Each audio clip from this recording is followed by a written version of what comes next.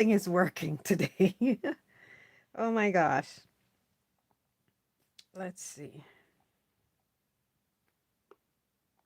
But we're here to do episode 610 of The Walking Dead. The episode that started it all. But my iPad, I'm trying to get the episode up. My iPad is not cooperating. My mouse for my Mac is not cooperating. I'm literally trying to take it apart. And I'm frustrated. But I'm not going to let this ruin my mood. We're going to have a grand time because this is the episode we've been waiting for. Okay, and we're going to discuss that rumor, which I do not believe. I think they were trying to get clicks and to rile up the fan base and click. Nor, oh my gosh, talk about beautiful. Thank you, Nor, for joining. We miss you. Are you okay? Are you feeling better, hon? I miss you so much. I miss you too. We missed you. I missed you. Rashida missed you. We're so used to you being in our little gang, Nor. Cam J. Oh my gosh. All we need now is Rashida and Constant and is it Sherry and Diane and oh my gosh, Raspberry. I was just telling Nor how much we missed her, Cam J.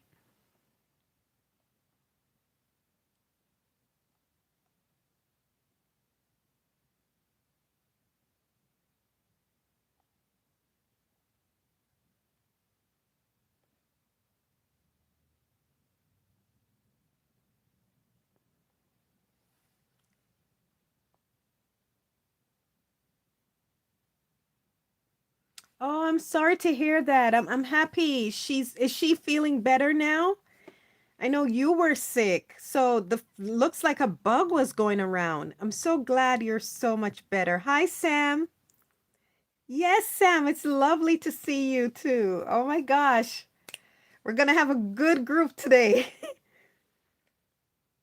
I'm glad. I'm happy to hear that, Nor. I'm so happy you guys are doing much better. Oh, that must have been horrible.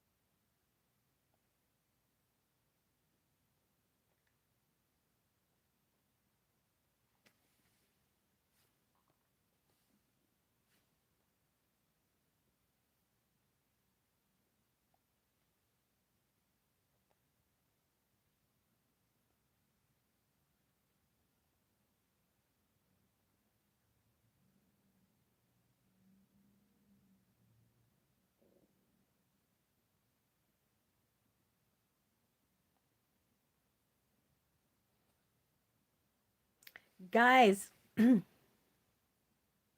okay, Sam, we'll be here waiting for you. So, guess what, guys? Like my editing, I have a great video. Well, not a great video, but a video that I put some thought in. I wrote the script quite a long time ago. And when I was editing it, I was so surprised that a lot of what I said matched up with my recent reactions and how nothing in what I saw and reacted to changed what I initially thought of the arc. Because I wrote this script before I saw many of the episodes, and a lot of the episodes I'd forgotten some of the things and seeing them. Some I don't think some I thought I was seeing for the first time. And it just reiterated what I thought before.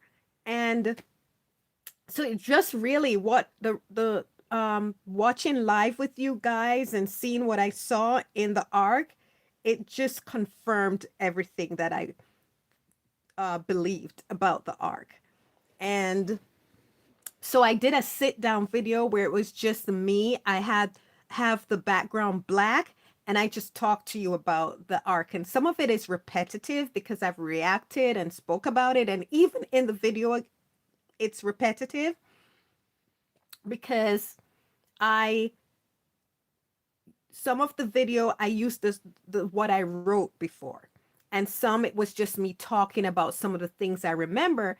And I was just like, when I was editing, I was like, didn't I say that before? But I was like, I'll leave it and I can't be bothered cutting it out. But it took me longer than I expected to edit because it was just me, just sitting talking. I intended at first to take clips and put it in to support my thoughts. Like how I remember the Rick and Lori video, I took clips and inserted it like to support some of the things I was saying.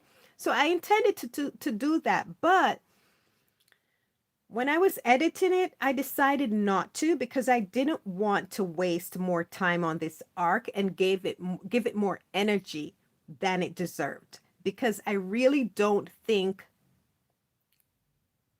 the arc was very short in real time versus screen time. Uh, in real time, it was less than 2 weeks. In screen time, they spread it out over 2 seasons. So the end of season 5 and the first half of season 6. So that's why it seems so long and it seems more than it was. It was not it was not a grand thing. It wasn't a love affair for Rick. It wasn't even a situational situation. It wasn't even a situation ship because just because it he had one kiss and it was a kiss that was not to convey passion, it wasn't a kiss to convey desire, it wasn't a kiss to convey love. It was a I don't know what else to say. Let me shut this woman up because he was talking about what was on his heart. He was worried about his people not coming back. Glenn, Sasha, Daryl, and Abraham. Rick was concerned. And she was going on about trying to philosophize and sort of comfort him by her wisdom where she couldn't really understand and get where he was coming from and the world that he faced out there and what he knew and sensed they were facing out there.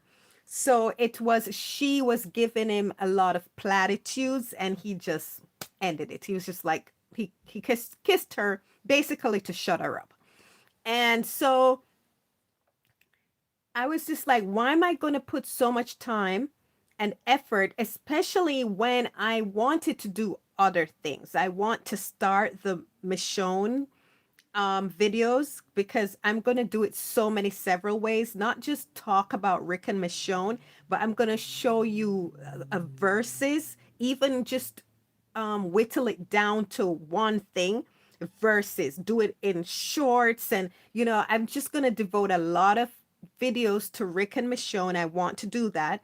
I haven't caught up yet on editing the lives for YouTube, which I don't really want to put much effort into that because YouTube is ghosting me. They rejected me and then they ghosted me. So they said I can't apply again until February and I have to I don't know, fix what? Because first they said I was inauthentic and my videos were not authentic enough and were not original. I don't know what I didn't know how to fix that, so I deleted a lot of my videos. Then um and then I started doing lives, just lives, because you can't get more original, authentic because it's me talking to you I'm not showing much of The Walking Dead on the live. So let's see what they come up with. They gave me no reason. They just said, "Oh, your videos don't really no, they didn't say anything about my videos. They said I need to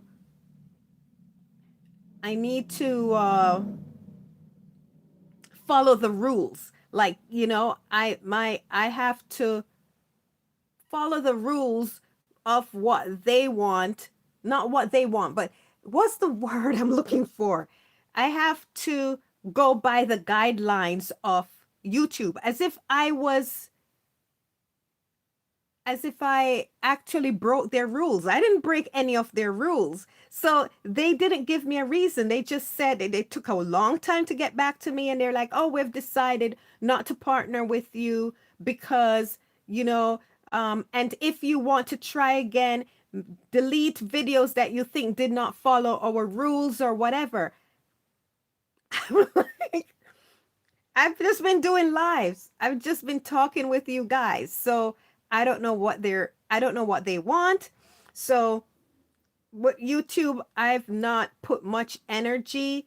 So I've been trying to edit stuff when I do have the time to put on Patreon and then do this video. And then I want to start the Rick and Michonne videos. I have to record some stuff. Um, yeah. But anyway, so I wanted to devote time to that. And while I was editing the video, the the sit down and talk with you guys about that arc, because remember I said I would do a series on Rick's relationships. So it was Rick and Lori. So it was now Rick and Jesse, and now Rick and Michonne. And as I told you, I didn't want to give too much energy to the Rick and Jesse because it wasn't a love affair. It wasn't even a situationship. It was just something that happened while he was going through his PTSD. So I didn't want to give too much to that video, but I wanted to give my time and thoughts to you. So I just sat down, made it very bare, and did that. And I liked it. And I was editing it. And I was taking my time editing it because I didn't want to be too repetitious. And I was cutting out stuff I said. I was like, that doesn't make any sense. And whatever. And guess what happened? This stopped working. And guess what I did today? I went to Apple and they hooked it up to their computers, not working. And I came home and I banged it and tried it and it worked. And I got so excited. I came in and started getting stuff ready to come and sit with you and went back to said, while I wait to start the live, I'll just edit a little bit more because maybe I'll be able to finish because I have about like 10 minutes left. I can finish it up and put it on Patreon so that when we finish this live, you can go to Patreon and watch it, and it would be a nice companionship from this live, from the episode we're gonna watch, and then to watch that because I talk about Michonne in that video. Um, so I talk about Michonne, Rick, and Michonne, and some of I. It's like a segue into the new arc that we're going into. And when I went back to do that, it stopped working. So guess what? I've been trying to open it and I'm going to watch some YouTube videos to see if they tell me how to fix it because they're charging $79 to get one of these. I'm like, I'm not giving Apple any more of my money. So guys, and then when I came in, started the live, I couldn't get Netflix up. I was like, what's going on? They don't want us to be great, guys. They don't want us to get into Rick and Michonne because it's too good. So while I was yapping, I saw people talking. So let me go back and read what you guys said.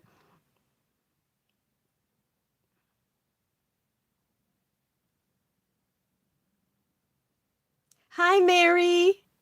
Lovely to see you, Mary.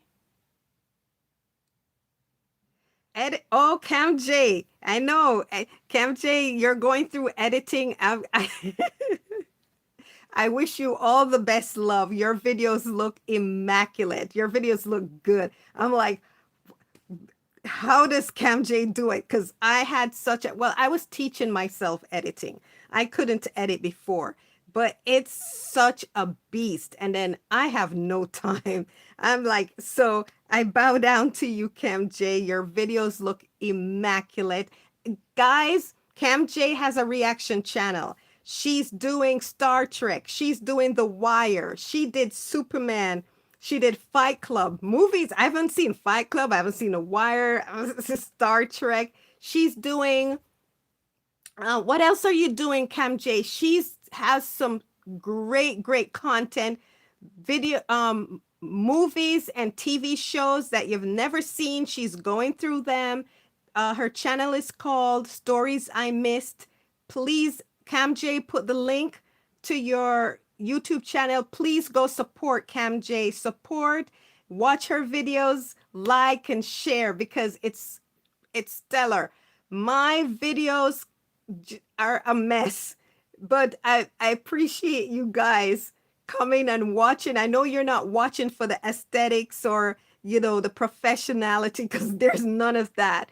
I know you're just here to hear what I think about the episodes because my take is a different take. It's not the same take as regular The Walking Dead fans. So I appreciate your sticking with me and putting up with the, you know, how janky my videos look at times, but I appreciate that you value what I'm saying. And I can appreciate that because I value what you say because you're not the typical The Walking Dead fans. You guys analyze your media literacy is way up there. You guys are very intelligent. You guys get the nuances and everything. So you're watching this show and analyzing with me. And I just love your brilliance. I love your depth of thinking. I love your emotional intelligence. That's what it is. I love your emotional intelligence, and that's what we feed off of each other. So I appreciate it. But if you want to see emotional intelligence, media literacy, and just sharp analysis and deep, in depth analysis, plus professional, great aesthetic, check out Cam J's channel. You'll love it. um, oh, thank you so much, Cam J. I appreciate it. Hi, Neo. Yes. Where's Rashida? Come on, girl. Nor is waiting. I'm waiting. Sherry. Hey, Sherry. So, yes, Sherry Lorraine. Yes, I got your name right, Sherry. I love seeing you here, Sherry. Um, oh, I can see this episode is Nor's, one of Nor's favorite. Nor's been waiting for this episode. It is Cam J. It's a conspiracy. They don't want me to do Rick and Michonne because, it's too good. It's compared to the rest, it just doesn't the rest doesn't stand up. So it's trying to block, it's trying to block greatness. Oh, okay, Cam J. Okay. As you learn, wow. But from what I see, and you're starting out, when I was starting out, my videos were a mess. They weren't focused. It was just, oh my gosh. So my hats off to you, Cam J. You're doing fantastic. Oh, that's so sweet of you, Nor. Wonderful. Yay, Rashida is here. Hi, Rashida. So happy you're here. Oh, thank you, Nor. Oh my goodness. Thank you. I appreciate it. Love it. Love you, Nor. Oh my gosh. Oh, I love it. Oh, thank you, Kim J. Oh, that's so sweet.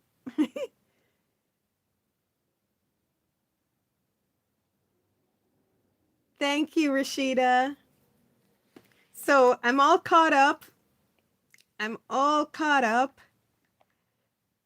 Should we start or should we discuss that rumor, that huge rumor that got the Walking Dead fan base all riled up?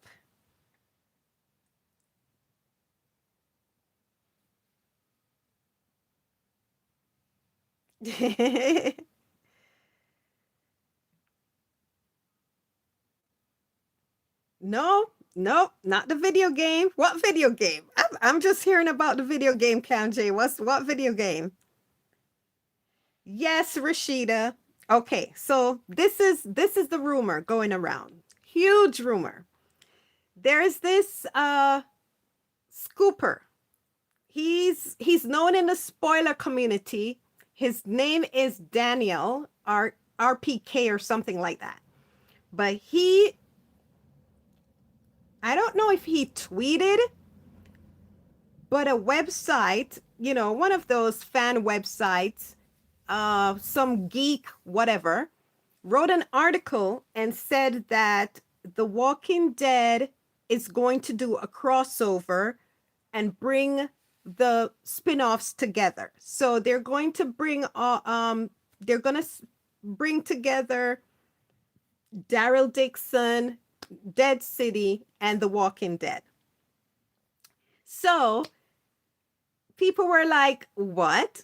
That makes no sense because Dead City is years ahead of, oh, they're going to bring together, Dead City, Daryl Dixon, and The Ones Who Live.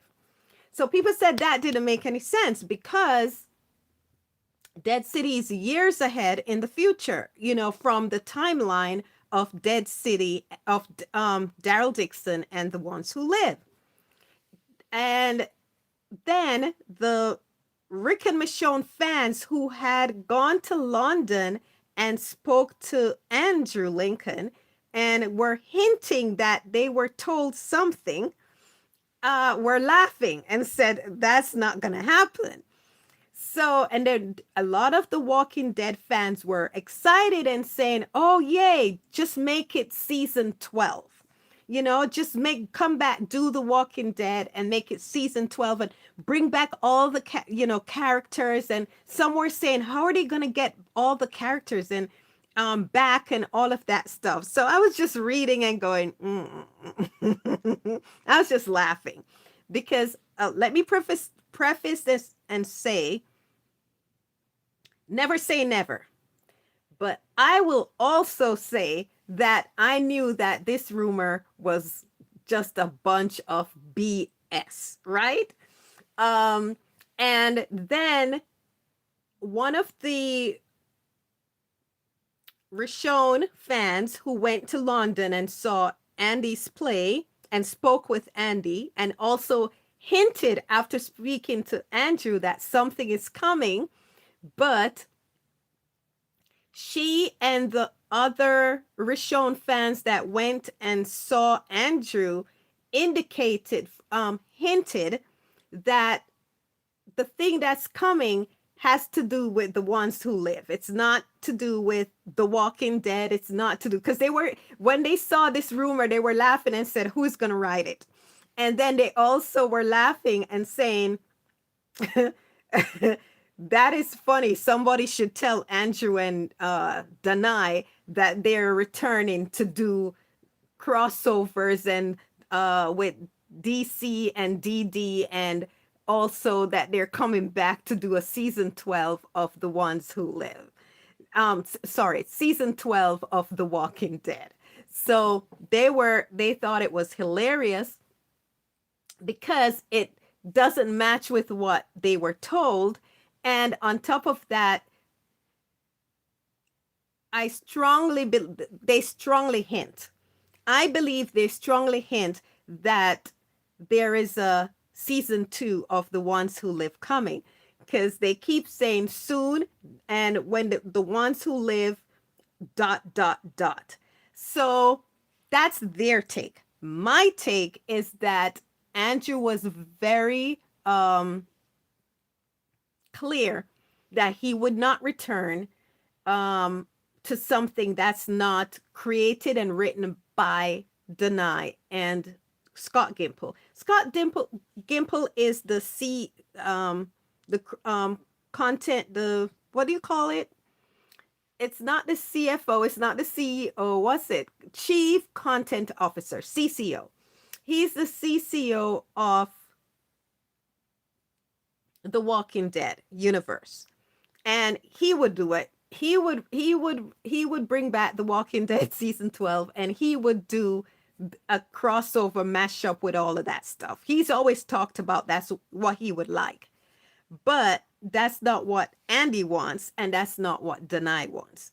On top of it, Denai is very, very busy. Denai's not coming back to The Walking Dead 2.0, and Denai's not coming back to do season 12 of The Walking Dead. And Denai is not going to come back to anything in the Walking Dead universe that she's not has any say, because as we saw, we've discussed many times with the ones with the Walking Dead, even though there were some things that she was able to get done, like the last episode of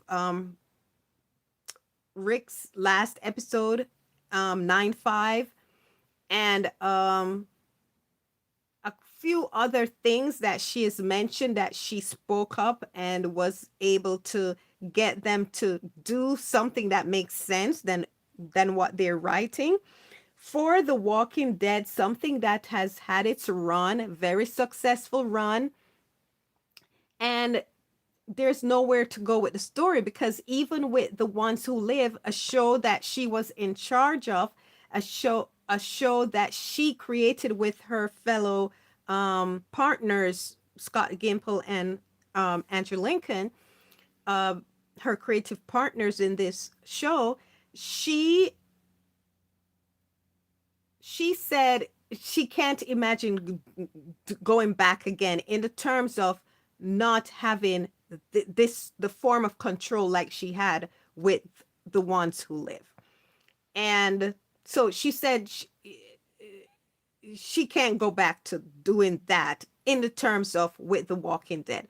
On top of that, she says she wants to do her own stories. I don't see her devoting her time writing for someone else's story. The Walking Dead uh, universe, which it would be an ensemble cast, and it would be other character story, other the Walking Dead story created by someone else.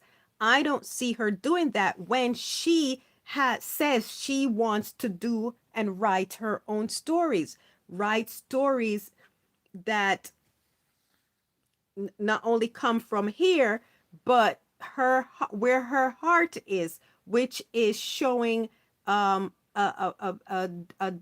different perspective on the content of Africa and the women of that content. So I don't see her wanting to invest, to go back and invest. The Walking Dead 2.0, the Walking Dead universe, would be about Daryl Dixon and Negan. And then that Negan story being converged with Rick and Michonne doesn't make any sense. It doesn't. And many fans, when discussing the rumor, talked about that. They're like, it doesn't make sense that Negan would be a part of the group. It does not. A part of Rick's group. It just does not make any sense. So again, they would be beating a dead horse, forcing something that they've been forcing, and that enforcing it has been killing the show. So I don't see Andy being a part of that. I don't see, definitely not Denai being a part of that. And Denai is not only busy acting, her schedule, wait till you see 2026. She has at least 3 movies coming out. And when I say 3 movies, I'm not talking low budget, I'm not talking independent. She'll be in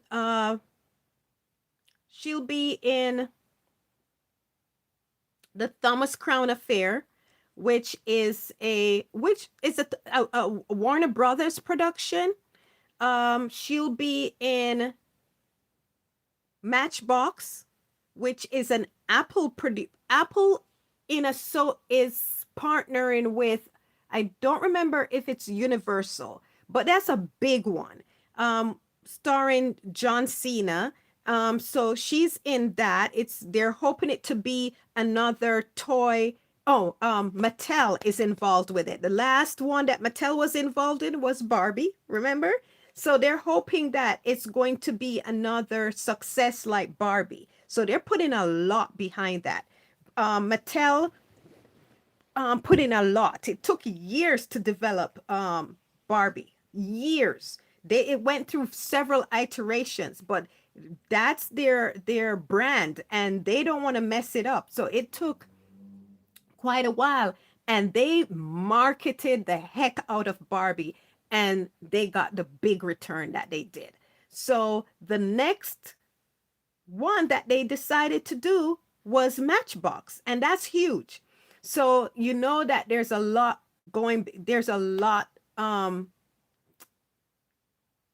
financially, there's a lot on the table. There's a lot behind this, and they are going to go all out. So that's a big blockbuster possibility. They made it with a blockbuster budget, and it's a big deal for Mattel. So they want it to become a franchise starter. So if Matchbox is very successful, that's going to be huge for Denai, because it will be another franchise that she'll be a part of. Uh, and what I'm hearing about the synopsis, that those characters, you see, like, oh, guys, let you in a little secret. Shh, don't tell anyone, because I'll get in trouble. I was working on a movie yesterday. We were supposed to be working about 16 hours, which is called Golden Time, but we ended up doing 12 hours. And it was amazing. And I was supposed to work on it today. That's why I was going to postpone until Saturday, but they got everything that they needed yesterday. It's a huge blockbuster. I spent all day working on that movie, and it's the third in a sequel. And it's, when I say a huge blockbuster, a huge blockbuster, and it's based on a video game. I can't share it with you. I signed an NDA, but it's based on a video game now, and that's what Hollywood is about, because what they're realizing, a lot of people are not going to the theaters anymore unless it's for an event movie. Like, if the budget is really low, like a horror, then they can make back their money theatrically. Other movies, it's very hard to make back their money theatrically because of if the budget is even a mid-budget. Mid-budget movies are like 30 million, 30 to 60 million. And those movies are used to be a lot of what the studios used to put out on their timeline. So it's like the rom-coms and the dramas and the stuff like that. So those movies now, they're not making back their budget. And there's more to just releasing a movie. It's the budget and it's the marketing. And remember, when it goes into the theater, it doesn't make back whatever they're like the weekend box office. The studio doesn't get all that money. They have to share it with the theater chains. And every week it's in the theater gets a higher take. So that's why when the movie doesn't do well, the studio loves to take it back, because and put it on the auxiliary market, like rentals, and before they used to have DVD sales and all of that stuff, because most of that money, they do share some of that money, but most of it comes back to the studio. Versus in a theater, the longer it stays in a theater, the higher the take of the theater, the distributors. So if the movie makes back its money theatrically, that's just everything, the auxiliary market, the licensing to the different streamings and streamers and everything. That's gravy on the train. That's a lot where most make back their money. But if you start healthy and strong in the theater, that's everything. And the only movies that are doing that right now are horror and um event movies. So yeah, that's why I started it. So the event movies are the big franchises, like the Marvels. Marvel isn't doing very well right now in, I think this is phase 5. Phase 5 didn't do well, and phase 6 that they're about to embark on. So but for a long time, the Marvel Studios, the Avengers, and all of that was great franchise. Now you have Mattel trying to do that uh, toy franchise. So Barbie was a great start. So Matchbox, which Denai is doing, would be, if it does very well, and if it's seen as an event movie and does very well, that's a new franchise for her, and it could continue into more. Other franchises would come after her, and that franchise would want to continue with her. So in 2026, she has a Thomas Crown Affair, which is a big theatrical release. I think it's Warner Brothers also. I'm not sure, but I think so. Someone correct me if I'm wrong. You have Matchbox. Then she has the movie with Denzel Washington and Robert Pattinson. That is a Netflix movie. Then it was supposed to be just on Netflix, right? But Netflix is getting Warner Brothers. What may happen? Netflix might decide to release it through Warner Brothers, or Warner Brothers might take to Netflix. We can make some big money on that. Release it theatrically, and it's going to go to Netflix anyway. So if it's released theatrically and it does very well, that's huge. If it does, and it's a heist movie. So if it is released on Netflix and it does very well, it may make other studios or even a Warner Brothers want to continue it, but even theatrically. But whatever. Those are at least 3 movies that I know of that I was gonna say Michonne Denai is doing for 2026. I don't know if she filmed yet the movie with Coleman Domingo and Aunt May. I can't remember her name. For Aunt May from Spider Man. So I don't know. That's a movie she's supposed to be doing. So I don't even know if she's filmed that, because Denai sometimes just goes off the grid. You don't know what's going on, where she is. And it turns out she'll be filming something, or she's writing. She has a play starring Angela Bassett that's supposed to be Marissa Tomei. Thank you, Rashida. Denai, um, Angela Bassett is going to be doing a play that Denai wrote. So she has a lot on her plate. She's not going to be writing for Negan. Sorry. She's not going to be writing The Walking Dead. No. If she writes something, I could see it for The Ones Who Live season 2, which, as I've already discussed with you guys, I'm very mixed about, because I love the perfect ending of The Ones Who Live. Hi, Rochelle. Okay, what did I miss?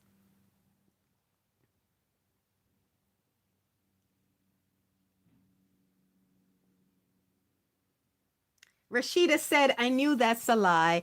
And Cam J's, oh, Rashida wanted to know Cam J's channel's name. Nor said, I don't want a spin off. I want a short season 12. Get everyone back together, maybe fight one last time, then end it all for good. But they did. They did do that. They ended it all well. Everybody's story ended, right? And Rick and Michonne story went off, and they came back and reunited with the ones who were waiting for them. Everyone else they got their family and they've moved on. So I don't see what other ending there has to be, nor I just don't. you know and fight what fight one last time. It's so repetitive. I would, if anything, I want to see, and I think I share this with you guys, the story that I think would make sense is that the CRM, the Civil Republic, and the CRM convince Rick to lead, to create, to be the leader of the new North America, that area, in the US, to be president, whatever, of the republics, right? Those small the civic republic that's left. They convey Rick, of course, is going to turn it down because he just wants to be with his family. He just wants to be with Michonne, RJ, and Judith. He missed so much with them, and he just wants to soak them in and be with them. And I think it would be great, to see him they try to lure him back into leadership, and Rick not wanting to have anything to do with it because he never wanted to be a leader. He is a leader, but this is not what he pursued. And them wanting to bring him back, and the struggle of that, and then Michonne, RJ, and Judith convince him that this is what he was born for. This is what, because he's a natural leader and he can secure the future, not just for those remaining, but for RJ and Judith. So that happens. And then what it can have two fronts. It can have the front of the plants that General Beale said were put in each community throughout the communities that they were aware that existed. He put plans for his cult, his agenda in those communities, and Rick and Michonne know that. So it would be, a part of Rick's agenda is to find who those people are before they destroy everything. So that could be one of the front. And the other front, because I remember Andrew Lincoln said if he goes forward with it, two things. Denying, it would have to be a story from Denying Gimple. That's what he said. And two, he said he wants to amp up the horror element. So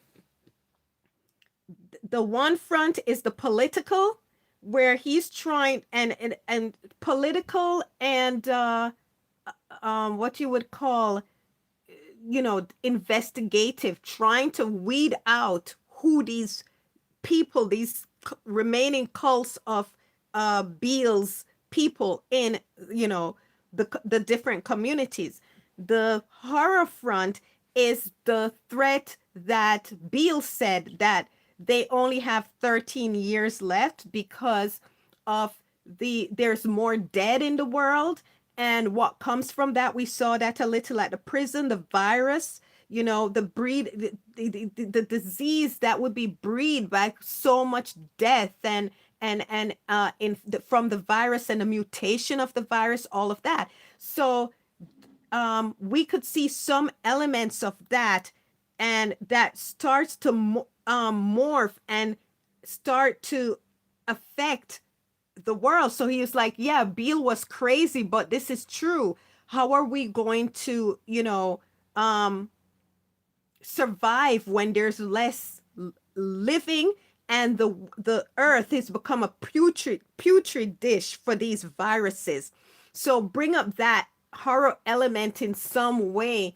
And since it's a zombie drama, a zombie horror, mutate some of the zombies. I didn't watch Daryl Dixon, and I didn't watch Dead City, so I heard, like little here and there. that there were mutated uh zombies in Daryl Dixon. So I don't know how they mutated or what, but you can increase the horror element in many fashions and many forms. So you have those two fronts that they're fighting. I don't want to fight another governor. I don't want them fighting another Negan. I don't want them fighting, not even like the, what do you call them, the whisperers. None of that. It's repetitious, it's boring, and I'm done and over with that. So, I'm a writer, but I don't I can't be a writer for hire, because when I write, my characters really lead me where the story goes. But Denai is a brilliant writer, so she could write something for the ones who live and take it there. But for Nor, um, I disagree with you. Going back to The Walking Dead, going back as it was, bringing the group together and letting them fight. Rick and Michonne story has taken them somewhere else. They're no longer the group. They're no longer the leaders in the group. They don't have that big extended family anymore. Rick has found his family, and they have been away from each other, and I want the story to be about them reconnecting and who they are now as people and as a family. I want that explored in going back to The Walking Dead.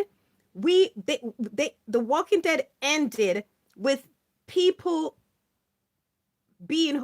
becoming who they were from where they started, and they've gone off into their own families, caring about their own families. I don't want to go back to that. Remember The Walking Dead, the end part of Walking Dead, where Michonne wasn't really a factor in the terms of they didn't care about her.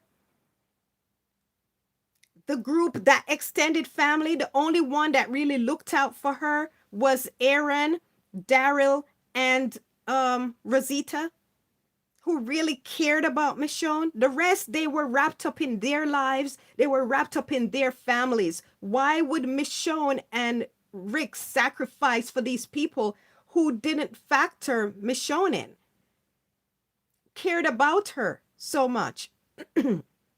So I don't, they've moved on. Those characters, I love them in The Walking Dead. I love the story of them. I love the extended family, but I've outgrown them. And Rick and Michonne has outgrown them. What, did you see them in The Ones Who Live? That Rick and Michonne, they've changed. They're not the old Rick and Michonne that were in Alexandria. And going back to that, I don't want to see that. I want to see the Rick and Michonne from The Ones Who Live. They are, Michonne said they have a community there, but no, they don't. They've moved on to the Commonwealth, and the community there is more for Gabriel, and all those people, and they're different. And Rick and Michonne are different. They've matured. They're who they are now, and who they have become and matured into as a family. That's what I want to explore. And to see Rick try to discover who he is in this world now, and who he is for his family, and challenge that with Rick, we want you to lead again, but to lead Alexandria, to lead the Commonwealth, that's small potatoes. That's what he had before. He needs more of a challenge. To lead the Civil Republic and an army.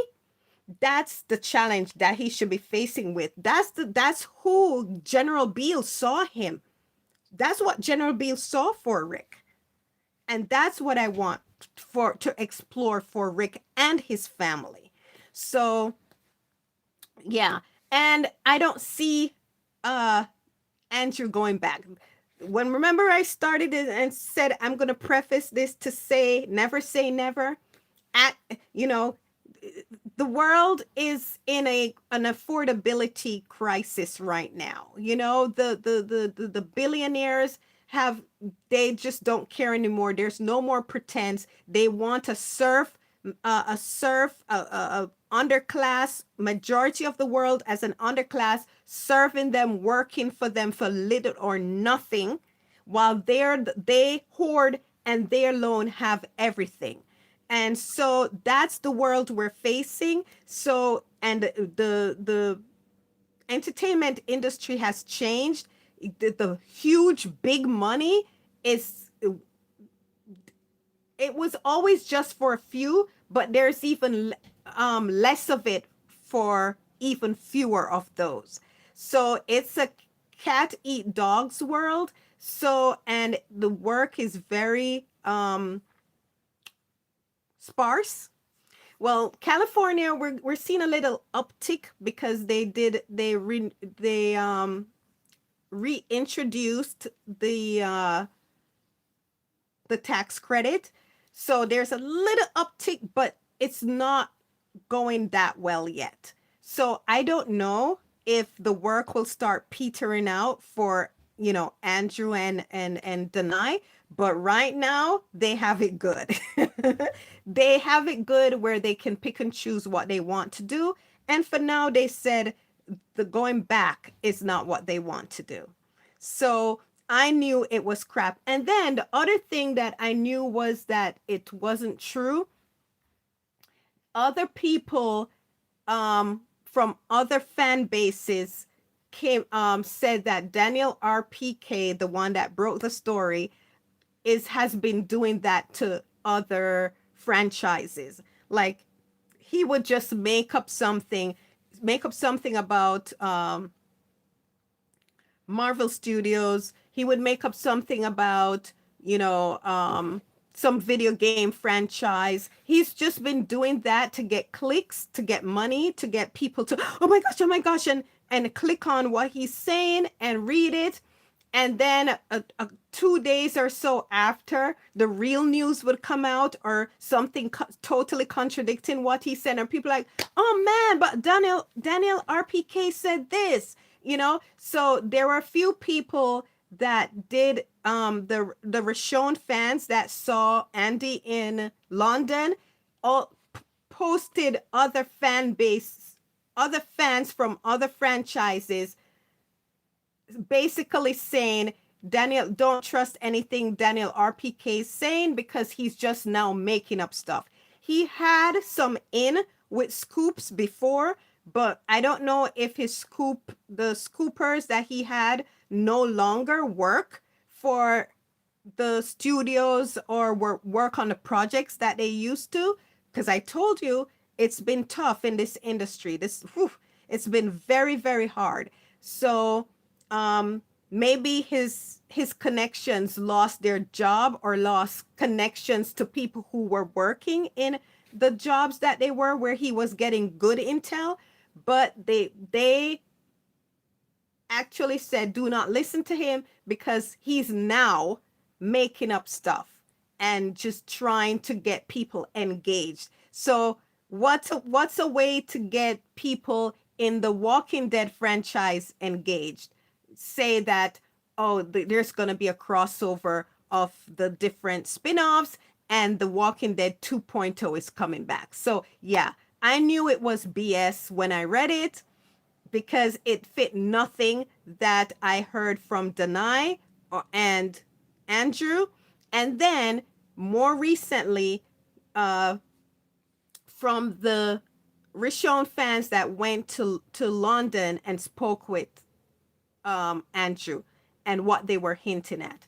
And then on top of that, so I just, it made no sense. And it didn't make sense, period. AMC doesn't have the money to do The Walking Dead 2.0 with the salary demands that Andrew Lincoln would have, that Norman Reedus would have, that Denai would have. And if they still persisted in keeping, what's his name? that plays Negan around, which would be a disaster. It would be dead before it started. Him.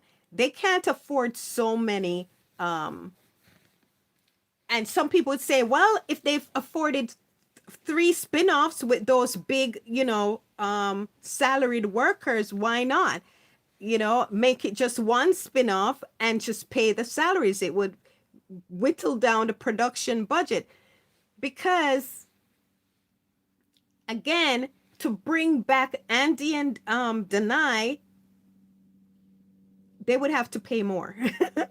And then to satisfy a production, to satisfy the type of story that Denai would come up with and approve, it would take even an increase from season one's budget. And I don't see AMC having the money to pull this off, and it just wouldn't make any sense. And people want for them to bring other cast, the whole gang, everybody back. It just wouldn't. It's just financially, it just would not make sense for AMC. So I don't know. But that's, to me, it's complete BS. So yeah. But we'll see. We'll see what's ahead, if there will be. The one that I do think is a possibility more than any other thing is The Ones Who Live season 2, which if it's announced, I would go yay. But right now I'm hoping it's not announced because I just don't want them to kill off Rick, and I don't want them to kill off Michonne. And the more we do it, the more the possibilities are there. Because, again, Andy and Denai would want to move on. And what's a way to make people move on to just saying there's no chance of them coming back? So, you see what I'm saying? So, we'll see. So what did you guys say?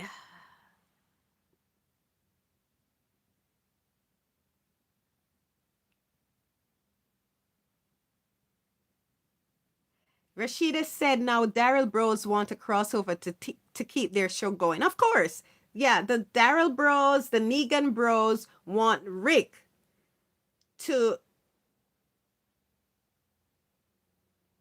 make their shows, the shows of their the fans, the show of the characters they're fans of relevant. That's what it's all about. They just want to use Rick to to bolster the Negan and to bolster Daryl. That's what it's about, and because some of these people don't even like Rick, but they want Rick because they know Rick is the Walking Dead, and they know the general audience watch the Walking Dead to see Rick's story. So they want eyes on their favorite character story. So they want Rick in that story to bolster, to bring eyes to Daryl's show and to Negan's show. That's what it's all about. Norse said, I know Nadine don't like this idea, but I just don't want to see someone visit someone in a spin-off. If the whole group is going to be reunion, may as well be a season 11. Why not? Hopefully they do that. Yeah. The Walking Dead ended for a reason, Nor. And it's because viewers were no longer interested. They're not interested in the ensemble story anymore. They left, and the AMC is not going to pay for a show that is not bringing them money. It's show business. They have to make a profit. So the interest just isn't there from the general audience. The general audience wants to see Rick's story. That's what brought them in. It was Rick's story, Rick looking for his family, and the drama when he found his family that came from it. Then they grew to love the extended family. They grew to love the Glenn and Maggie and Carol and Daryl. and all of that. And it was a wonderful, wonderful ensemble. But after a while, the show focused too much on the ensemble, the supporting characters, and the show's focus on the main character, Rick, started to whittle down. So, and then they switched focus from Rick to Negan, and it's not Negan's story. And as much as we love Daryl, the whole Walking Dead fan base loves Daryl, it's not Daryl's story either. And as we've seen with the spin-off, that when it was Daryl's and Negan's leading, just like in season 10 and 11, the ratings, the general audience, it went down. It just dissipated, and AMC said, okay, cut it.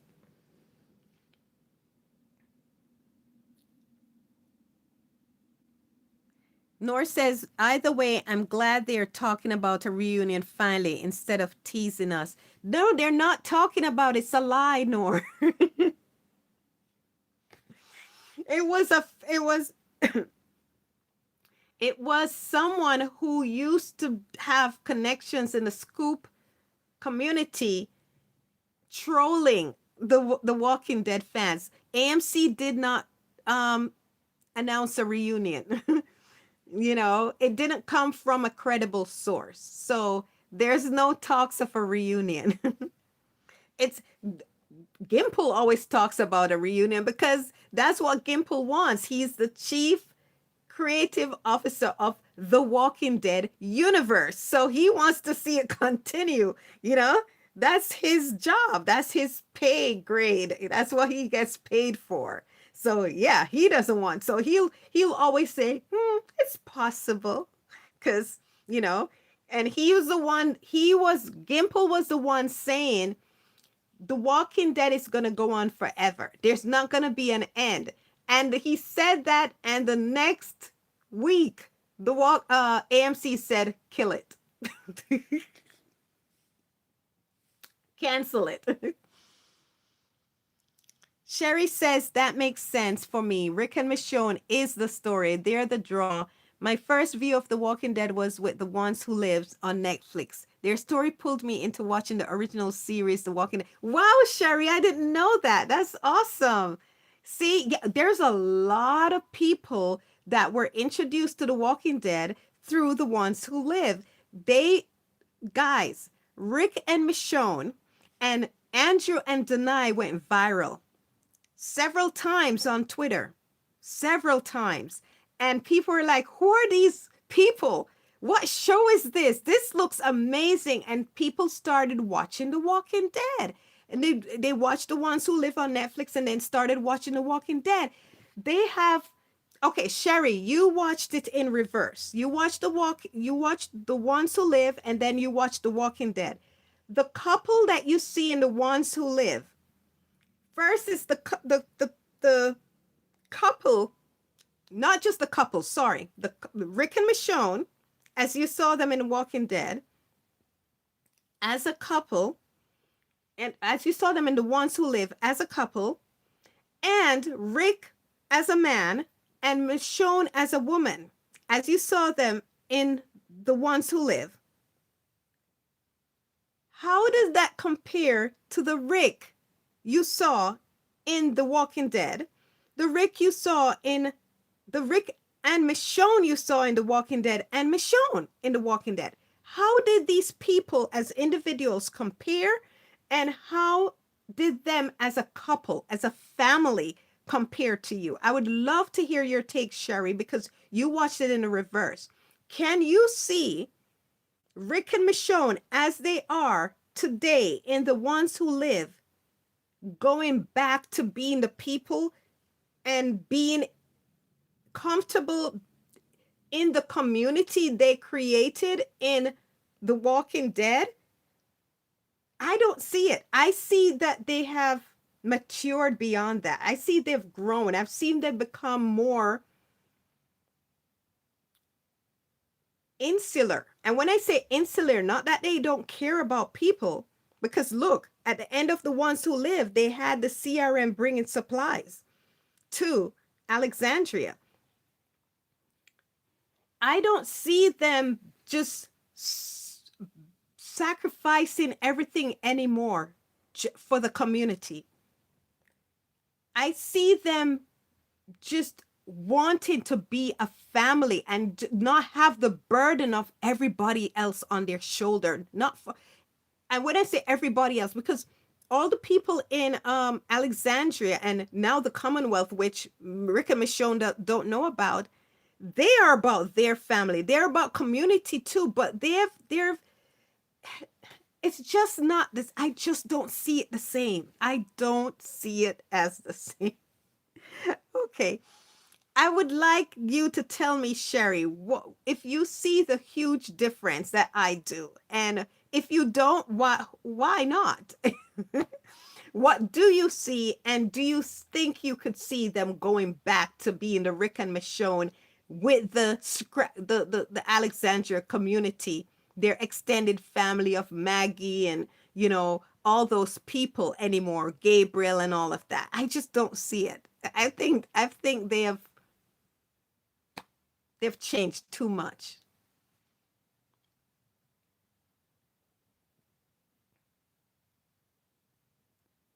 Norse. Oh, thank you, Nor. Nor, I didn't star in this movie. I didn't star in this movie. I don't have any big role or anything like that. But it was fun filming it. So, but I was just telling you why I was not going to be available to do the live today because I was supposed to be 2 days on this movie, but we did what we had to do in one day.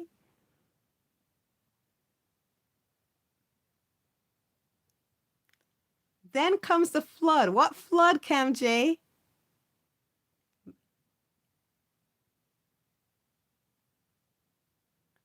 Rashida says a lot of people are itching for Rick to come back to see Daryl and to see Negan. I don't know why he needs to see Negan. Right?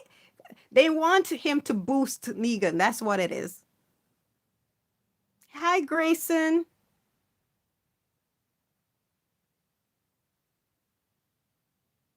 Uh, Norse says, I don't think Rick cares about seeing Negan, right? Rashida said, Rick's finally home with his wife and 2 kids. More kids.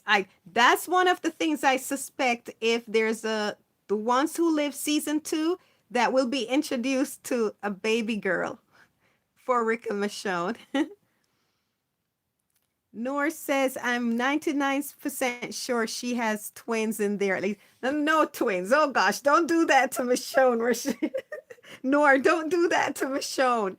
Oh my gosh. One baby is enough in the apocalypse. Can you imagine trying to run for your lives with twins? It's too much. Oh my gosh. Hello, Doru. Doruk. Oh, love. Daruk says love from Turkey. Rashida says, everyone, don't forget. Oh, thank you, Rashida.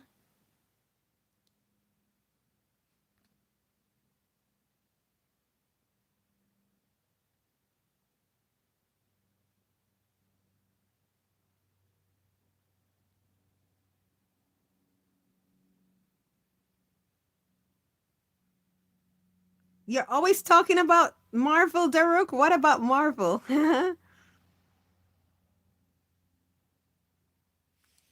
Ooh, Noor loves Turkish drama.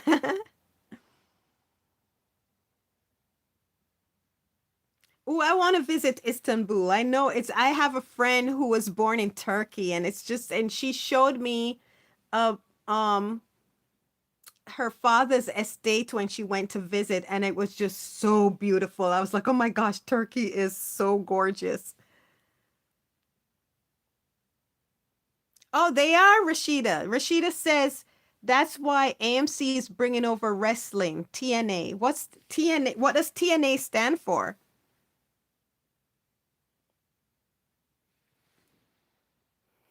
Nor says Marvel is dead after Endgame. Do you know, guys, I didn't like Endgame. I thought it wasn't a good movie. It had a great spectacle at the end, with the people coming out of the portals. That was a great spectacle. But as a movie, oh my gosh, I never rewatched it. It was, to me, it was so boring. I loved, though, Infinity War. Infinity War was good. But it had a lot of Wakanda. So I'm biased. Yeah, I'm not looking forward to Doomsday because the characters in Doomsday don't interest me. I don't care. I love Shuri and Umbaku, but I don't think Shuri is a warrior. I don't buy Shuri as a warrior, so I don't think she should be leading. I don't think she should be the Black Panther. I would have preferred Okoye as the Black Panther, and Umbaku as leading Wakanda. I don't see that either. I like him, the leader of his group. I would have liked to seen. It would have been better if Shuri was the leader of Wakanda, or the story that um Ryan Coogler wrote and Marvel had him change it. Where he had the elders wanted Okoye to be the queen, the new queen of Wakanda, which can you imagine if it went that way? Oh my gosh. So Doomsday doesn't interest me because it's going to be leading with Fantastic Four. They were okay. I don't see anything. I'm not a fan of the Fantastic Four. I'm not really interested. I cannot stand the new Avengers. The ones from Thunderbolts have no interest in them. I do not like the Doomsday, which is what's his name? The new Captain America, Falcon. I liked his show, but I don't like him enough to see him all the time. So Falcon, Loki, can you imagine that? Thor, Ant-Man. Ant-Man movies never did well, yet he's all I love the actor, but they keep pushing him because they love him, and they don't push other characters that people love like Okoye, yet they push, push, push. So Ant-Man is an Avenger. Loki is an Avenger. The sidekick of Falcon, that Ramos guy, it's just like, what is supposed to pull me in? Hello.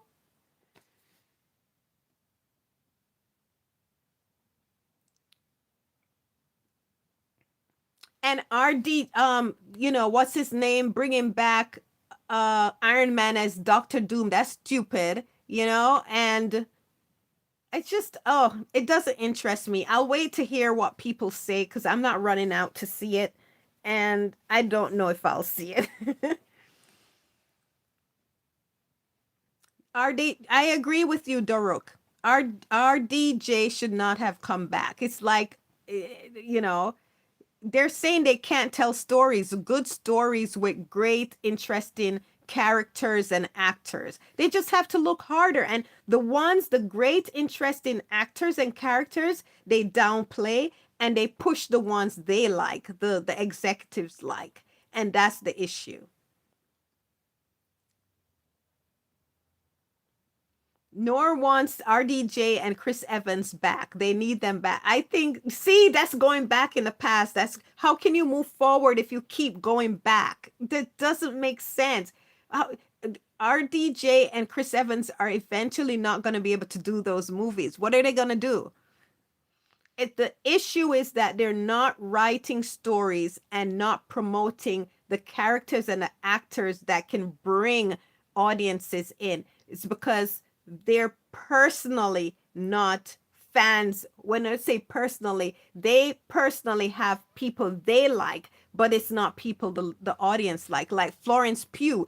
They keep pushing her and pushing her and pushing her, and the audience keeps saying, nice girl, nice actress, but we're just not interested. But it doesn't matter because that's who they like, the executives like. So Hollywood likes to curate who they think people should support. Even when people say no, this is who we want to support. They're like, well, I like her. But the audience said, well, we like this person. And that's where the dissonance comes in. And that's why okay, you guys, Glenn Powell, you see how they keep pushing him? They keep pushing him, pushing him, pushing him. Yeah, the audience is saying, yeah, but they're going to keep pushing because that's who they like. But the audience is giving their feedback and saying, no, someone else, please. And then someone comes out like Daniel Kaluuya, that no matter what he's in, people gravitate towards it. And Hollywood is like, yeah, that's not our type.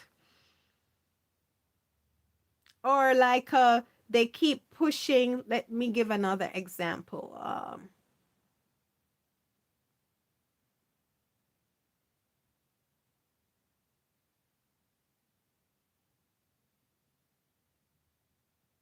I can't think of anything right now, so let's move on. I miss them too, Nor. I miss Iron Man and the Captain America, but there was room for them to go to do to move on, to move forward. And they didn't take that. They didn't develop that because they kept sticking to what they like and not who the audience tells them they like.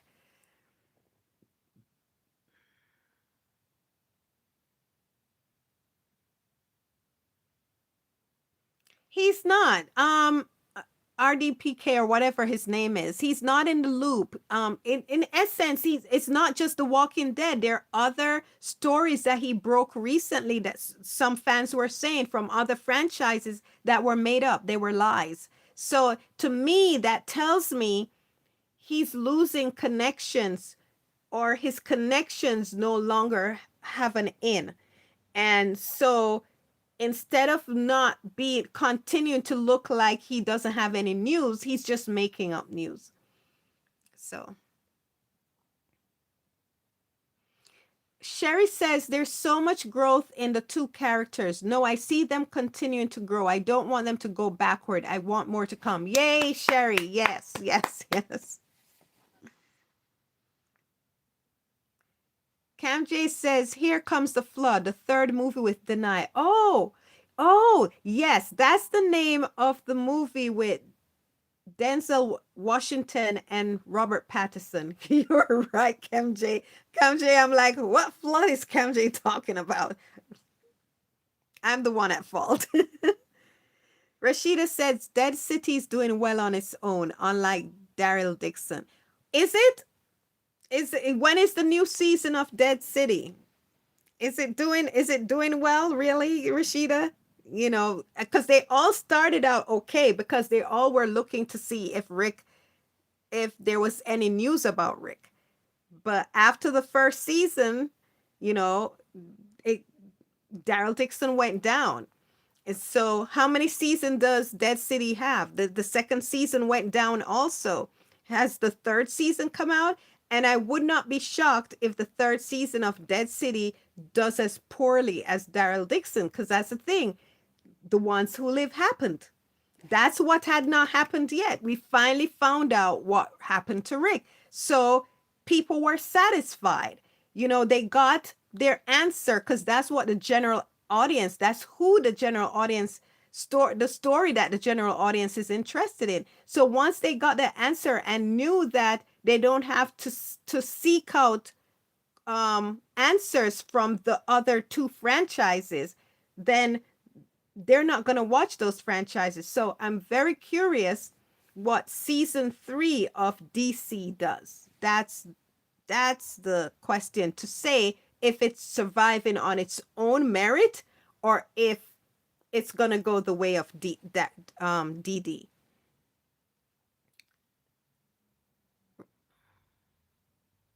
twins being born, one with that cold python and the other with a katana, Rashida.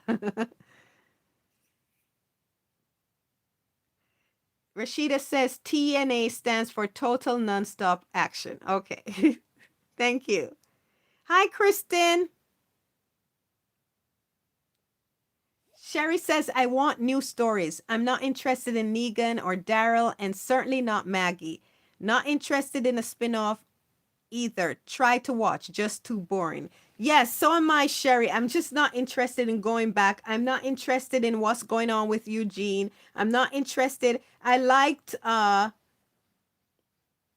the king. What's his name? Ezekiel. But I'm not interested in his story anymore. I'm not interested in who the people from the Commonwealth, what's their name? The soldier and his girlfriend, the one with the pink that dresses wild. I'm not interested in the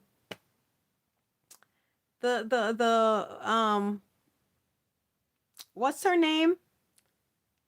The the curly haired one that came with the deaf girl. I can't remember her name. Oh God, I can't remember anybody's name. Don't be offended, people. I'm just have a lot going on up here, and I'm putting a lot of stuff in, so there's not much room for anything else.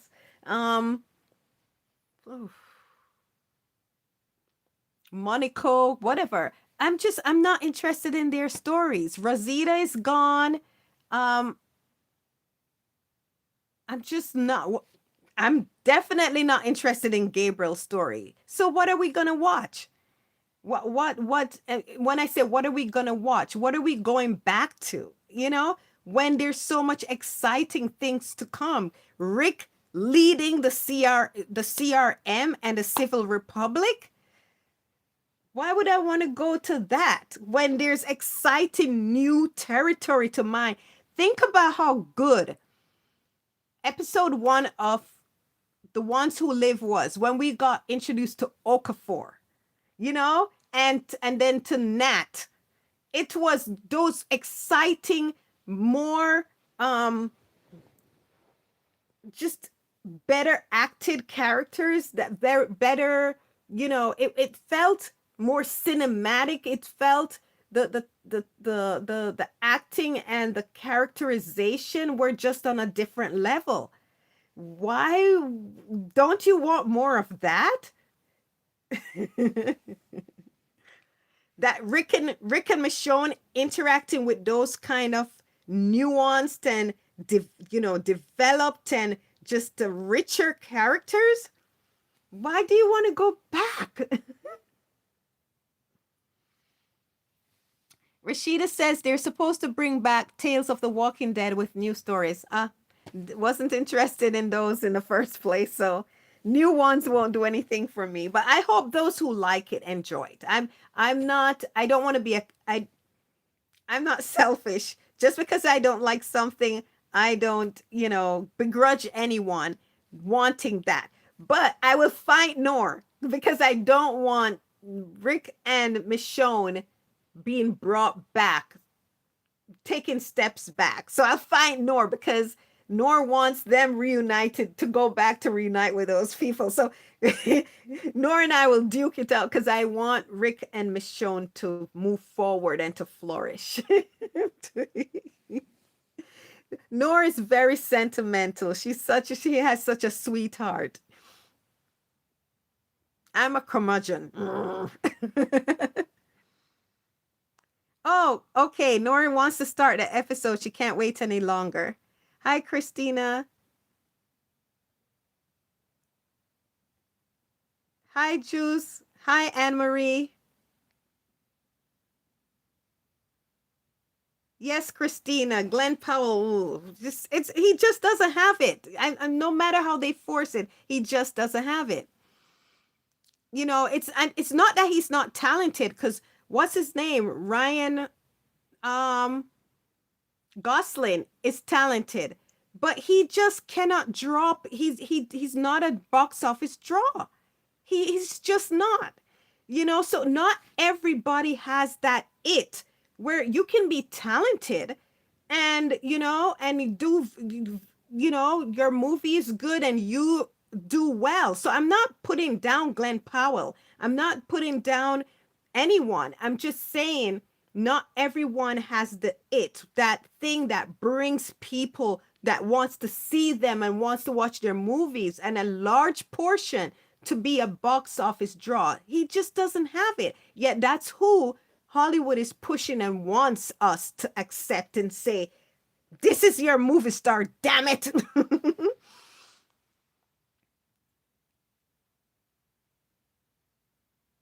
No, Christina. Ugh. Uh, so high five. High five. Okay, Rashida names them for me. Princess, Manga, Kelly, Unico. That, yeah, I'm not interested in going back to spend time with those characters. Hi, Thiago.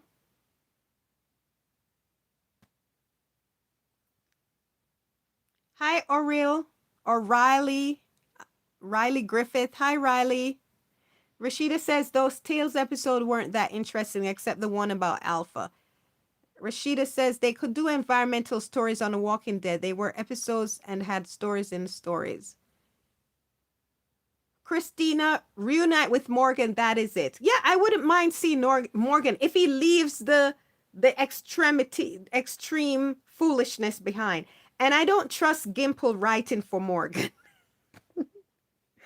If he leaves the extremes behind, Morgan would be interested because that's who Rick started out with. I would prefer Morgan than Gabriel. Oh my gosh. Oh, you want to see the end of my hair, Riley? Why? They're split ends.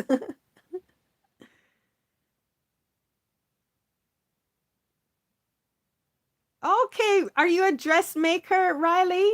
Riley said to cut inches off my hair. Yeah. Uh, if you're a hairdresser, Riley, okay, look, the ends of my hair. Yeah. I don't know. I don't know. Well, let's get to the episode. We're not here for my hair. Well, thank you, Riley. I'll consider it because I do trim it a lot. So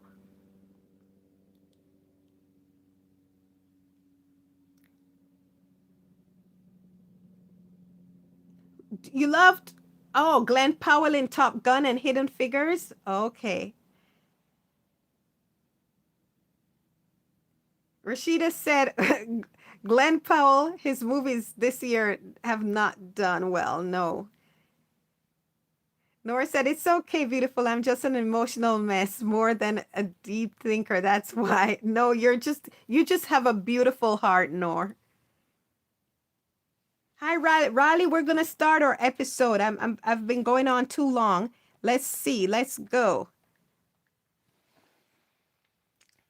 You asked me. You asked for this, and I showed it to you, Riley. So, guys, let's start.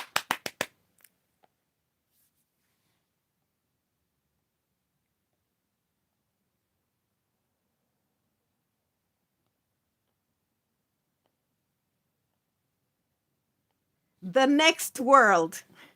It's the synopsis says Daryl and Rick go on a high flying supply run and encounter a wily stranger.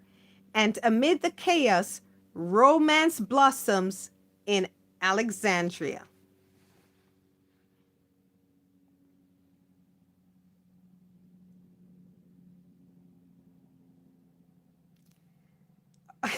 I don't have the time, Riley, and I'm not good with hair, so I'm the wrong one to ask.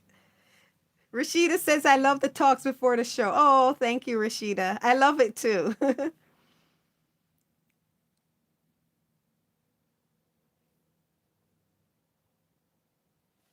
What, Christina?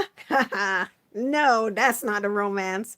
Oh, I forgot I had the volume down. Let me put the volume up. I started the episode and I was like, what's going on? I can't hear it. Nora said, calm down, everybody. Calm down.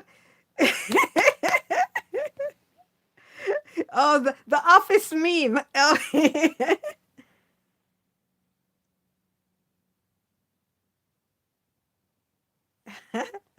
Riley, I trim my hair all the time, so you don't have to give me flowers to get me to trim my hair. Okay, guys, let's start.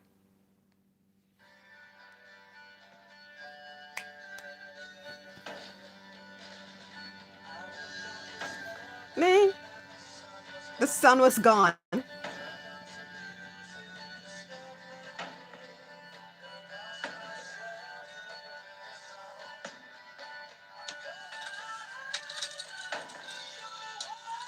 Okay, so we see it begins with focused on a picture of Judith in Carl's lap. So what that and Carl has the bandage. So it's telling us a little time has passed and he's wearing a patch over his eye.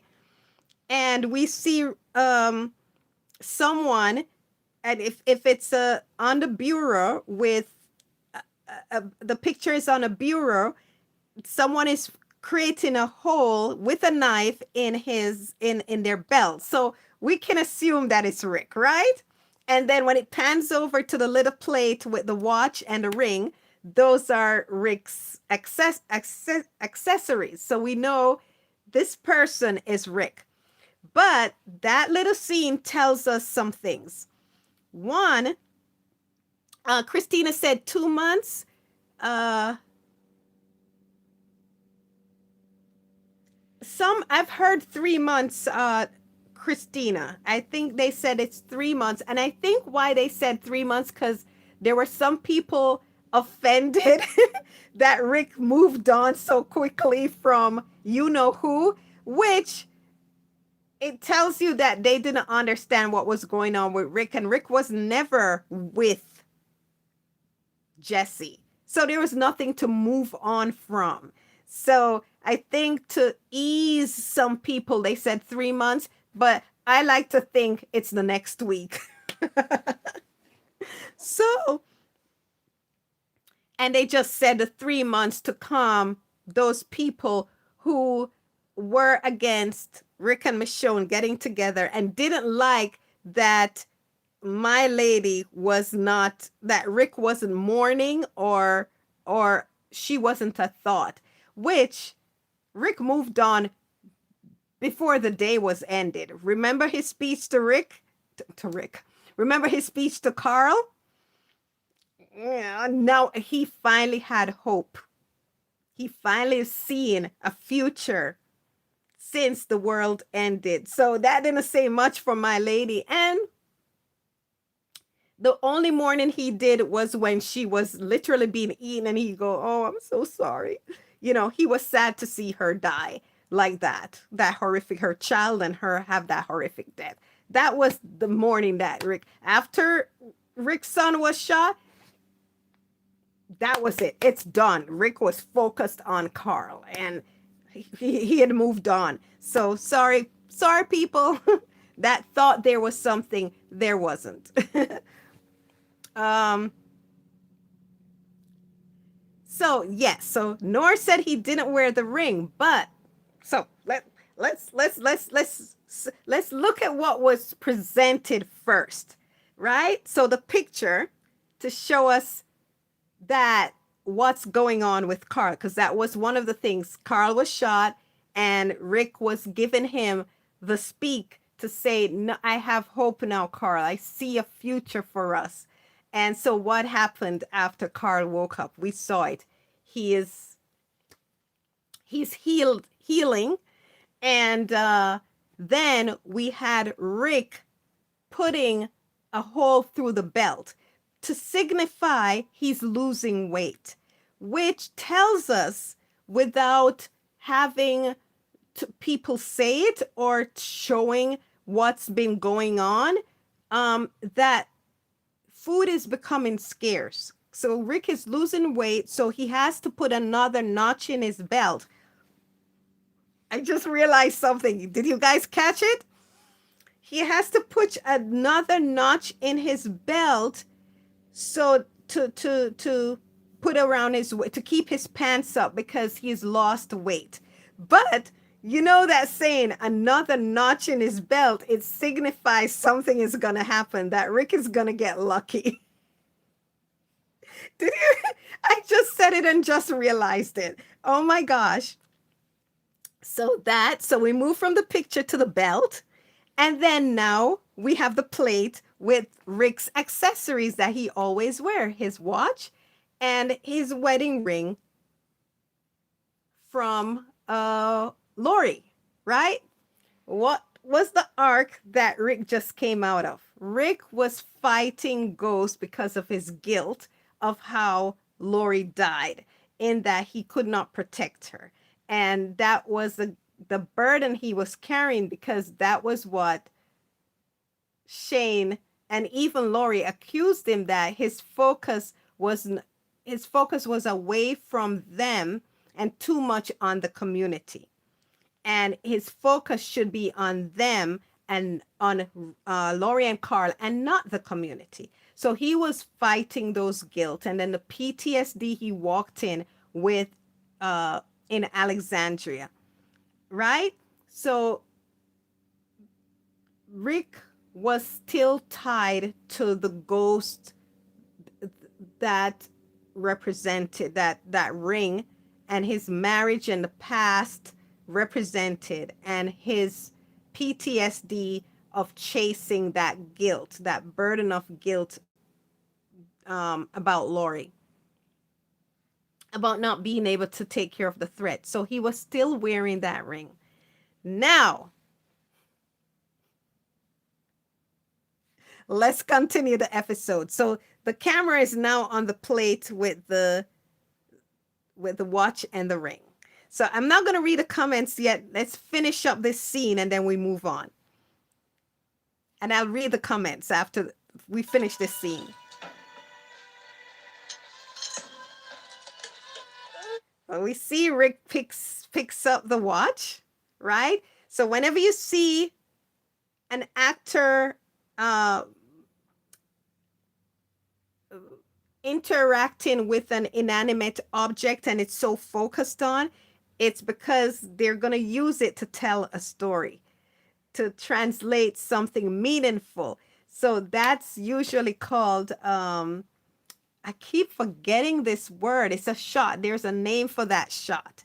So they focused on him and he took up the watch. Okay, let's continue. On their sweet Judith with her red cup that she plays with. She doesn't have any toys. Poor baby. But that's what babies love anyway. You give them the toy, they'll go for the cup.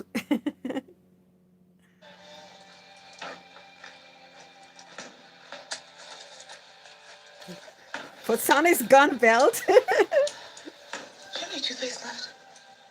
No. He secures it, and who walks into the frame? Michonne.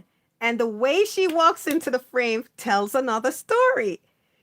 She is in a robe and a towel around her hair. So she just washed her hair. So she came out of her shower and walked into Rick's room, which implies intimacy. It implies intimacy, and it implies being comfortable, being very comfortable. So this tableau is telling you that they are living as, not only are they living in the same house and living as a family, but they are behaving like a family. We were saying through the other seasons that they're family, they're partner. They're literally platonically partnered like a married couple. They're just, the only thing missing is that they're not physically intimate, but they're operating as a family. As I love to say, they're playing house. So what's more natural than a husband getting dressed and the wife walking in asking for an everyday, necessity. Like, where's the toothpaste, or what happened to the toothpaste, or where's the, she's saying, do you have any more toothpaste? She's looking for toothpaste, but she's walking into his room. It's almost it's like, if he was a, how much more intimate could you have gotten? It's as if he was in, the only thing would have been more intimate if he was coming out of the shower and she walks into the shower, just like how husband and wives do. That's what they're presenting. So when many people are watching this episode in the beginning, they're like, that was the misconception. Everybody's like, when did Rick and Michonne get together? Why didn't they show it? Because they presented that intimate tableau. They're family. They're behaving like wife and husband, right? So she walks, he's putting on his pants. Freudian slip. He's putting on his gun belt and she walks in her robe. You have to be comfortable walking around a man who is not your relative, like your father, your brother, or your child, with a robe on. It really translates intimacy.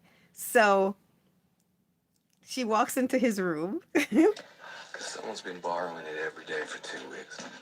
And he has no more because someone has been borrowing it every day for 2 weeks. So she's been going into his bathroom and taking his toothpaste.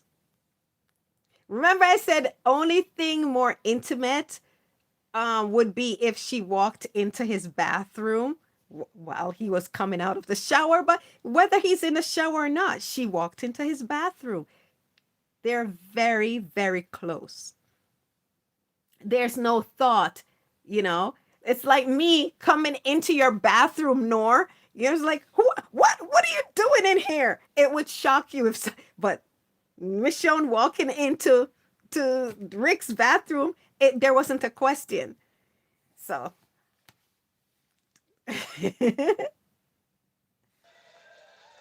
Carl! What? He says it's BT. I can't hear you. Come on out. What? And look, you see the look that Rick is giving Michonne. Carl is doing his ball bounce, right? And Michonne is like, Carl, right? So Carl thinks he's reprimanding her. Carl thinks Michonne is reprimanding him. Because he comes back with, Denise says it's PT. I'm doing physical therapy, Michonne. I'm not just banging on the walls. So, another thing. She calls him because she's going to ask him for toothpaste. But he immediately hears her call as like a mom, telling him, stop the noise. And for this, it just tells you the intimacy of this family. They're a family. And Andrew Lincoln said that in an interview. He said, when they were promoting The Ones Who Live, he said they were already a family. That's what we're seeing here. This is husband, wife, and this is what we would, not we, but I would love to see in The Ones Who Live, how they operate as a family. So here we got a small tableau of that, right? So how would they operate as a family with RJ and Judith and possibly that little one? This Michonne is pregnant. Rick was making love to Michonne so much. There's no way she didn't have get pregnant. So yeah, so I want to see that dynamic. Who he is. Rick has changed. So who he is as this family man. And remember, The Walking Dead started out with a tableau of a family. We didn't see Carl, Lori, and Rick in their home behaving as a family, but we got a picture of it from Rick. It was not bliss. It was not, there was fraction. There was dysfunction. So we were introduced to Rick when the family he had was not working that well for him. And because the woman that was his wife, he was not compatible with her. He loved her and he loved his family and he cared for them. But this new family, he's in love with his wife. He's passionate about his wife. That was the issue his first wife had. He loved her, but she wanted more. She wanted passion. But that's not how he felt for her. He loved her, but he was not, Michonne is his passion. He is in love. So I would like to see I would like to see that dynamic. The Walking Dead hooked people because of that family drama. So all these Negan fanboys and Daryl fanboys and, that want to see just Rick as murder jacket Rick and just want to see zombie action and don't want the family and the love story, they are the minority. And that's why Daryl Dixon and Dead City ratings are so low, because it's catering to that niche that wants to see that. The general audience, the big audience, were drawn into The Walking Dead because of that family drama, that character-driven drama. They didn't watch it for the zombies. They watched it for how the character study of humanity. And you can only tell that deep, satisfying kind of story when you focus in on a small group of characters, and that group is that family setting, that family drama. It was Rick, Lori, Shane, and Carl. That was the story that hooked people. Wow. One man with a family that was a little disjointed because he and the wife were not compatible. Something happened tragic that makes him want to hold on to that family. And then that search for that family in the dire setting of the apocalypse and finding that family, but that family had moved on to his best friend who was satisfying the needs of his wife, who wanted passion and obsession, who wanted to be the center of attention. So, and then but the wife really wanted it from Rick. She was getting supplied. She was getting that attention she wanted from Shane, but deep down she wanted that same what Shane was giving her, but she wanted it from Rick. And how, she tried to have her cake and eat it too. And then Shane, why he glommed onto Lori wasn't about Lori, was about survival, how to, seeing what happened in the world. And he glammed onto Lori and Carl. And that holding on to them gave him purpose. So, and he became obsessed with holding on to them when Rick came back. So that dynamic and who these people became and what they would do and why. So that kind of character study. So here we have another instance. That's why I said the story that I would write for The Walking Dead, the Ones Who Live season 2, would be that character study of, here's a man who lost it all.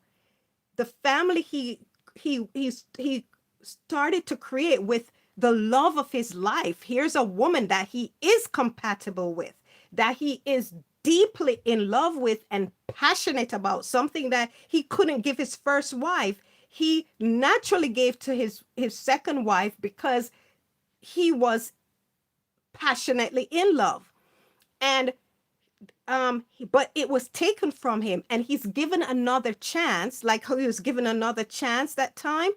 But when he was given another chance, the same issue persisted that it had before the apocalypse. The issue was that he would not focus. He was a man that loved to serve. He loved to serve his community, so he was serving everyone else, and his wife hated that because she wanted him to serve her, just her. She was selfish. She was a narcissist. But now he has a wife that he is the center of his universe, but he still has that in him to serve the community. But because of all that time that he lost, he doesn't want to. He wants to focus on her. But she knows him, the second wife who knows him and loves him, wants him to fulfill who he is, who he truly is. She's not selfish. She doesn't want him to just focus on her. She would like him. She supports him in serving the community. So how what's that dynamic? How could he, he wants to just be with them. He's been away from them for 8 years. He just want to be with them, yet the bigger world needs him and wants him to be the leader. That's the story I would wrote. That's the story I would write, and how that conflicts. How that, because he's a changed man. How in the beginning it would completely flip who we were introduced with in the beginning. Wants to serve the community. Wife wants him to focus on her. Now he wants to focus on the wife, but the wife knows who he is, that he should be serving the community, and how that would play out. So it's a story.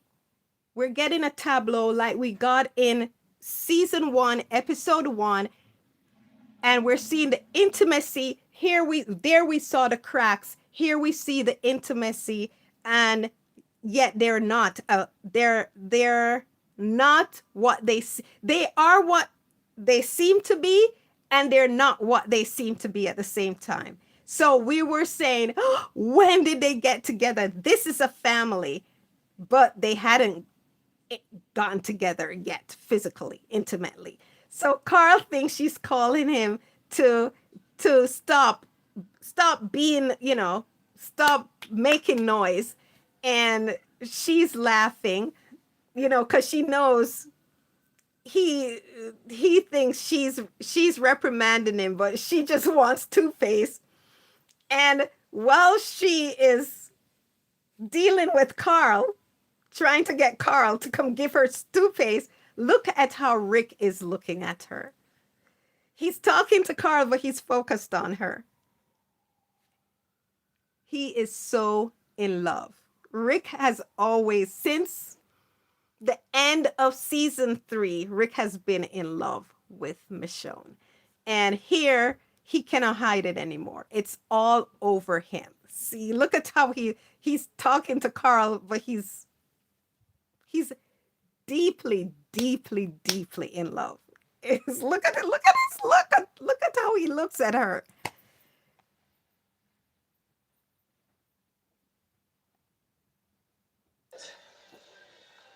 Denise says this is BT. You heard me. Yeah. It's time to change your bandage. And I need to borrow some toothpaste. See, Okay, that's but I'm out of toothpaste. Michelle's like, yep, it's time to change your bandage, and I need to borrow some toothpaste. So she wanted the toothpaste. Oh my gosh. Bye, Dad. I'll see you later.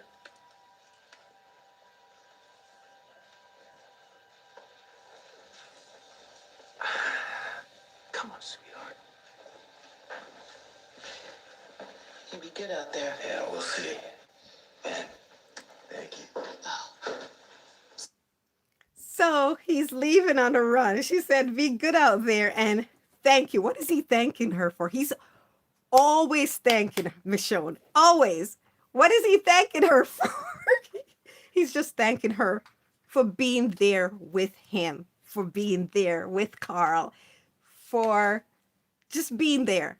See, I told you guys. Remember I asked you this question? If he had gone with Jesse, Do you think where would Michonne go? I mean, Michonne would go, but do you think Rick would have Michonne go? Michonne, he was not gonna let Michonne leave. Rick was not going to let Michonne leave his home, his site, his life. So how would that work? Which woman would tolerate that? Michonne would definitely not. She's like, what's going on here? Oh, bye, guys, guys.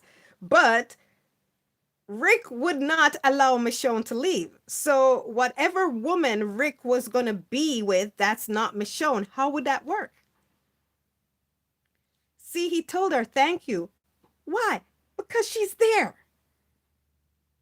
Rick, that's the only reason Rick did not make a move with Michonne. He's been in love. The reason because he's grateful that she's staying with him. Rick has a problem. When I say has a problem, Rick was always afraid that Michonne would leave.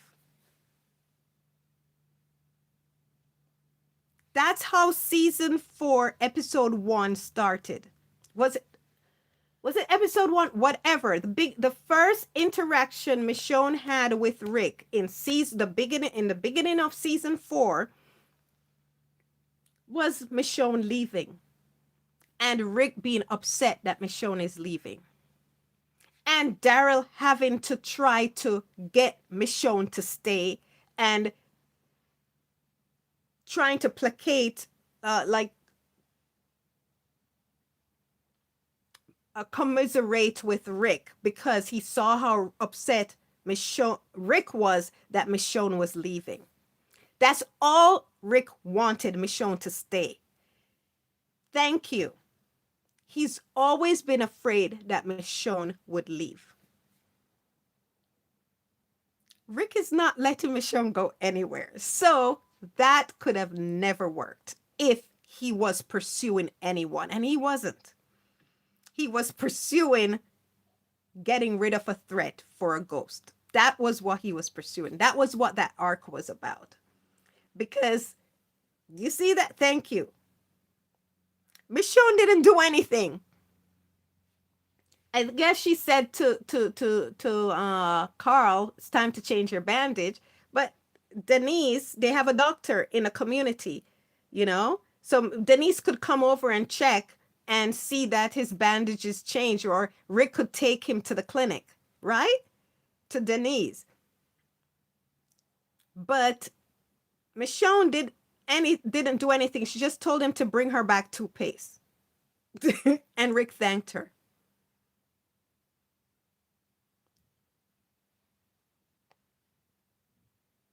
Experiment and baking soda. That's my favorite.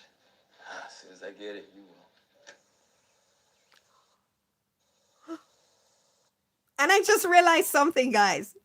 So please don't mind that I'm talking so much for this small scene, because that's all we're going to get of them until the end. Because everything else, I'm just going to go through it. So it won't be a very long session, because I'm just focused on Rick and Michonne for this episode. And that small tableau was it for until the end of the episode. So don't worry that the rest of the episode I'm going to talk so much. Because if it doesn't involve Rick and Michonne, I'm not going to be stopping it. We're just going to talk. Rick just said something that I've never been aware of. Guys, and I just realized it. Michonne says something baking soda, that's what I want, right? Mint and baking soda, I don't remember what it is. She said that's what I want.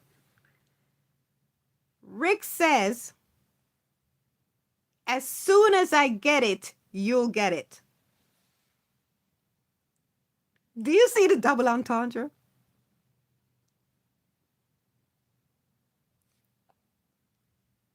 Let me go back. Thank you. Oh. Spearmint and baking soda. Spearmint. That's my favorite. Spearmint and As soon baking as I get soda. it, you will. As soon as I get it, you will. And he threw the ball back at her. Her back was turned. So, you know, I don't know if it hit her butt or whatever. He's playful with her. He's giving her googly eyes. He said, as soon as I get it, you will. As soon as you get what, Rick? As soon as you try with her again, I don't know, get it, then you're going to get it. Do you see that double entendre? Okay, I'm going to read what you guys said before, and then after that, we'll go on. I'll go straight through. I'm not going to stop it. Woo.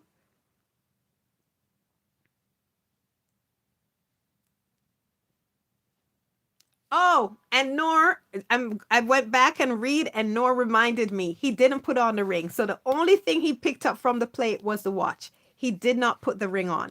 So Rick has not been wearing his ring, which is a signal to us and that he has moved on. He's moved on from his ghost. He doesn't consider himself married anymore, because if he did, he would still wear the ring. Even though his wife is dead, he was wearing the ring because he still thought of himself as married.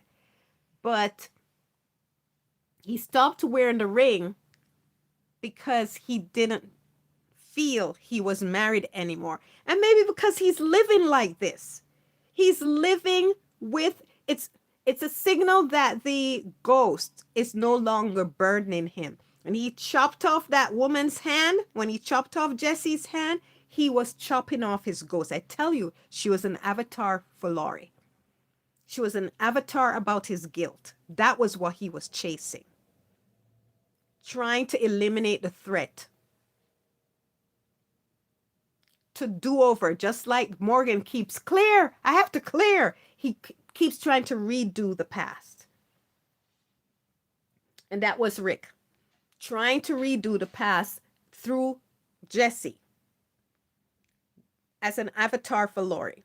So when he chopped that, he let it go. He finally let it, because he told Carl, I see now, I feel hopeful. I want a future. I see. So he got that monkey off his back. He got the guilt off his back. He's like, enough, I'm moving forward. So the ring was a symbol of that. He's no longer chasing ghosts. The guilt is gone. So the guilt was keeping him attached to that, to Laurie. So the guilt is gone. He loved Laurie, but you know what? An example, if any of you saw Wicked for Good, it's like Fiyero loving Glinda. He cares about her, but he is in love with someone else. So he would, settle. He would settle, and he thinks he could be happy, but he would not. It's not his heart's desire. So he loved Laurie. He was, I tell you, small town guy, small town girl. This was, he loved, met, whatever, childhood. I don't even think maybe it's not even a first love or childhood sweetheart, but it's like, oh, you meet someone, a nice girl, marry, settle down, but there's no passion or, whatever for him. Because he's not deeply in love. He loves, he cares, but it's not that, So he can marry, you can marry her and care for her and live a good life and be committed. That's the key. Just be committed. And he was committed. He wasn't looking to be with anybody else. He was committed to Laurie.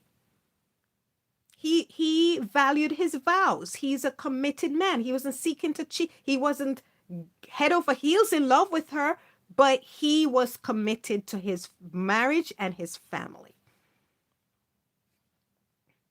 So you can live a good life loving someone like that. There's not, that passion and whatever. That's rare. That is rare. You can find a good person to be, if as a kind, caring, loving person, you love them and they love you, and commit and have a good life. It's possible.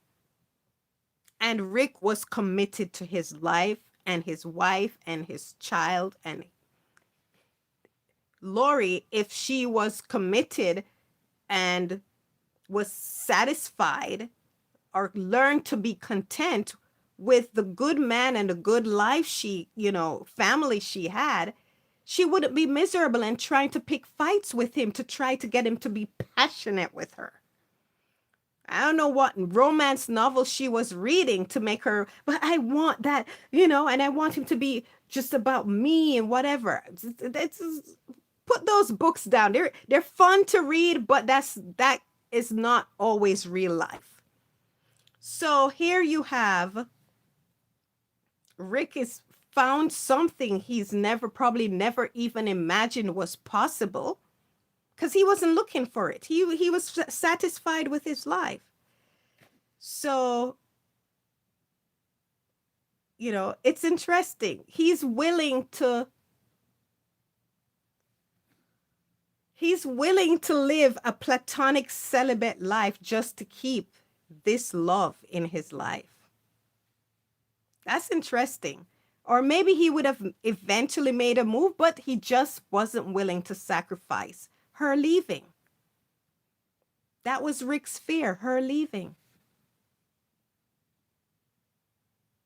So when he gets it, that he should try again, because she's coming in your room, dude. She's in her robe, dude. She's comfortable. She's so comfortable with you. She's taken, her walls are coming down. Remember I told you guys why Michonne couldn't see Rick in that light, that romantic light? Her walls were up. But her walls are coming down because she's comfortable. So comfortable, and have her robe on, being intimate in his presence. Her walls are coming down. So when Rick gets it, she'll get it. When Rick sees, okay, it's possible, just try. She may not reject you this time. When he gets it, she'll get it. She'll get more than one thing. I'm being naughty. Okay. So, yes, let me continue to read. So, Noah reminded me he stopped wearing the ring, and that's the reason, because he no longer felt married. And, these intimate tableaus and him being in love with her, he's probably thinking, I'm married. And that's a theme we're going to see with Rick. Rick always sees Michonne as his wife. Whether there was an official ceremony or not, in his heart, she was his wife. And here in Alexandria, even before Alexandria, he was living with her as his wife, as his partner, as his life partner. So here, because he no longer felt tied to Lori through the guilt of chasing her ghost, he no longer felt married to Lori, because he was now married to Michonne. He's playing house with her. He's living as a married man with Michonne. Platonic, but he's still living as a family with Michonne. So Rick starts feeling, it's starting to be clear. It was clear to me before that he thought of her as his family, but now with the ring, I'm thinking he started to think of her as his wife. Because you know why too? I don't think Rick thinks it's possible with anybody else, because he's so in love with her. He doesn't see her, he'll never get her, he'll never ask her to leave, he'll never let her leave. So it's either he's committed to live the rest of his life platonically with her, but as a family, or Maybe he thinks he'll get the courage up one day to make another move, or maybe he hopes that, or hoped that she would eventually give him a sign that she's ready or that she sees him differently. So maybe those were the things he was living with, asking himself, but he was committed to her, whether platonically or she reciprocated. But he'd made a decision, and he'd made a decision that she was his family. So he wouldn't be married to anybody else, and he no longer felt married to his ghost. So the ring wasn't necessary anymore. So the ring no longer him he didn't feel married anymore to his ghost because he was married in his heart to Michonne. That's the key. He was living with her as a married man, whether platonically or in the hopes of one day more. But he had already decided he was married to Michonne. And we are going to see that once Michonne gives in to him, every time Rick dreams or has a or fantasy, Michonne is always his wife in it. Always. So it tells you he committed to her as his wife from, yeah. So even before they got together, because he was living with her as his wife. So he was committed to her from snap, from day one, from the very beginning, from before they got together. Because every time the RV, him lying on top of the RV, fantasizing about what could have been, Michonne was his wife in that. It was their wedding dinner. He always fantasizes about Michonne as his wife. When he dreams about Michonne, it's about Michonne as his wife. And when he speaks to people as Michonne as his wife. So it tells me it was already settled in here for Rick. Here and here.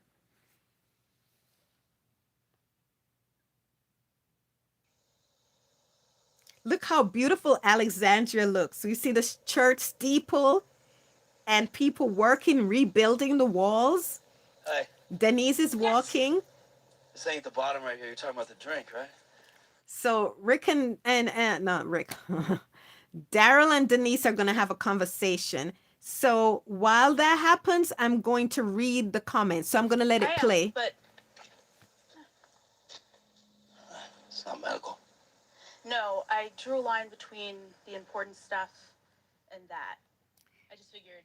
Nor said he was goo. Yeah, you saw that goo when he was talking to Carl, telling Rick to Rick. When Rick was telling Carl to come to the room while he was, fixing his bell, the look he was giving Michonne, he was like, oh, he was like, wow, Rick, can you make it any more obvious?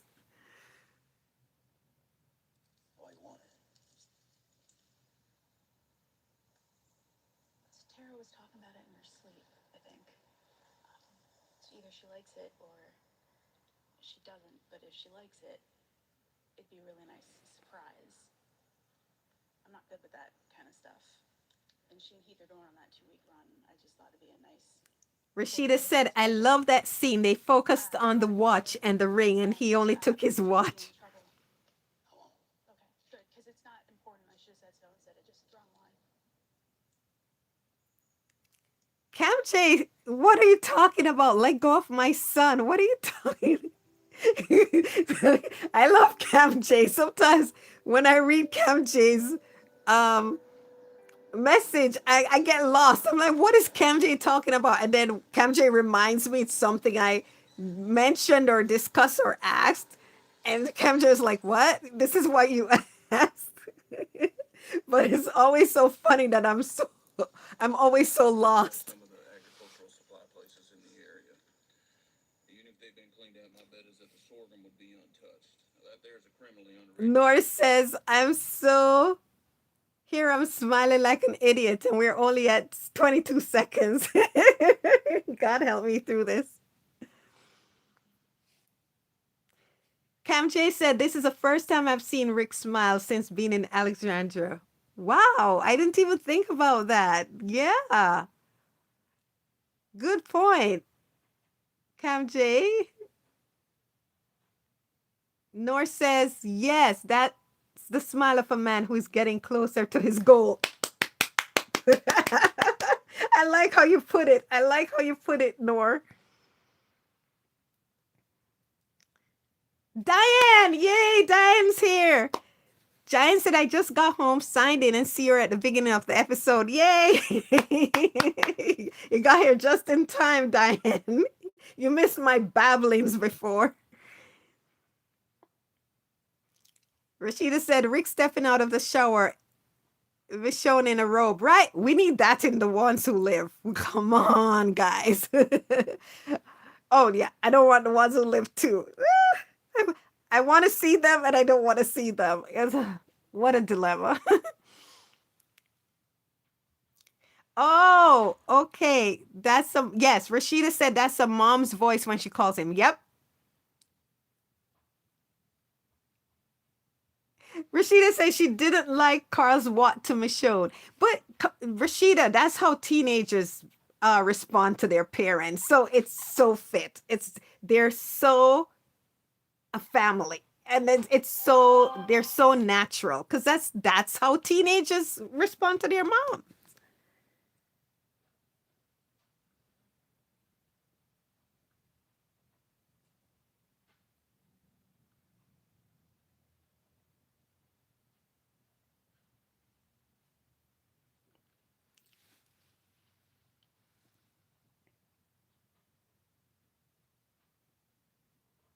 And Nora said the way he's putting on his belt.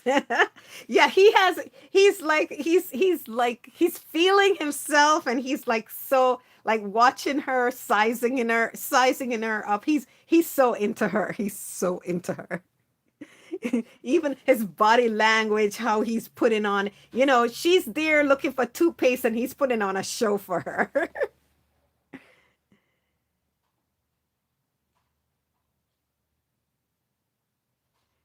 Sherry said, yes, me too. I think that's what's missing, how they operate together as a family. Written by Danai and Scott G. Yes, that's what I want to see, Sherry. That's if season 2 comes, that's what I want to see. And it won't be about that if they go back to the Walking Dead. It would be about the community. It would be about the ensemble cast. And I'm over that. I want to see Rick and Michonne and who they are now as a family.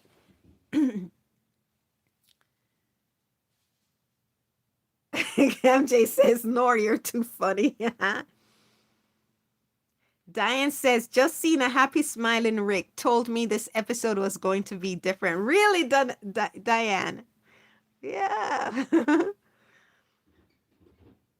I was just wondering what's up, what's going on. Did they get together? That's what I was like. Wait, Michelle is in her robe.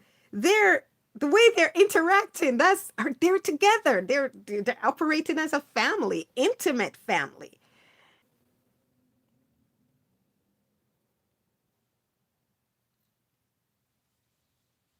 Oh, thank you, Rashida. Rashida says, look how Carl said, bye, Dad. Like, it's a normal day, not the apocalypse. That's true, Rashida.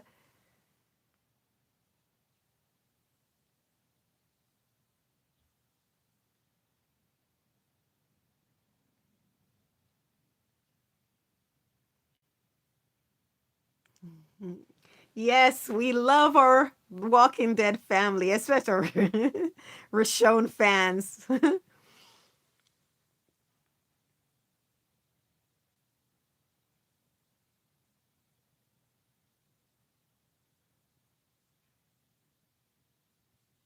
Be good. Nor says, be good out there and thank you. If that doesn't give you husband and wife vibes, I don't know what does. Exactly. That's how intimate couples, husbands and wife, relate to each other and start the day and talk. And even with the teenager who is, they're calling and won't come. And when he was like, what? You know, it's just normal. The high five was so cute. Soul partners. They are, oh my gosh. Rick and Michonne are everything. They're soulmates. They're so compatible. And oh,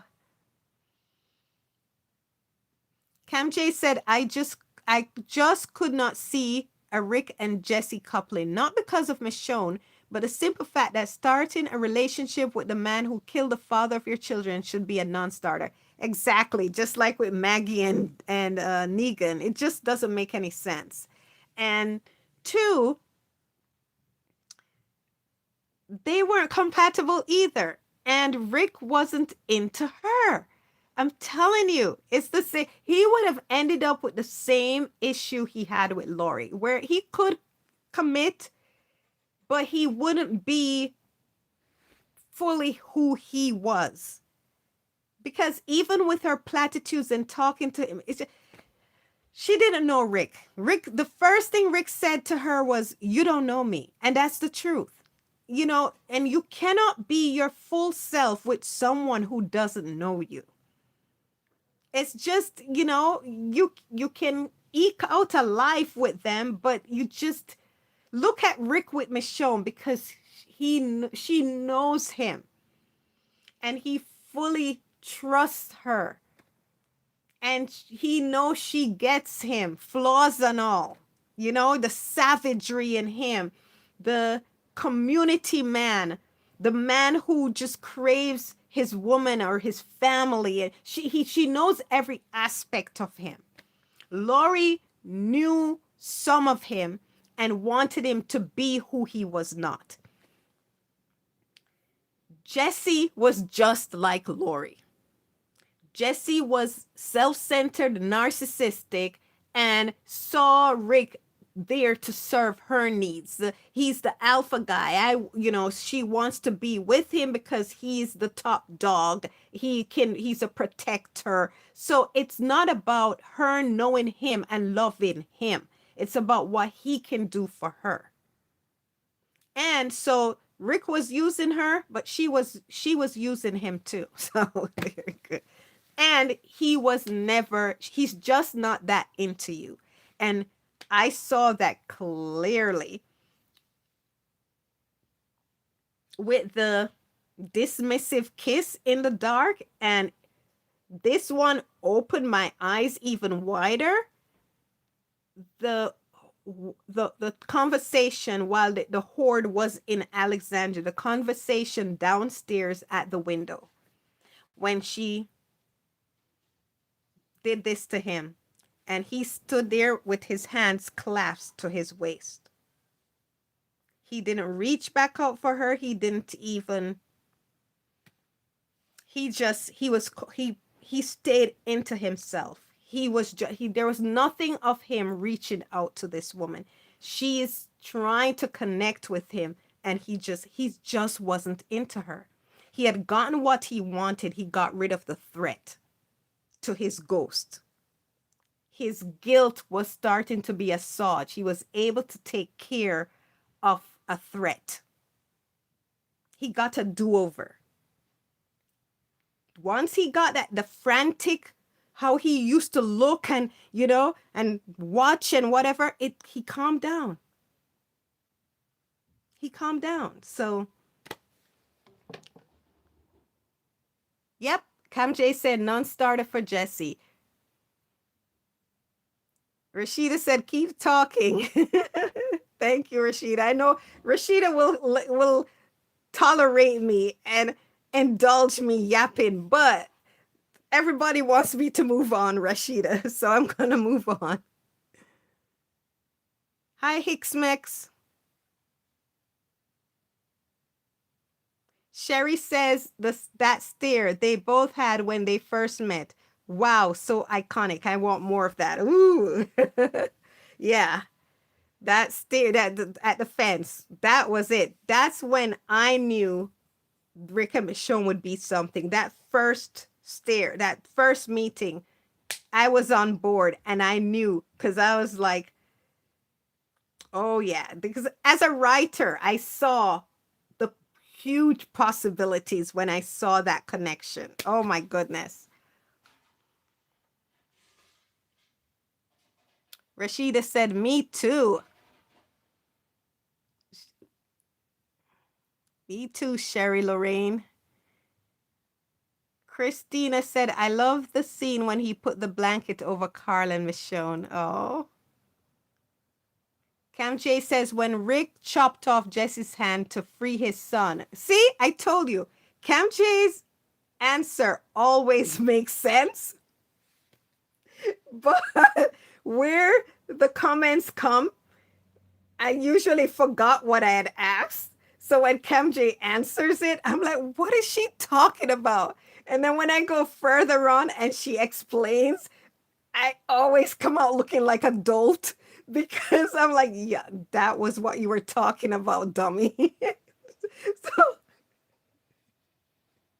but it always happens because Cam J just nonchalantly and calmly just gives the answers to my questions. And then by the time I get to it, I'm like, what?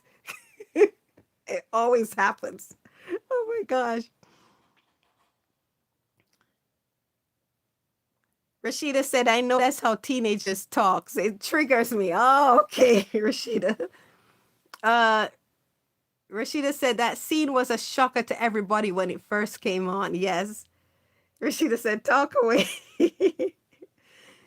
Diane says, I agree. Now, when I watch that scene, I feel so sorry for Sam because he was a child and his mother should have sent him with Gabriel.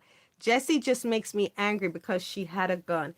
She is, yeah, she let it get to that point. She let Sam get to that point because she would not parent. She was just too self-absorbed and self-involved. So, she gives me a head. She makes she doesn't give me an headache because I don't think about her enough for that. But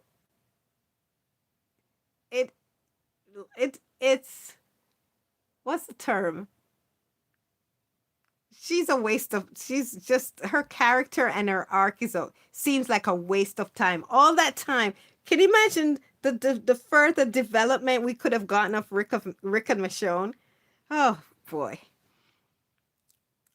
Christina says, glad the kid did go with with Gabriel, then Judith would have died. Oh, you're glad the kid didn't go with Gabriel because Judith would have died. Good point, Christina. Good point. Okay, so we're all caught up, so let's watch the episode and get to the other scene. Situation from scary to hunky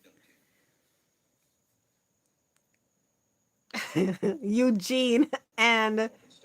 Rick and Daryl. Tolerance weighing the star ratio that is the envy of all porns. Think about it.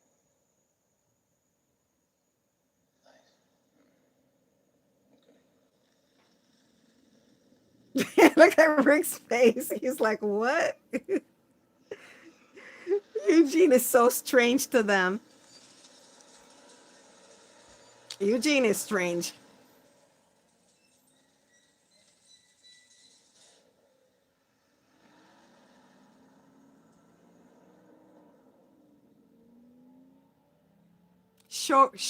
Showgrum. That's the first time I ever heard of what showgrum was. All the averages gotta catch up.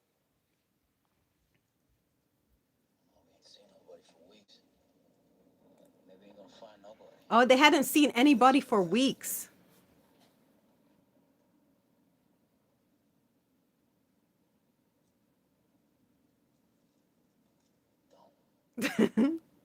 Rick is putting on music. Daryl doesn't want it. What does that tell you about Rick? He's happy.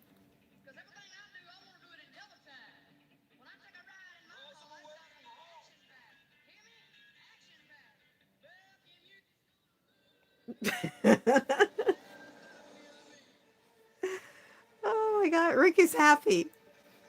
I'm gonna skip intro. Birds chirping. The episodes always start with birds chirping, but the episode didn't start with birds chirping. Michonne. Michonne has a resting bitch face. What are we gonna resting bitch? RBF.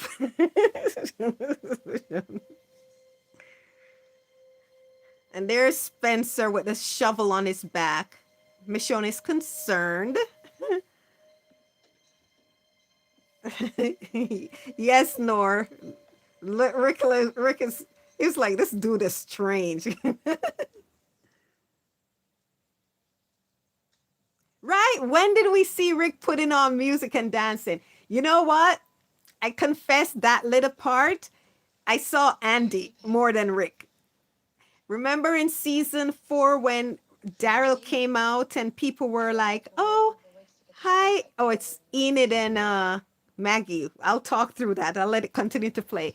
When Daryl and came out and people were like, oh, hi, Daryl. And Carol was like, oh, you're popular, you know?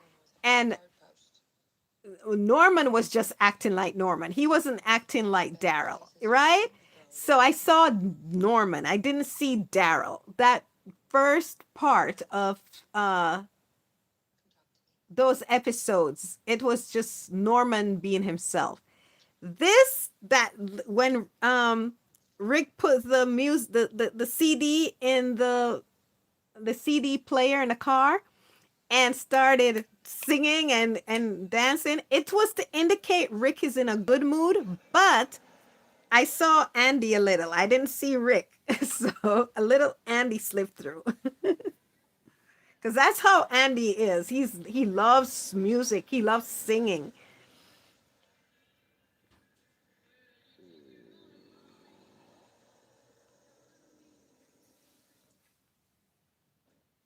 So they found the sorghum.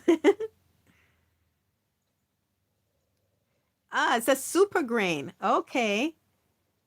Cam J said, I always think of sorghum as a super grain. I never knew of anything named sorghum before this episode. I've never heard of it.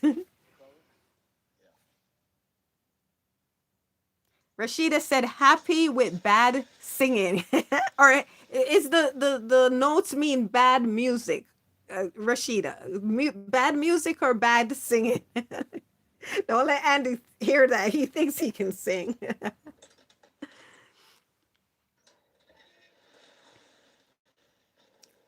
Nor said that man is happy. Yeah, he's very happy. How about that? Christine said, who is Deanna?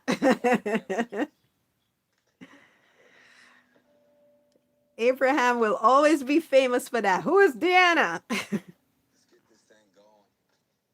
Grab our gear, come Rashida said Rick was close to his goal. Oh, I'm not paying attention. They went in. I'll come back to that. Rashida. So they found the van full of supplies, and Rick went to look, all of averages. and he found Michonne's toothpaste. Let's get this thing going. You see how he held on to it? He was like, yes, oh my gosh. Grab our gear, come back to the car later. Take another way back. See what we can see. Like a start? Yeah, I do. Sorghum. And I wish they did what Rick said. Just take it back, you know? And this episode upset me. This, well, not the episode, well, this the whole thing with Daryl and Rick and um Paul Rovia really upset me because, as I said, the episode started showing you Rick had lost weight. So they're very low on food supplies. And here they found something for the community, for all of them. And the carelessness, I was just like, I was so angry because food is life and death. And the carelessness and losing it, I was more than annoyed. I was very upset. I was like, I couldn't believe they had lost everything because of the knucklehead stupidness they were doing. Instead of just bring it home, you know? Um, Rashida said Rick was close to his goal. That's why he was singing. Cam J says when Rick and Daryl are together on a mission, it usually ends in disaster. I never think of that. You're right, Cam J. But when Rick and Michonne are together, they always succeed. See, if Rick and Michonne had went for the and found that truck would have gotten back home. Even if they had encountered Paul Rovia, because Michonne would have read him right away. Michonne would have seen something is not up. And even if he got one over them and got the truck back, Michonne was like, let's not risk this. Let's go. Or use, yeah, they would have had the food. But the knucklehead, boneheaded stupidness that lost them that supply, I was so, so angry. You don't play around with food, especially for community. People are starving. Ooh, you're so right, Cam J. Rick and Daryl don't make a good team. I'm sorry. They did in the beginning, but Daryl became he's too impetuous. And when he listened to Rick and did what Rick told him to, things worked out.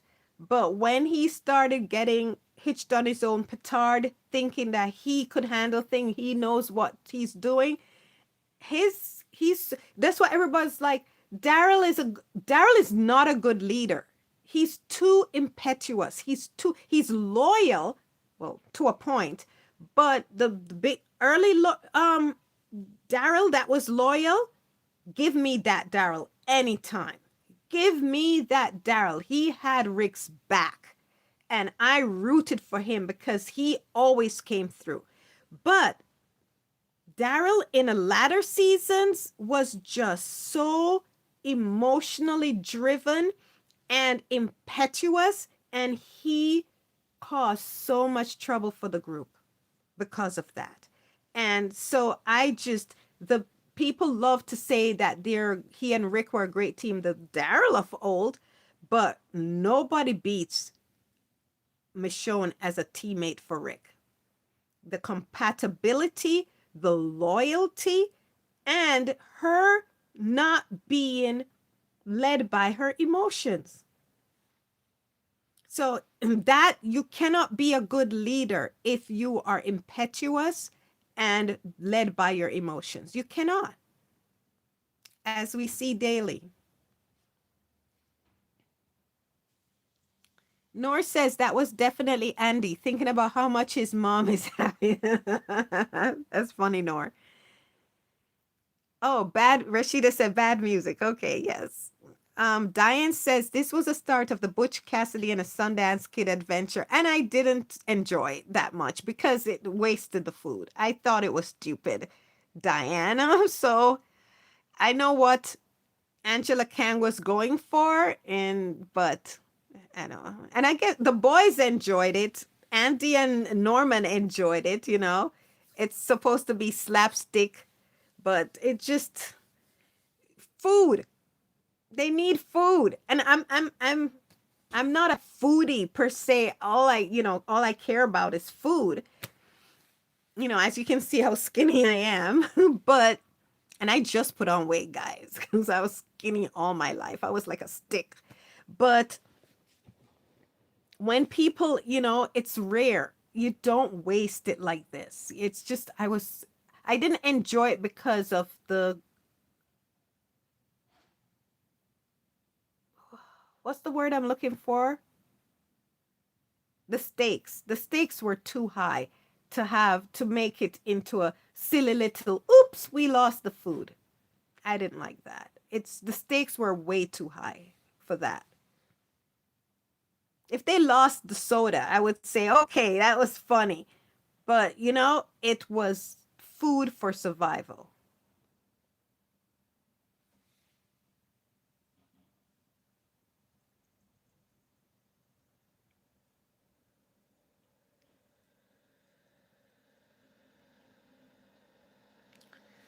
Rashida says, Cam J, yes. Rashon always leads to success. Rick and Daryl always chaos.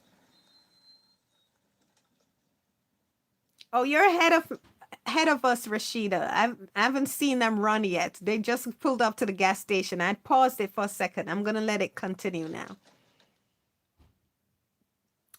Exactly, Cam J. Cam J says Aaron became a much more loyal person to Rick than Daryl. Yes. Yes. That's Aaron. Aaron took up the slack. Daryl was no longer loyal. Aaron became loyal to Rick. To Rick and Michonne. Christina says you are right, Cam. North says, and Rosita more than Maggie. Oh, yeah. Maggie cared about Maggie. Oh, she just fell off. I liked Maggie in the beginning, and but then she and Glenn annoyed me with the Maggie, Glenn, oh, no, no, and not caring about her sister is missing because she's just too obsessed with only about finding Glenn. And then how she treated Michonne and just and her betrayal of Rick. And now chasing Negan all over New York, forget it.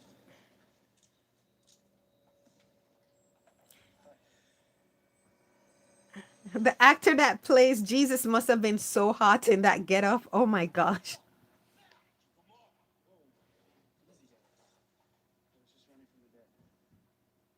How many? 10, maybe more. I'm not risking it. Once it gets to double digits, I start running. Where? Half a mile back. They're headed this way. Probably have about 11 minutes. And then this is so unlike Rick to let that lie get over, to let Jesus get over it like that. Especially when they have special cargo, food there.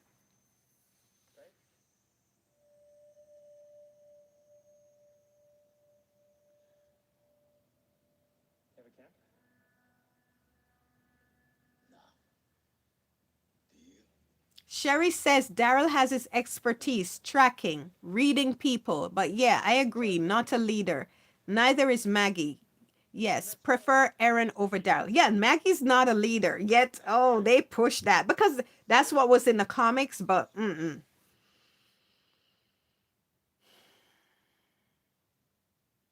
Rovia. But my friends used to call me Jesus. You'll pay.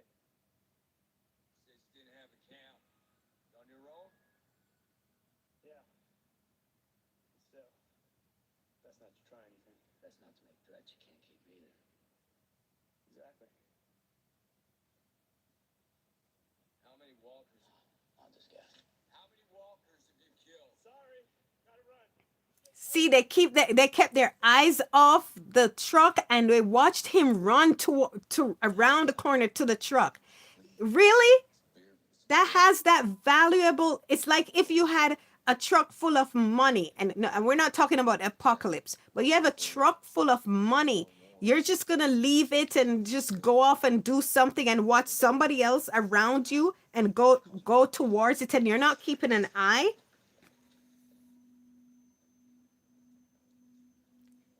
That's not believable because the food is like gold. It's like the most valuable thing in the apocalypse right now. Food and water. and they wouldn't be so careless with it. So that's another reason I didn't like this episode, because it just didn't it made Rick look ridiculous and foolish, and that's not who Rick is. He's too sharp for that. But they wanted the comedy of it. And why? Because they wanted to give these two friends a fun adventure. Well, Angela Chan, because she loves Norman. Oh my gosh. She loves Daryl.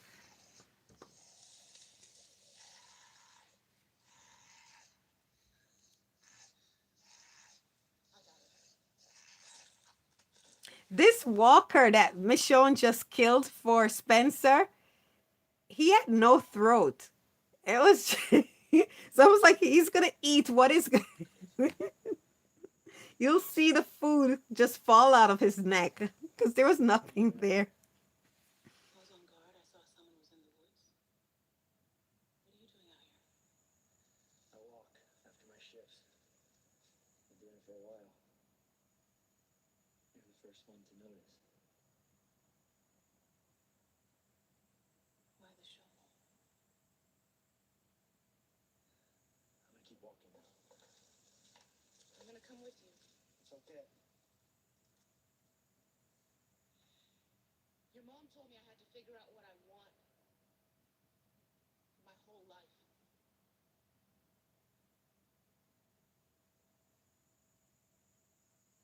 Have you? I'm working up to it.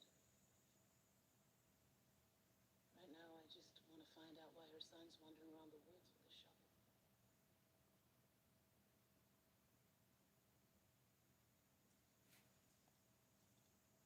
See, Michonne still wasn't thinking about, like, she's trying to figure out what she wants for her life, but she still doesn't. She's not seeing it yet. As Rick said, when I see it, you'll get it. When I get it, you'll get it. So she's still not seeing, but her walls are coming down, and she's, oh, I don't know. What do you guys say? What she said to Spencer, she's still working up to it. I still don't think she saw it, that she was conscious that Rick is who she wants.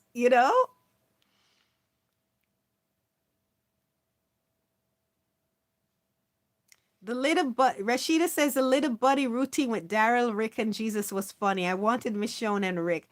Well, I don't mind the guys. I don't mind their having adventure together and all of that stuff, but not when they're behaving so foolishly, in a sense that they're writing Rick out of character. In a sense, he's making stupid mistakes like this, and especially with something so big on the line. If it was just the soda for Denise, then yeah, then you could laugh at it and say they're so silly and whatever.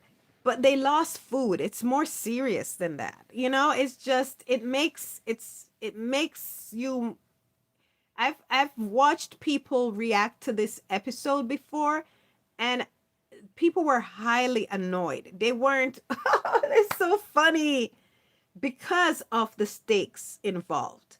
So the guys hanging out and the guys doing scavenger and having fun and being and it being comedy, but don't make them stupid to fit. Don't change their character to fit the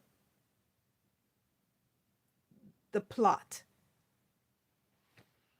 And if you're going for feel good, funny, then don't make the stakes so high, because people will get irritated, annoyed, and upset. And that's not what you're going for when you're looking for comedy, buddy cop comedy stuff.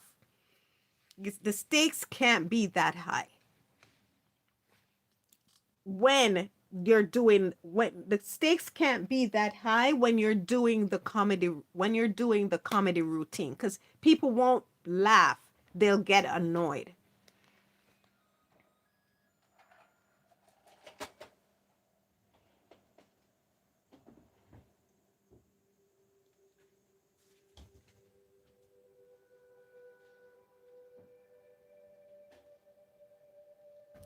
Oh, Carl and Enid. Oh my gosh. Oof. Enid scenes make me annoyed because I'm not interested in her character, and her character storylines don't entertain me. So I'm not interested. So,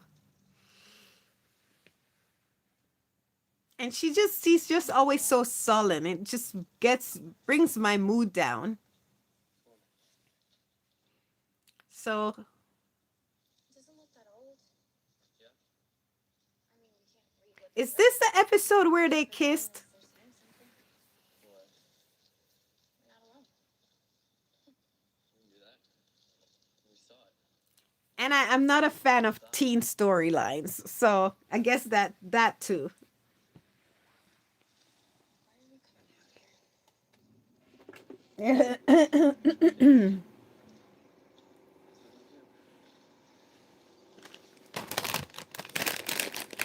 I'll eat some popcorn while they talk.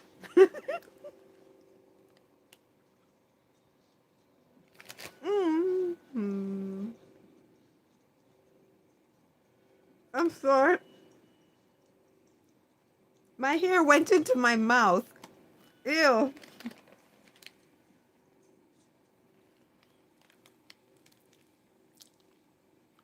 They ran and chased.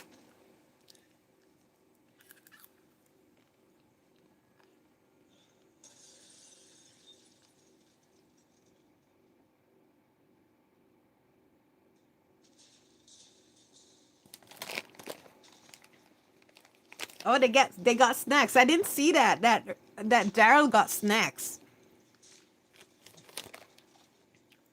and the soda. I saw that. I remembered he got the soda, but I didn't see that he got snacks. Mom's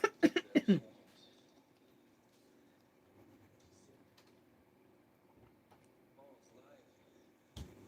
No worries. We're gonna be all right.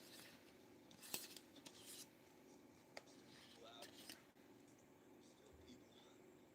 Let's bring them in. Hot soda. Ew.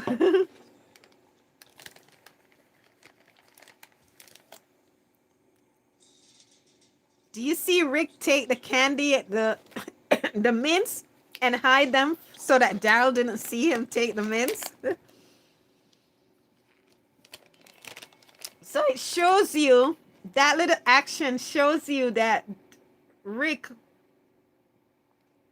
was thinking about Michonne. So throughout that whole thing, his mind was still on her. So he took the mints for her. But it's kind of cute, and it's kind of funny that he hid it from Daryl. That he didn't want Daryl to see him. So Daryl wouldn't question why he's taking some mints. But because Rick was doing it with Michonne in mind, he was, I don't know, shy about it. I don't know why. It's so funny. What do you think? Why was he hiding it from Daryl? Nor says sweaty Rick. That's too sweaty. Oh, Diane says no kissing here. He just wanted her to go away. I want her to go away. Enid, that is.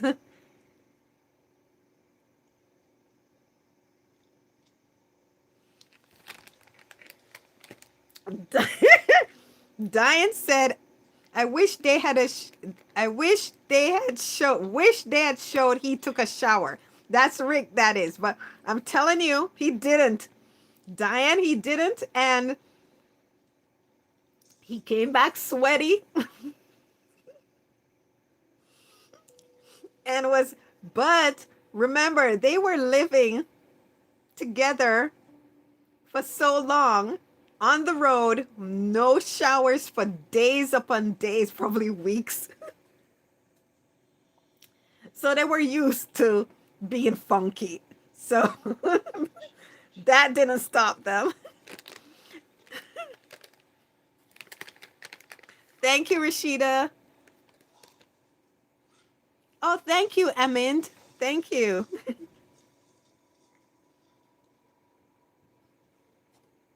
Oh, that's when Rick Carl sees Deanna.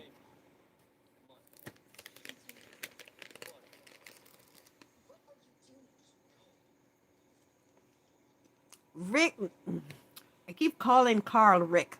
Carl always takes unnecessary risks with walkers. So that it was natural that he died that way because of his carelessness. He always thought he was in control and could handle walkers. So it just didn't surprise me that Rick got Carl got taken out by them. He just was too confident with his ability to handle walkers, and time after time he took risks, just like here.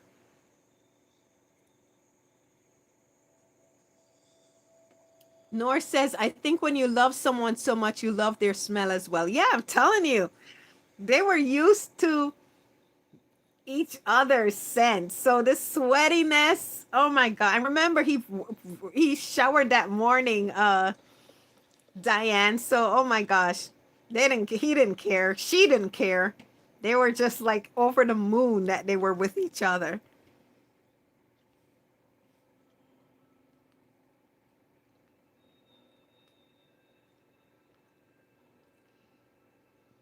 Rashida said, that's a lot of love, Nora. It's not too bad. I'm telling you. Remember, they've been living in civilization, in comfort, having showers daily. So, yes, he's sweaty and everything, but it's not as bad as it could have been otherwise. Remember Abraham and Rosita on the road for so long? No water, no showers. Give me a sweaty, runny, a sweaty Rick any day that had already showered. That hadn't missed showers for days on end. So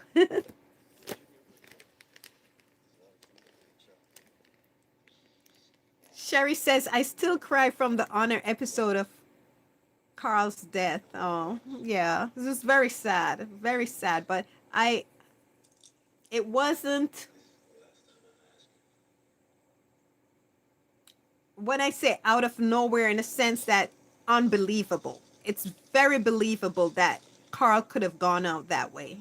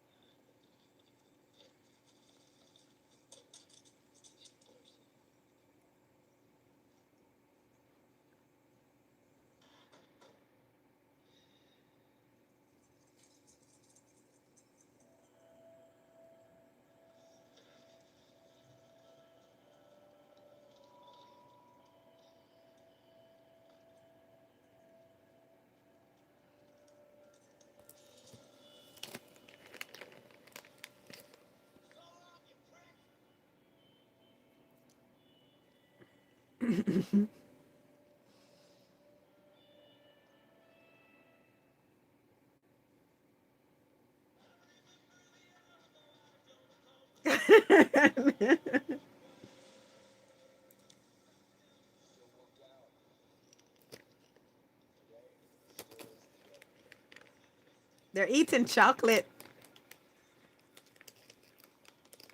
Angela, really?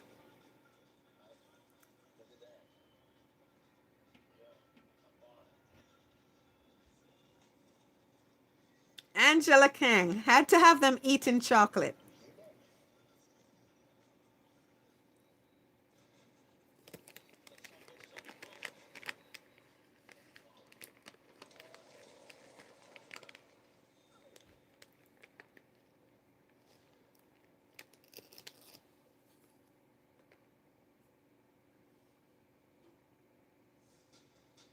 Why are they chasing him? Go home.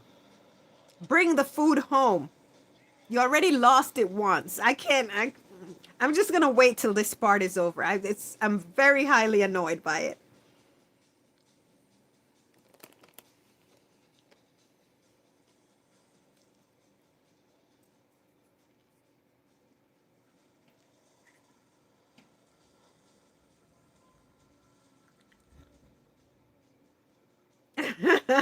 No.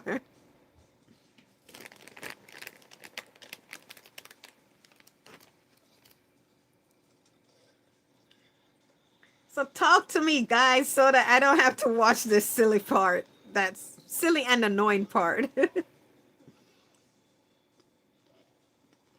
So I don't read watch this episode very much because it annoys me. I only watch the clips, the Rishon clips.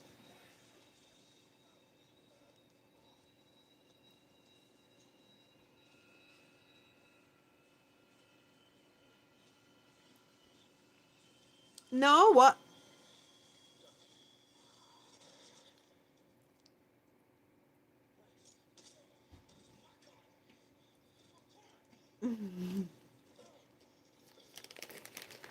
I don't want to see this. This is so annoying.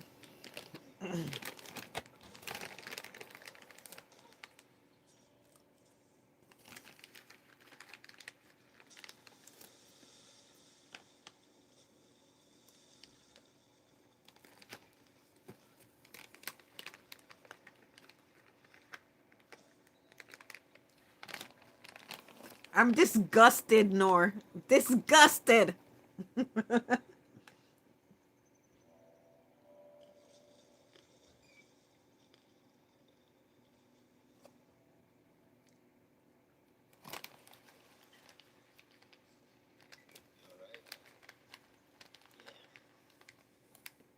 They should have exactly. Oh, I don't even want to talk about it.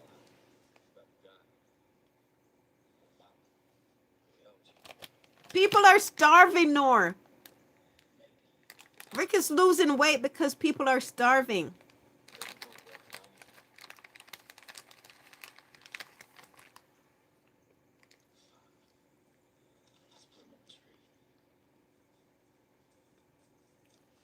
Diane says best video out there is the Rishon Kiss reactions, men versus women watching. Ah, I've seen some reactions, but I don't think I've seen the men versus women. I have to look that up, Diane.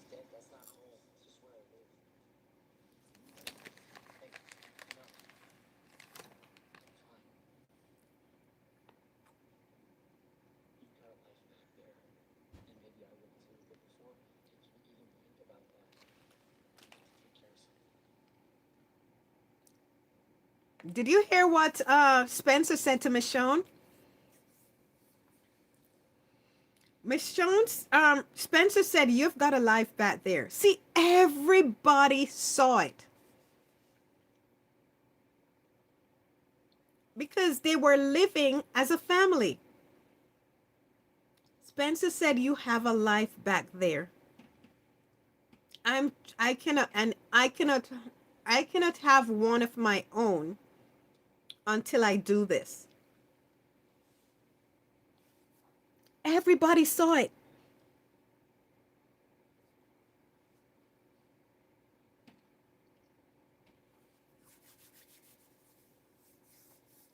It's what I was saying when I talked about who saw it. I didn't even think of Spencer. Spencer saw it. Spencer, who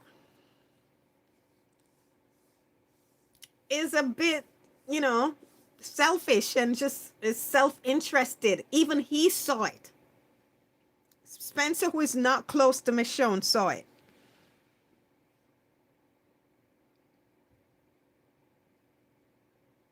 Yeah, there are a few times that we thought Spencer was gonna change and do the right thing, you know, but he always reverted and did the wrong thing.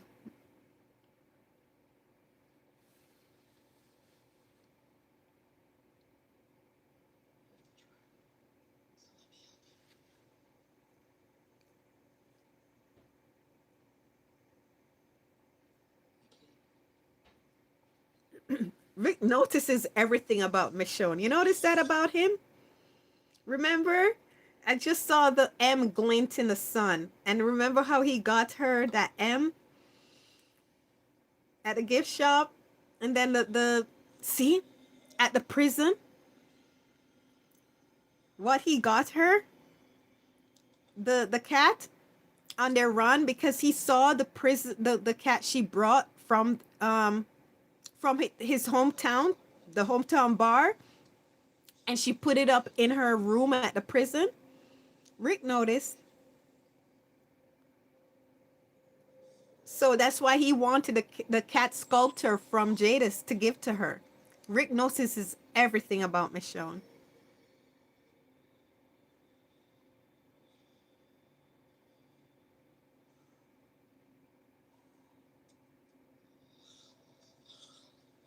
She's so Deanna is so tiny.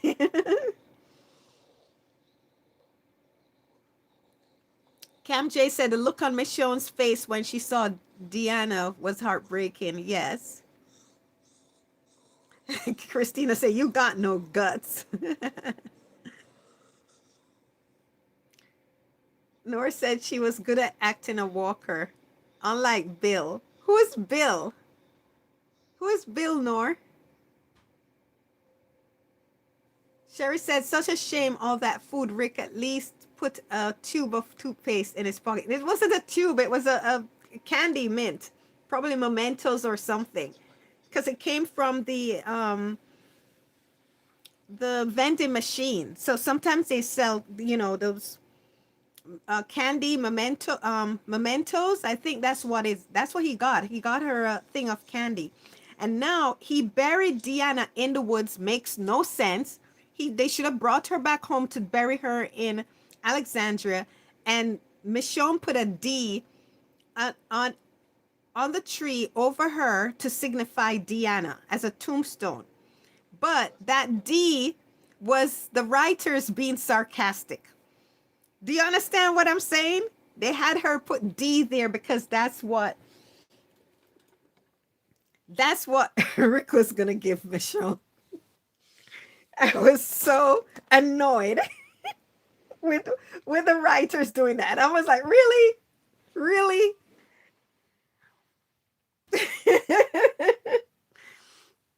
Oh my gosh, because I remember everyone was joking about Michonne writing that D in the tree because after the scene aired, people were like, oh my gosh. I'm like, really, writers?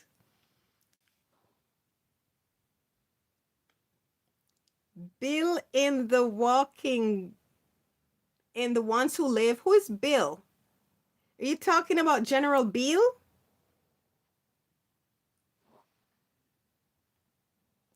Yes. Diane said he put mints from the vending machine in his pockets. Yeah, that's what I was talking about, Sherry. When he hid and put it in his pocket, he didn't want Daryl to see him doing that because he got the mints for her because he lost the toothpaste, he lost the food. There was a box of the toothpaste. He could have given Michonne toothpaste for years to come, but his carelessness and I just aside from the toothpaste because you can use different things to baking soda or whatever, but the food, they needed the food. Why? Cam J said, why did they bury her outside? Why? It makes no sense. Alexandria was her community. If there's anybody's grave that belonged in Alexandria, it was Deanna. It was Deanna's.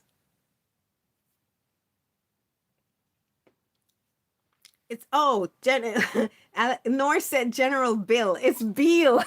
It's Beale, Nor. So I'm like, who is Bill? Nor says, I always wondered about this. She built Alexandria with her husband. They should bury her in Alexandria. Yeah. Like, there's another thing similar to this that I will never forgive the writers for. Okay, so just like them burying her outside and not in Alexandria, Michonne worked so hard on a charter, and they made sure that Michonne didn't sign the charter. The writers. I was so disgusted. I'm disgusted to this day. How can you have someone work on something so hard and so long and not get credit for it? Hmm?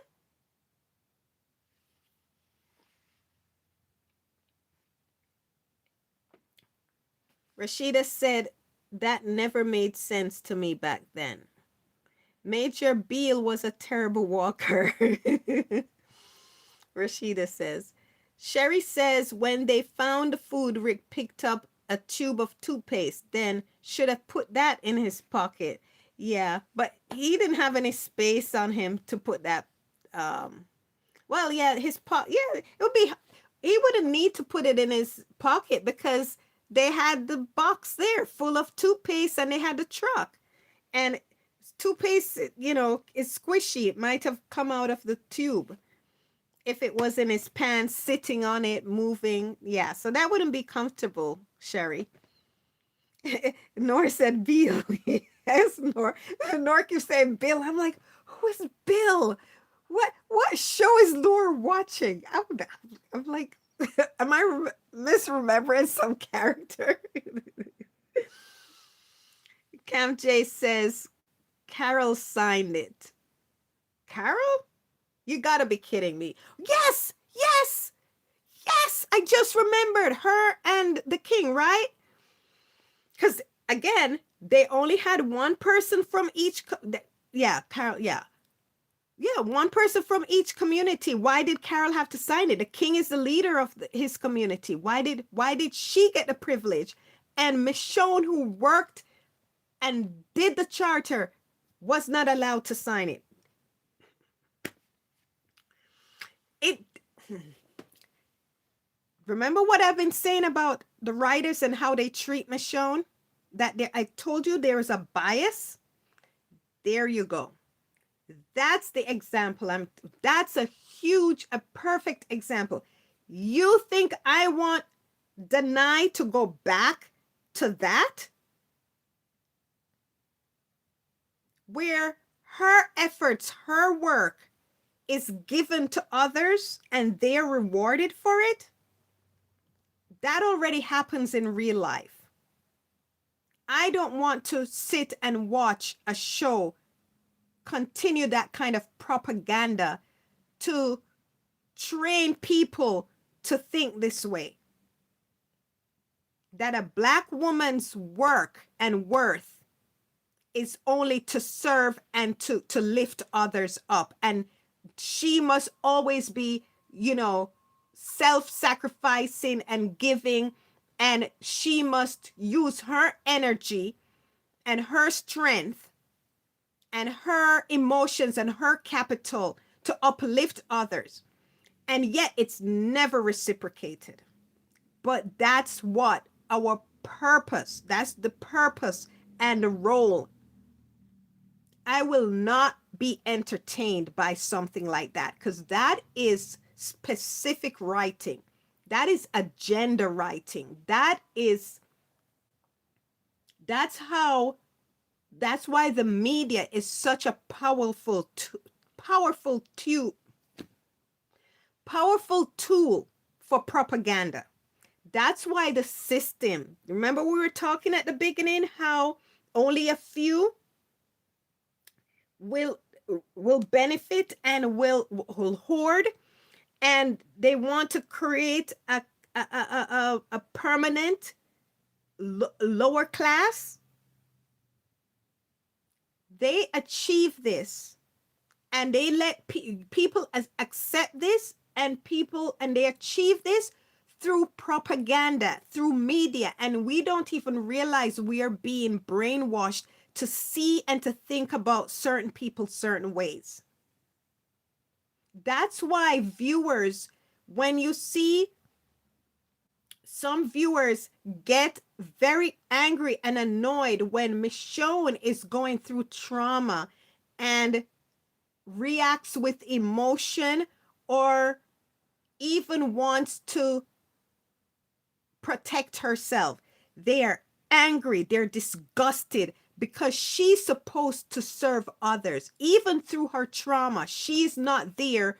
She People do not empathize with Michonne. It doesn't come natural to a lot of people to empathize with with black women. It doesn't, because media has trained them to see black women certain way, to think about black women certain way. They're there to only sacrifice for, to do for, to uplift others. If they are going through something, they don't get the empathy, they don't get the understanding that they have to work through things. That's why people were hard on Sasha. People were hard on Michonne when she got insular and protective of her community because of the trauma she went through. They didn't care. Yet other characters, they can behave badly, they can behave selfishly, they can betray others, and people understand and empathize and said, well, they went through a hard thing, she went through a hard thing, she's suffering. And people don't understand, they're trained to think this way.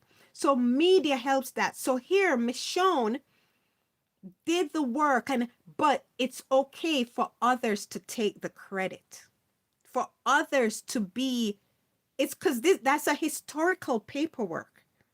And when people look back and they find it in history, they will think these were the people who forged that charter. It's it's a lie and it's an injustice. And the writers were very okay with it because it's only Michonne. Who cares? That's why I said The Walking Dead, the writing after season, the second half of season 5 was a no for me, because I saw these tropes, I saw this agenda, I saw this propaganda, and people, we take it in, we watch it as entertainment, but it's shaping how we think and see certain people. I hated it. Even how Angela Kang made sure to write others and people saying Michonne is just a girlfriend. Rick thought of Michonne as a wife, but they did not want to give her that title. Look how quickly they gave that title to Maggie. Look how quickly they gave that title to Carol.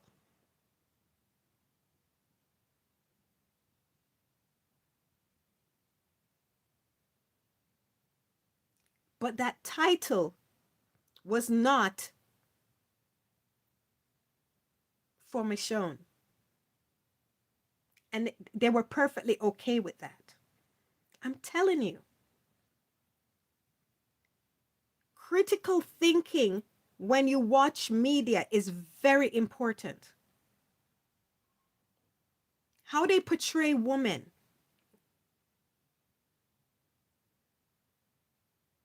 How they portray men. If you watch how certain sitcoms are written, I'm not gonna derail this reaction. I'm gonna continue, but I'm just telling you. I saw the clear biases in the writing. I do not want Danai to go back to. Danai would not. That's why she said she couldn't do that again unless she's writing it.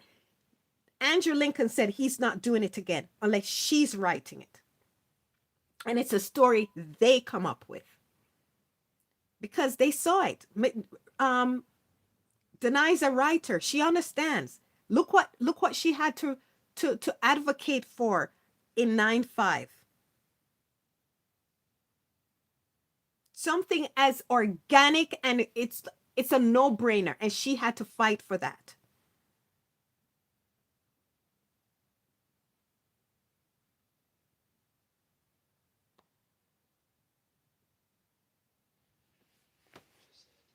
The writing was no longer a character study and organic after the second half of season 5. because the writing room changed. I could see it. I could see it. I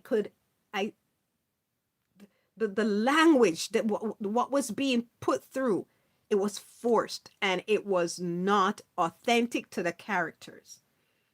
It was people putting their projecting onto the characters their biases. I saw it clearly.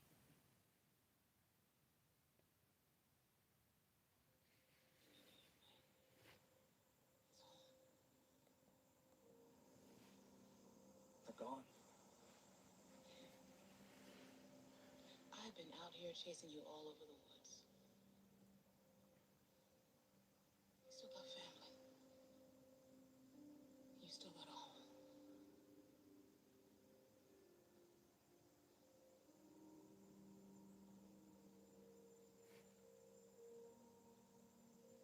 Let's go.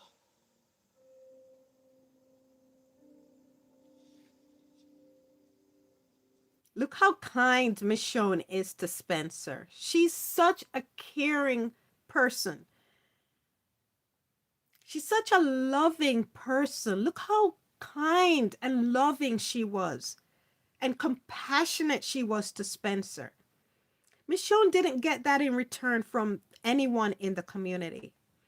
Daryl looked after her because he felt guilt and he was doing it for Rick.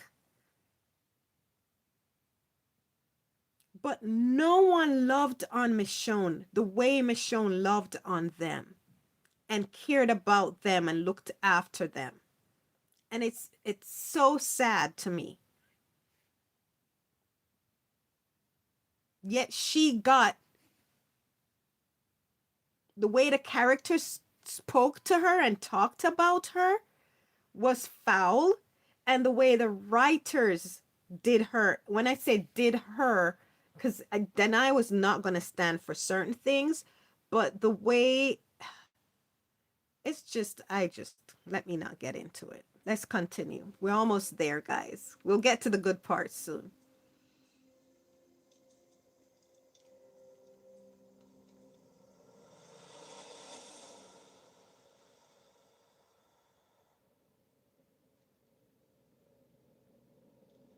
I don't want to see these jokers. It's not funny. They lost food for the community. He took it pretty hard, yeah. Denise needs to look him over. Yeah. You wouldn't have gone through with it. You wouldn't have left him.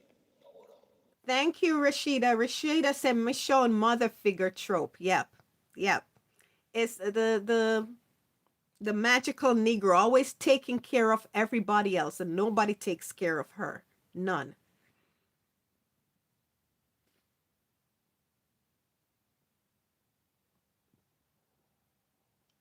Nor says Rick turns the car so Paul can fall. So Paul fell on Daryl's shoulder. Gets me every time because we never see Rick this much happy, smiling, playing music, dance, and doing pranks. That's true, Nor. They just annoy me because they lost the food. But Rick is definitely happy. He's in a good mood. He's very happy. He's very happy and content. Rashida said yes. After her friend scarred her, the viewers never understood that Michonne was safeguarding her mental health.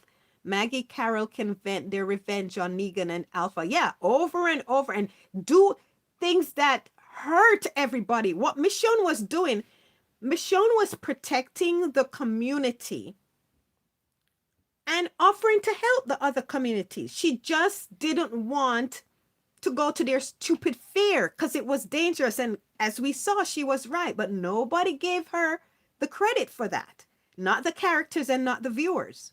Just people who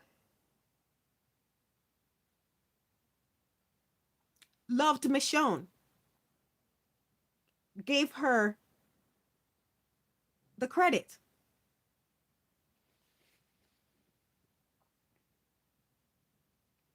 Diane says they feed the Deny haters when they went from season 9, episode 6 to episode 14. before showing why Michonne closed off Alexandra. Exactly, Diane. And even then, the viewers didn't, the haters didn't let up on Michonne because her trauma, they didn't care because they don't see her and people like her as human beings. They don't see her, they can't empathize with her. That she goes through trauma. They can empathize with Carol, they can empathize with Maggie, they can empathize with their anger, they can, and even when their anger and frustrations harms everybody else, they make excuses because they can see themselves and in them and empathize with them. But for Michonne, no, even when they found out the reason, they didn't care. They were just hated that she, because to her, for them, her only role is to serve others. And they don't see it. It's not some, a lot, for some of them, it's not even conscious. And why is that? Why is it that way? Because that's what media, that's the propaganda, the stereotype that media feeds. And The Walking Dead continued in that vein. It fed that. Because again, her work, they did not give her the credit for her work. Michonne should have been the leader of Alexandria, like with Rick. They made her, they put Gabe and everybody else in her as security. Come on. Oh boy. So Rick turns hold on.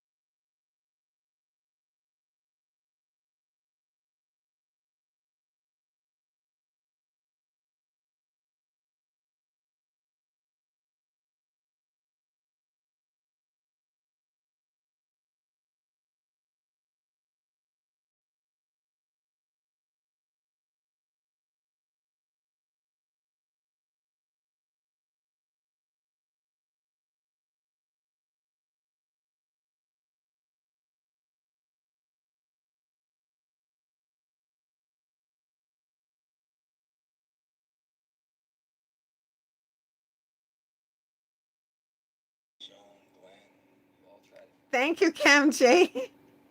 I was saying that Rashida says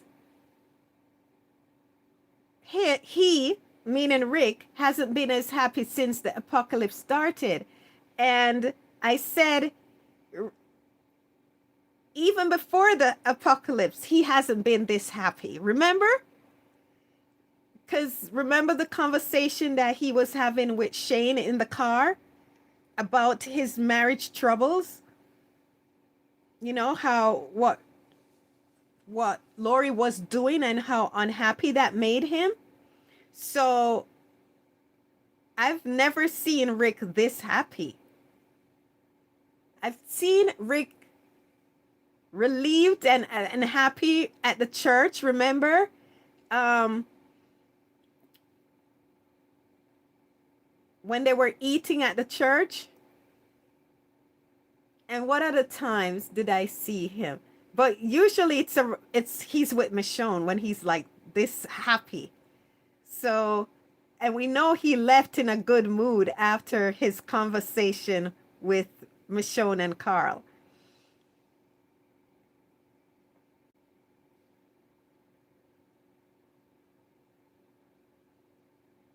Yeah, I know. Oh, Diane says, plus they implied Maggie left because she was mad at Michonne. No one had more reason to be mad at Maggie than Michonne. That made no sense. I agree with you, Diane. They hated Michonne and blamed Michonne for Maggie leaving. And they hated Michonne because Michonne was depriving the other communities. She wouldn't help the other communities, which was a lie. She was helping the other community. She just didn't want to let strangers in. She even said the kingdom could come and stay, but they weren't going to let strangers in. And she was right. But yet the viewers were hating on her for that. And when she was right, she didn't want her community to go to the fair because there was a threat, and they hated her. And then when the threat materialized at the fair and killed off a bunch of their favorites, they didn't say, oh, Michonne was right. No, they never give her credit.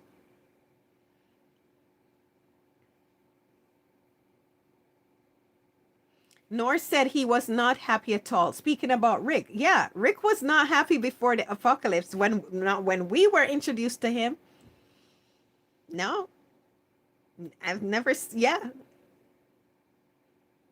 The other time that I saw Rick happy, other than today, this episode that started out with him and Michonne, and his happiness, his contentedness throughout, and the relief. It was the other times that I've seen him. It's usually relief, happiness that they got a reprieve. It was at the CDC when they let them in, and when the doctor let them in, and they got food and they were drinking wine. He was happy. He was so happy that they got a reprieve. So that's relief. That wasn't joy coming in from within about it wasn't joy coming from within about his contentedness. That was about relief, happy that they were saved. So that's one, the CDC. The other time I remember him so happy, was at the church. And again, that was relief. He got to they got to rest, they got food from the food bank, and there was a happiness there, that the relief that they were off the road and they could, gather themselves. So, but this happiness is different. And I've never seen him like that, where it's just a contentedness coming out. He's contented. So he's at happy and at peace. Rashida says, Diane, Maggie, and Daryl are the darn reason Michonne's a widow. Was a widow, right? Diane says he was happy on the train tracks with Michonne and Carl. Yeah, that was, good looking out, Diane. He was happy. He was happy to see Carl enjoying a little piece of life. He was happy to see that joy between Michonne and Carl. So that made him feel so good. He was very happy at that. Rashida said twice Rick was safe in a location, CDC and the church. Yes. Homie, so shut up.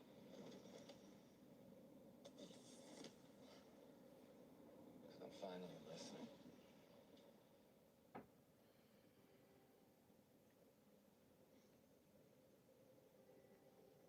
Is that the right one? Yeah, that's the North Star. Rick and To the end. Judith, look, listen.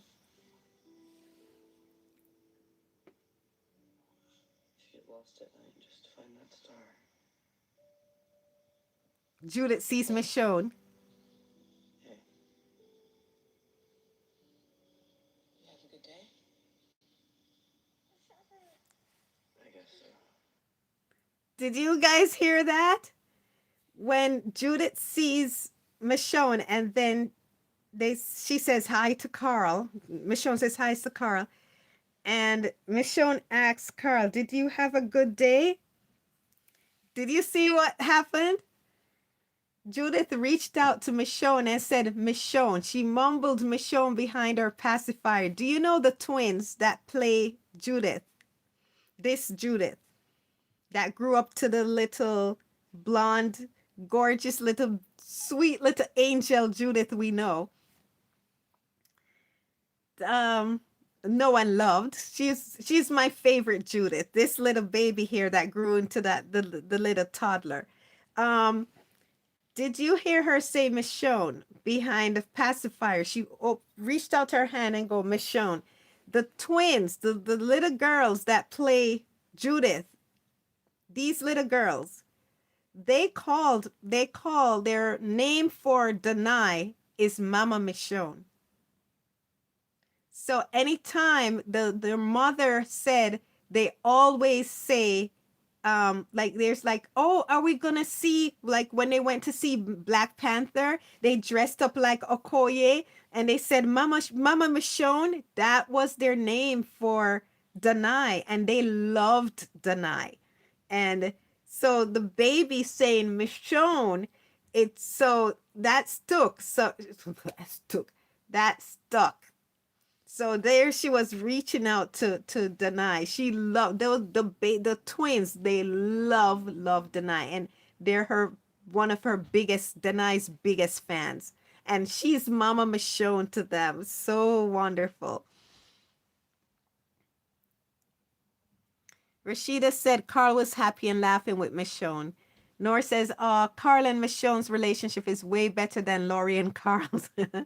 And Judith is so cute here with her wide eyes on Mommy Michonne. Yes, I love these twins. They're so precious. Rashida said, I love this Judith. Yes, they're my favorite Judith. Nor says, yes, me too. She's my favorite. Cam J says, Nor, so true. I love every scene with Carla and Michonne. Yes, Carla and Michonne are one of the best pairing and one of the best bond in The Walking Dead. Diane says she played Judith the longest. Yes, these twins. Yeah, they played Judith the longest. I'm gonna take her in. Carl.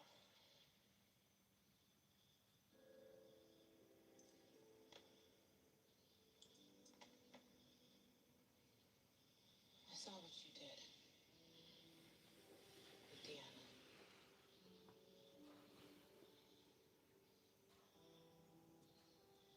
Yeah. You should have left her or killed her.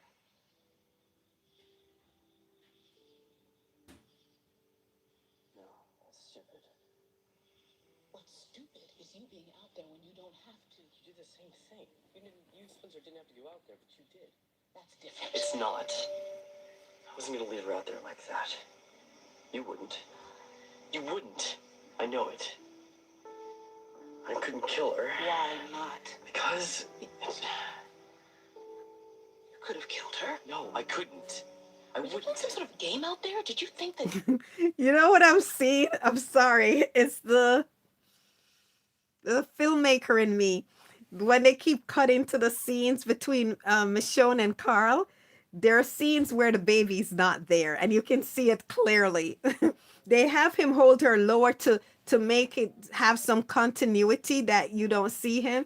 But babies can only film for a short amount of time, and that's why they use twins. But even so, they did these scenes and they film one direction first because the lighting, they have to film everything in one direction. So they would have the cameras on Carl for for his portion of the scene. So when they move from the chair to standing, whatever, you film in one direction for a specific scene, a specific location that the character is in. If the character moves, then you have to change the setup again and film one direction. And it's not just one take, like you film and go action and they do their say they dialogue, and then Denai would say her dialogue, but she's not on camera, so they'll film that, and they do a wide first, and then they come in and come in, and then they come in, they do close up, and for each frame, wide and close, they do several takes.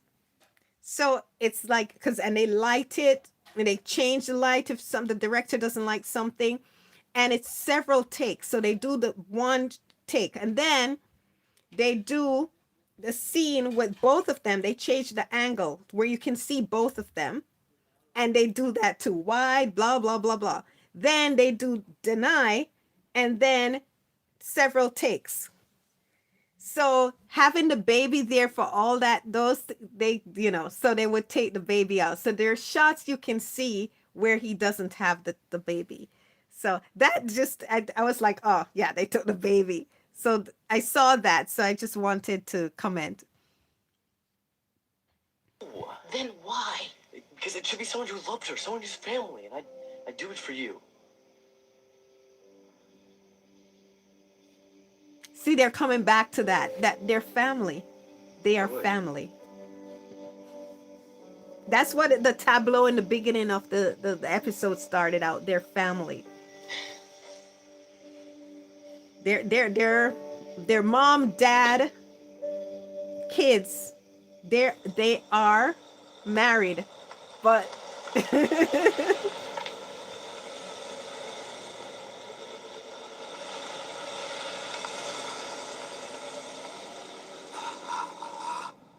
Sherry said, I love the babies. Such a big personality. Great casting there. Yeah, I love these Judiths.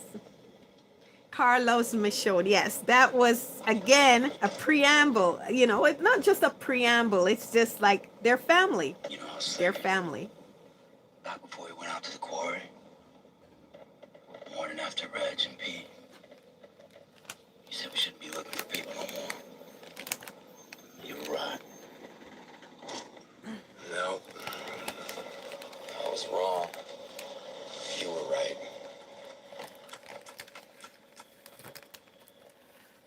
Oh, I just saw that. I didn't know they had a signal. They had a signal at the gates, so they knew to open the gate that it was them. So he flashed the light a certain time, like a Morse code. Didn't notice. This is the first time I'm noticing that.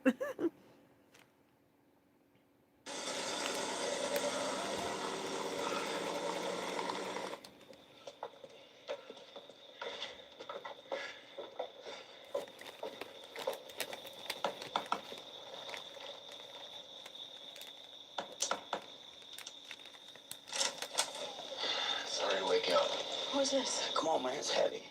Oh, that thing didn't work out. It's this asshole's fault, sorry. Lay on bed. All right, take a look at him. He ain't staying.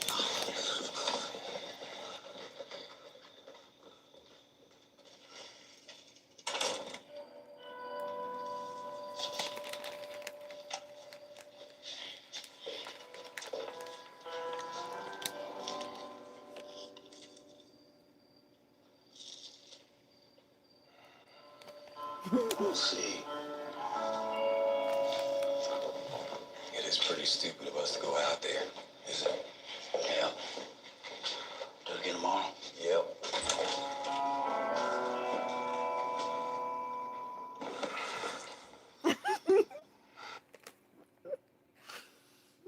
I'm so stupid. I'm giggling like a schoolgirl because it's happening.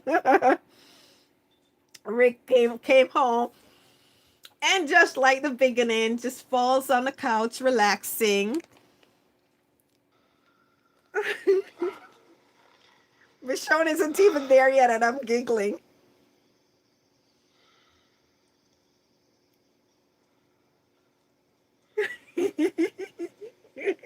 Where's Silly Nor? Michonne comes and kicks his leg. Move. Very casual, very intimate. Showing him the baby. In her sleep. By the way, Judith is too old to be practicing turning over. That's for a younger baby, a younger baby's milestone. So that they chose that for them to be looking at the baby monitor. Come on. But you see, this is how they've been living, guys.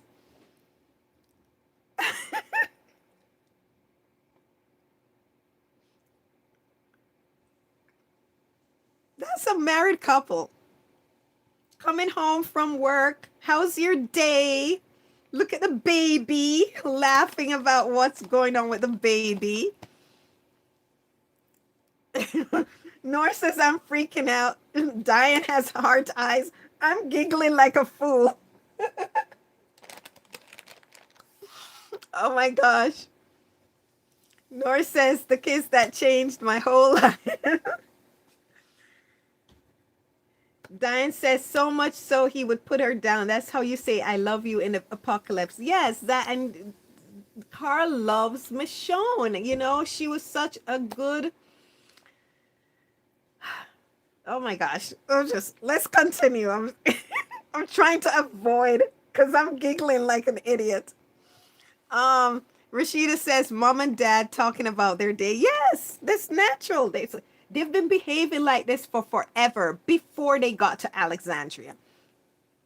On the road, everything. You know, like remember guys in the barn when they were discussing Aaron, if they should listen to Aaron, and Rick didn't want to go, and Michonne said, yes, we're going. We're going to check this out. And then Michonne said, we're going to go. It checks out. And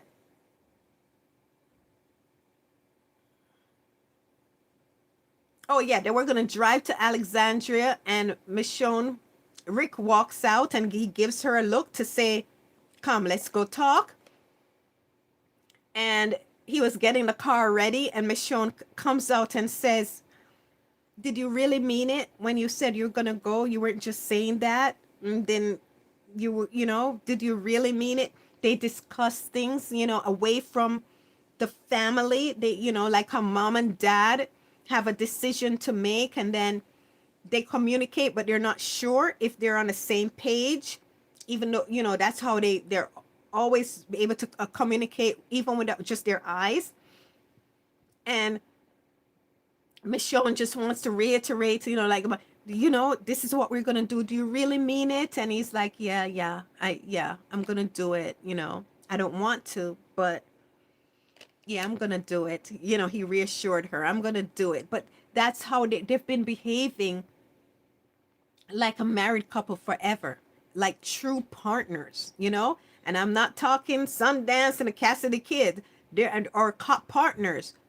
This is what marriage is about, being each other's confidant, each other's safe space, making the decision for the kids, for the family, together, a unit.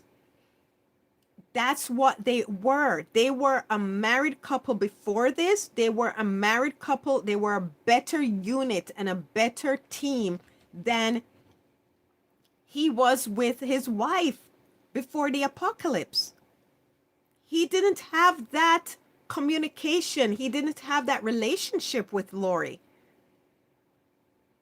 So they have been behaving and acting and living like this for a very long time, since the prison.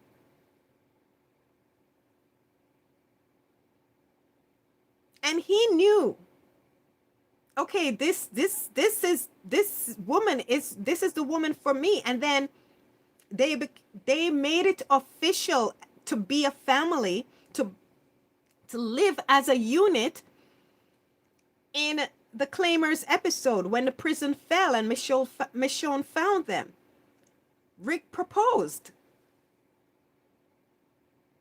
He's like, I don't ever want to lose you again. Be with me and Carl. He said he used Carl, but he really meant be with me and Carl. So this is they're such idiots. They've been like this forever and they didn't have a clue. At least, well, Rick wanted it, but Michonne was like, wake up.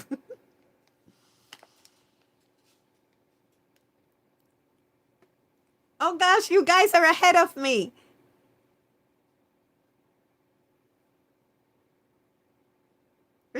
said mom and dad talking about their day. Okay, you guys jumped ahead of me. They're still looking at they're still looking at the baby monitor.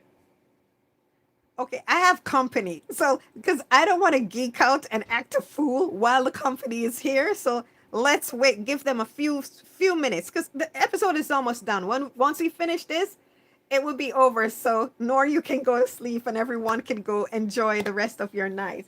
But let me give the person in the room, my visitor, a moment because I don't want to act like an idiot around them because I'm going to act like an idiot.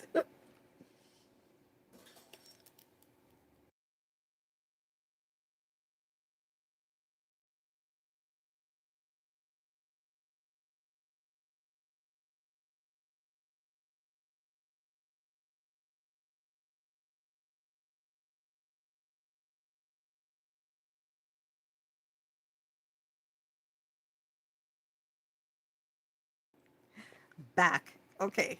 I'm so gonna geek out, guys. And I didn't want somebody to witness this because they don't watch The Walking Dead. So they're like, what are you doing? Why are you geeking out like this? So, okay.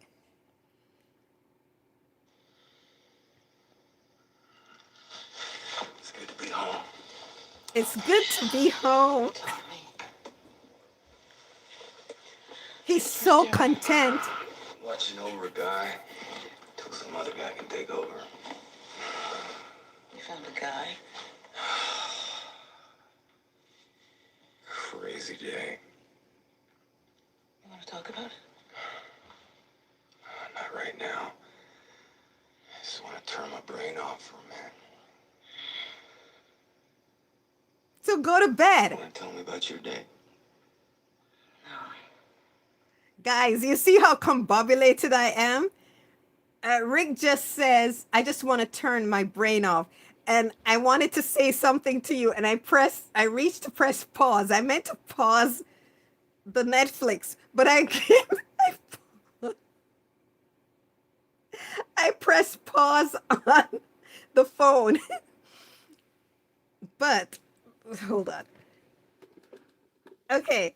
So I press pause on the phone. So Rick says, I just want to, so if you want to turn off your brain off, dude, go to bed. Go to your room and go to bed.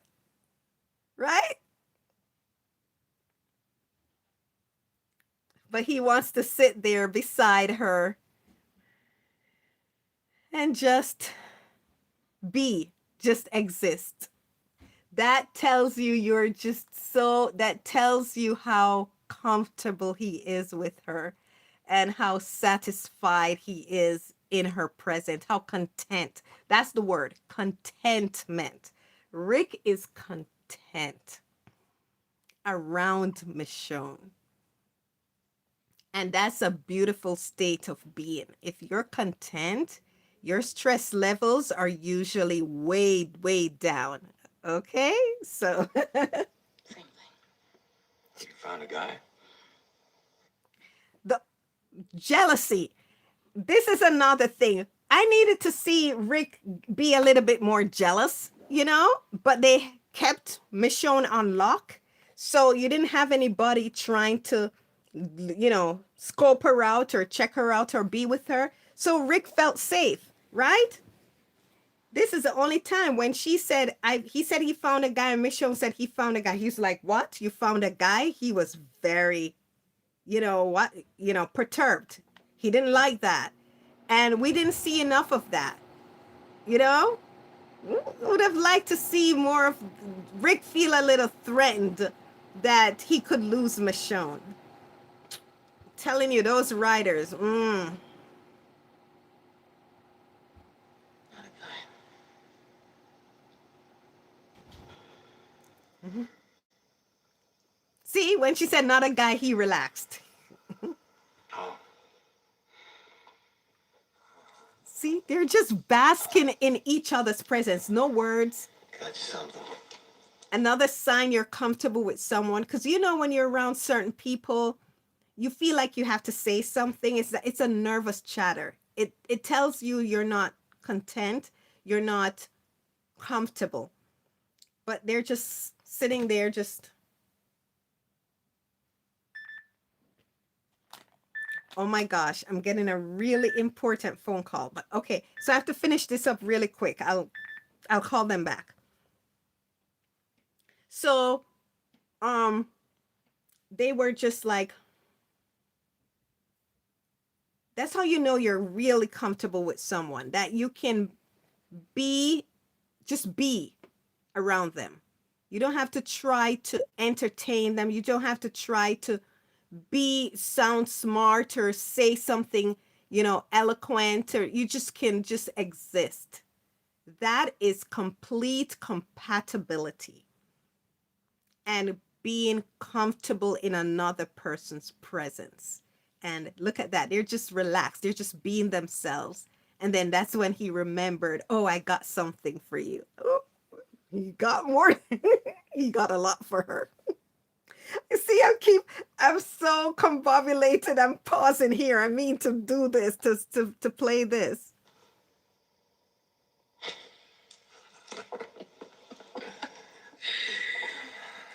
Is this instead of the toothpaste? Mm-hmm. Well, I do have a crate of toothpaste for you. It's currently at the bottom of the lake. Oh, so you had a day. Yeah. All on account of your dental hygiene. Have your meds. Gonna hide behind.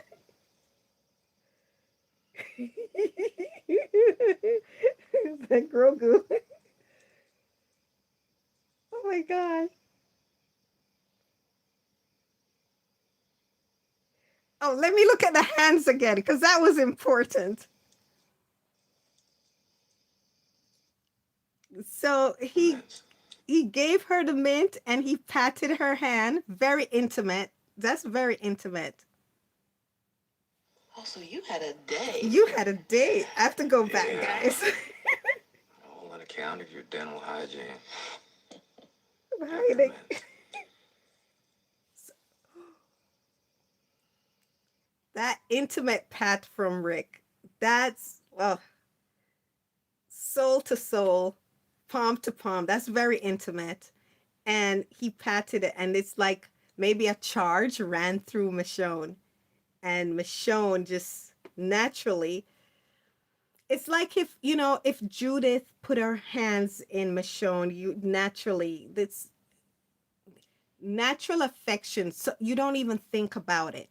So, Carl put his hand, Michonne would automatically clasp it. Judith put her hand in Michonne's, it would automatically clasp. A loved one puts their hands in your hands, you automatically, without thinking about it, it's not something that that's conscious. It's just an extension of your affection and your feeling for that person. Again, the intimacy, he gave it to her, put it in, that intimacy, that touch, and that response, natural, because it's an extension of what they feel. And Michonne doing this made Rick look, because remember, the first offer he made to her to spend time with her, that was his way of feeling to it was his way of letting her know, I like you. I really like you, you know, and it's not platonic. And she didn't receive that because she wasn't there. She had a wall up. She didn't see it for what it was. That relaxed, that intimacy, that natural response was all Rick needed. That's just that made him probably, it's like, okay, she's not rejecting me. And whatever electricity is going through both of them right now, Michonne is like, oh shit. She's feeling it. She's feeling the electricity, the romantic, non-platonic feeling. And the love was always there. So the non-platonic electricity coupled with the love that's already there, that, oh shit, she's responding, that, oh shit, I want Rick. That was what that moment was. Oh my gosh.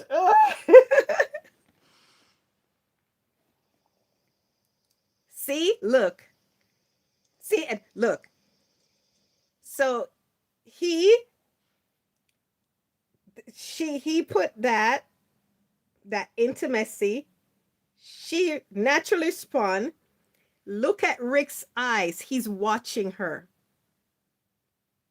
It's like she's responding. Does she realize? And look how look at the hands be a play. Look what the hands are telegraphing.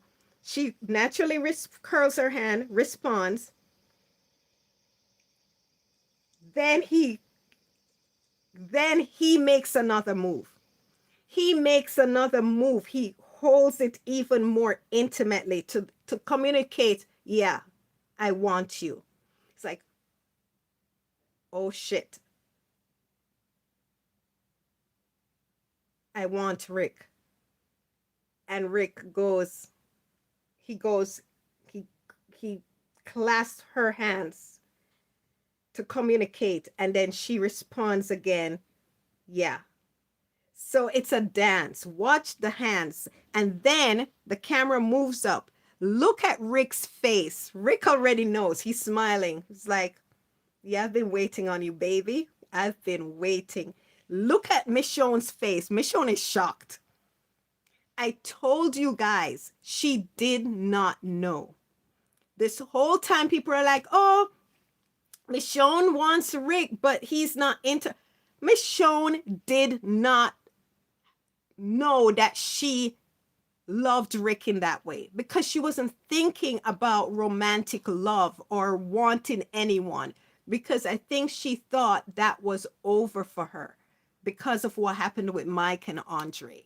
So she put up a wall. So she didn't even think that kind of love would happen to her or be in her life again, because she didn't want it, because it hurt too much. Because that's a part of loving. You love somebody. The more you love and care for someone, the more you're vulnerable to feeling pain and loss.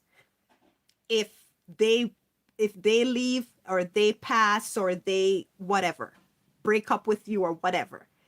But for her, the trauma of Mike and Andre, she put up that wall. So Rick was waiting for her. Look at his look. He's like, yeah, this is, you know, this is happening. You know, this is happening. I want you. He's been there already. Look at the shock on Michonne's face. She's like, oh crap, oh crap. I can't believe, are you serious? Is this happening? She is in shock. So he has a look of waiting on her. She's like, oh crap. I cannot believe this.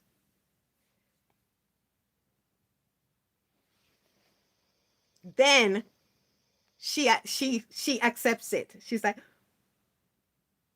I want you. He's just waiting on her.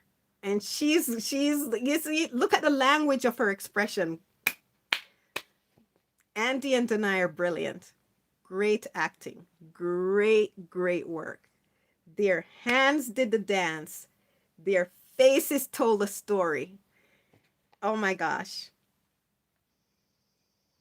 I've never analyzed this scene so much. And then he leans forward.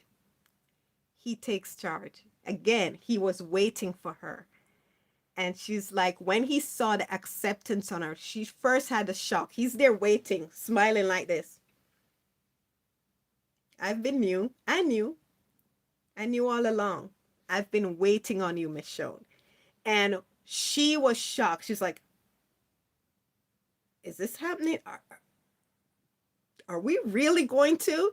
And then when she accepts it, he's just there smiling at her, waiting on her to to catch up to him. And when she finally accepted, you see her face relax. She goes, she's like, okay.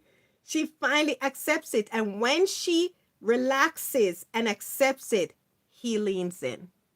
And then she also leans in reciprocation. Beautiful dance. And then he reaches out and touches her and starts kissing her.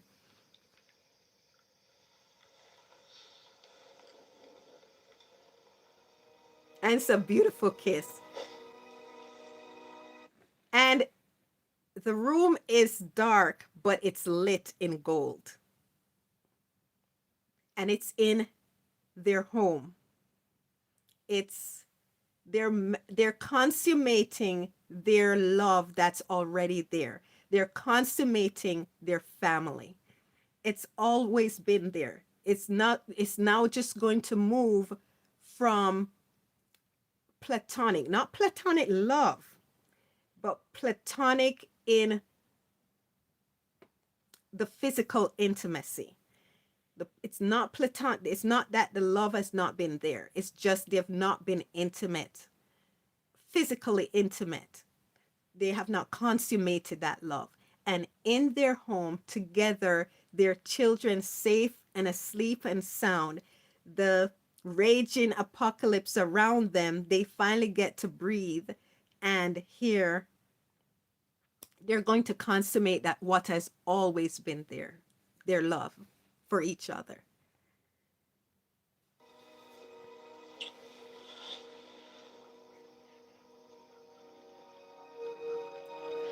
For the longest time, I had no idea what Andy was saying to deny here. He's saying, wait a minute.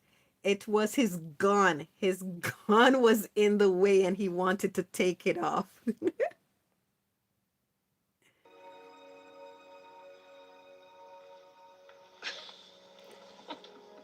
And Michonne is laughing and giggling, which is so cute seeing her this way.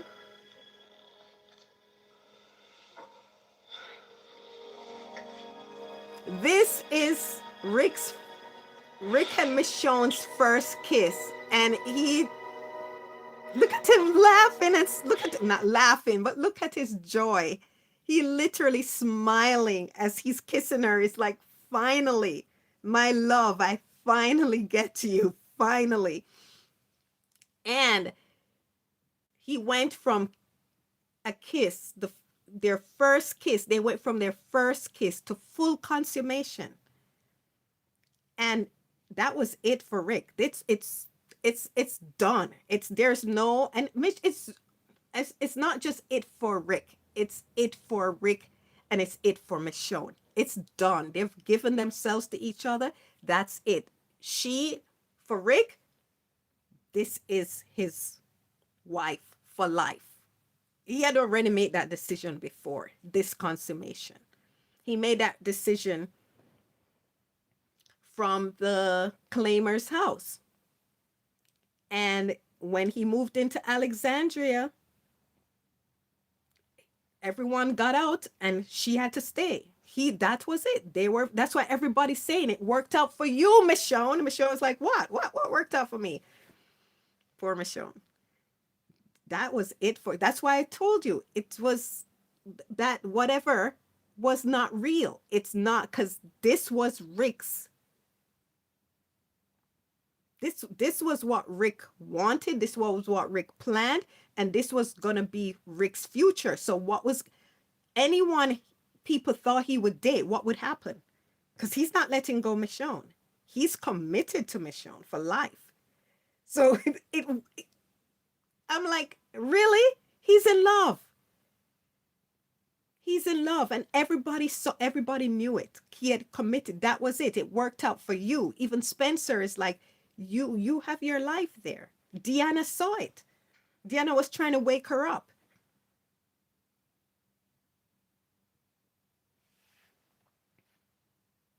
from a kiss to, because there was no kiss and, oh, goodbye, I'm going back to my house, see you there. And it's not about one night stand, and it's not just about lust. This is his wife. This, he was consummating the relationship. The first kiss led to, because all of his love and passion for Michonne, he couldn't just kiss her. He couldn't just kiss her. He's going to consummate his love for her. There's just no other way. It couldn't be just a kiss and walk away and go on his business. That's not happening for Rick with Michonne, because that's true love. That's deep, abiding love. And on top of that, passion. Mm-mm.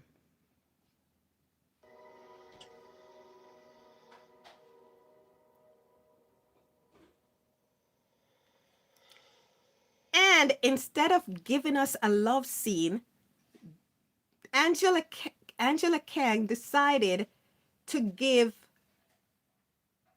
to make it into a bit.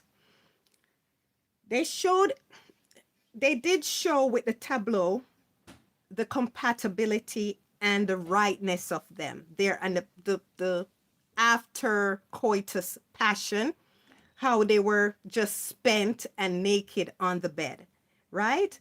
And their weapons just beside them and clothes strewn off. So it's trying to say it was passionate.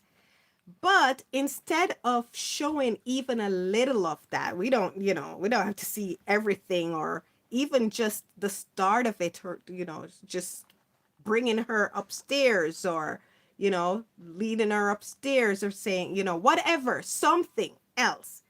They, this, Angela Kang decided to focus on the bit of Jesus coming into the room and them responding, and the joke that they called out, my Lord's name, which should never be taken in vain. So it's sort of oh, it was so good, it was so passionate. They saw, you know. So I don't like that she made it into a bit, just I would have rather just them complete the the thoroughfare of what they started on the couch, just leading, showing the beauty of Rick and Michonne finally being together in this way, which they, everyone knew that was who they were to each other. So I would have loved, if I was writing it or directing it, I would have continued to show how beautiful they not just how they are in a tableau on the bed, the compatibility, but I would have shown how their love making with each other shows even more of that, and how much they love each other, without showing, I don't need to see stuff. And this is a, what I think this was rated MA for mature audience, but you don't need to get raunchy or whatever to show beautiful love, a beautiful love scene or whatever. So they've done love scenes many times throughout The Walking Dead, but they've never done it with Rick and Michonne, who are the lead characters, which makes no sense to me. So Angela Kang squandered that, in my opinion, at this end. But for them, again, remember I told you the writing got very plot point and twist and shock and whatever. They wanted that bit of Jesus, everyone being, Rick and Michonne and the audience being shocked that Jesus was there. So that was more important to them. It was very plotty. But yeah, before that, perfection. This, it's okay, but it wasn't necessary and it could have continued into a beautiful, beautiful end. And but they wanted their, oh my gosh, oh, how did he get there? Which again sort of took a little away from Rick and Michonne. And, you know, I'm not a fan of Angela Kang, as you can see. Okay, so let me just finish now. It's 1 minute left. Let's see. Their line, the tableau, the sword, the cold python. His watch is off. They're bare. Rick, wake up.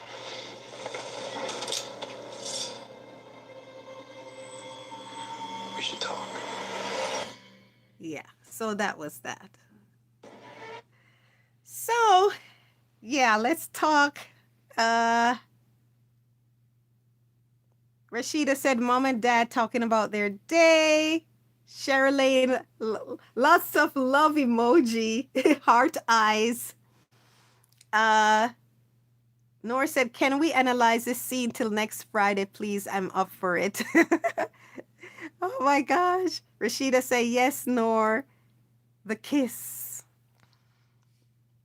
Rashida said they didn't practice the kiss. It's all natural. Yes, the actors said they just went for it. They didn't have any rehearsals. So this was the first time the actors kissed on screen, and it's the first time Rick and Michonne, the first time the actors kissed was Rick and Michonne kiss, which when I said the first time the actors, of course, they wouldn't have kissed before that. But what I meant is that they didn't rehearse it, or, you know, some actors before a scene, even before the rehearsals, like I sometimes work on General Hospital, and we're, just relaxing in the green room, and some of the actors would just come in and bring their scripts, and they have the rollers in their hair still and everything, and they just sit around and just read and talk about the scene, and and practice it together before the rehearsals up, on the sound stage. So so they could have gone to each other's trailer, or even in the hair trailer while they're doing their hair, laugh and talk about it, and then, send, and then, oh, we can do this, or that we can angle it this way, or whatever. So it's, they just didn't discuss it. They just went on set and didn't rehearse, and just let the scene naturally unfold, which tells you how good Andy and Denai are at working together. And it was a master class. Their body language, the hands, they told a story. The face, they told another story, and then they kissed. It's beautiful. Nor says, which makes it 10 times better. Rashida said yes. Nor says, I can't. Dan says that night, Denai and the guy who plays Spencer were on The Talking Dead, and she said that. Yes. Nor says, love the fact that we're all going back in time and acting like teenagers again over this relationship, and I'm here for it. Yes, oh my gosh, I got so giddy. Rashida says, Nor. Oh, Rashida said, hi to person in the room. Nor says, oh, no sleeping for me tonight. Sherry says, good to hear the love and peace in Rick's voice. Oh, yes.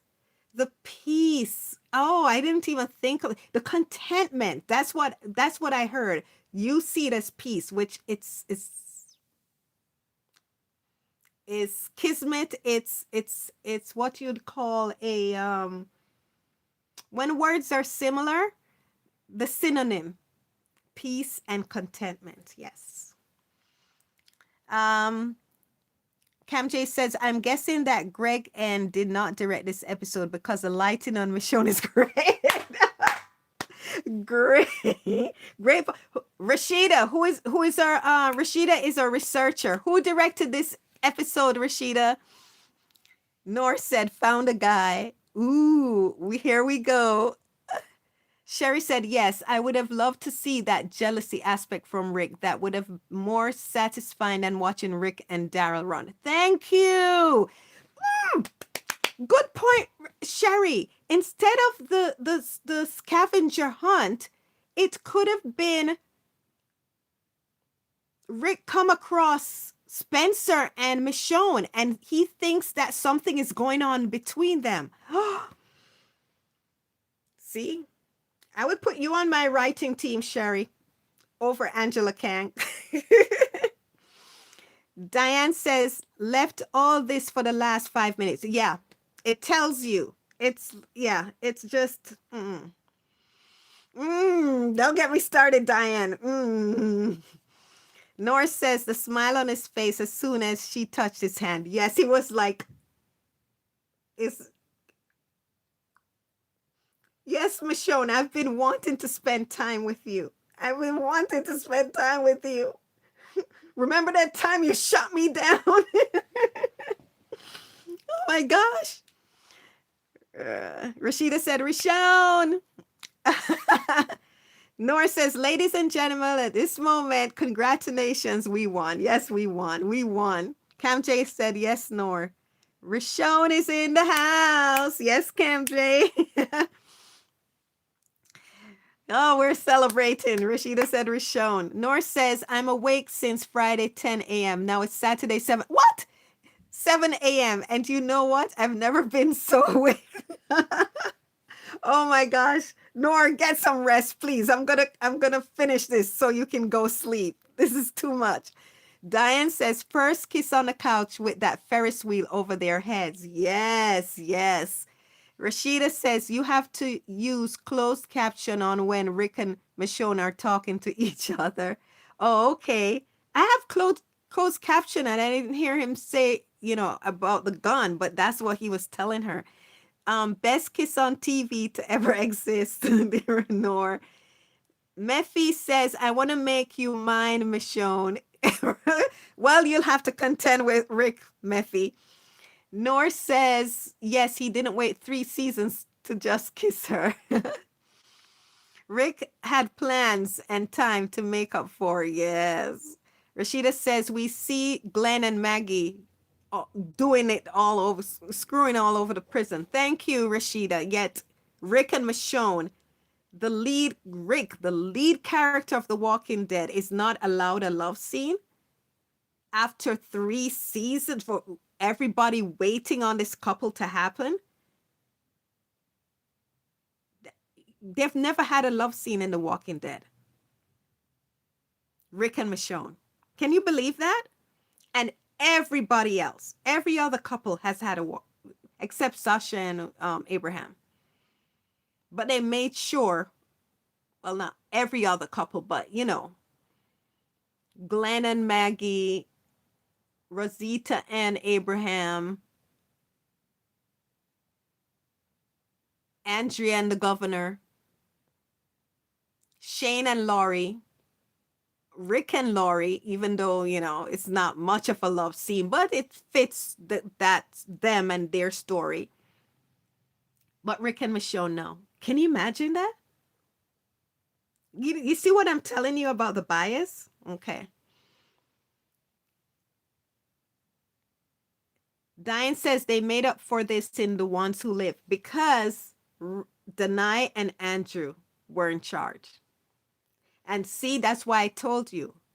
Why would you want Denai and Andy to go back to The Walking Dead written by people who were biased against their pairing? Why? It would be, again, just like in The Walking Dead, they would focus on their favorite characters and try to prop up their ensemble cast. Rick and Michonne would not be cared for, taken care of. Really, people? You want to go back to that? Instead of seeing Rick and Michonne and their babies, their kids, and the dynamic, them as a family, their dynamic as a family, with how the people they have become, You don't want to delve into that character driven drama,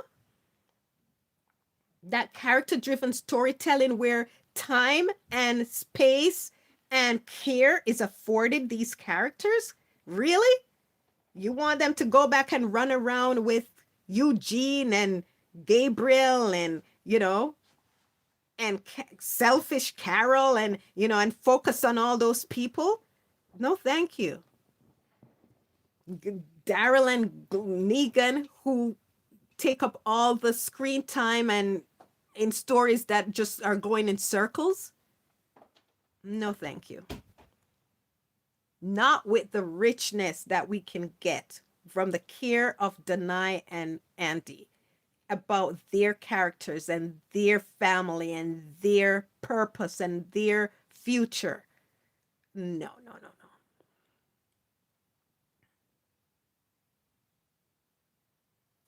Hello, Hasib.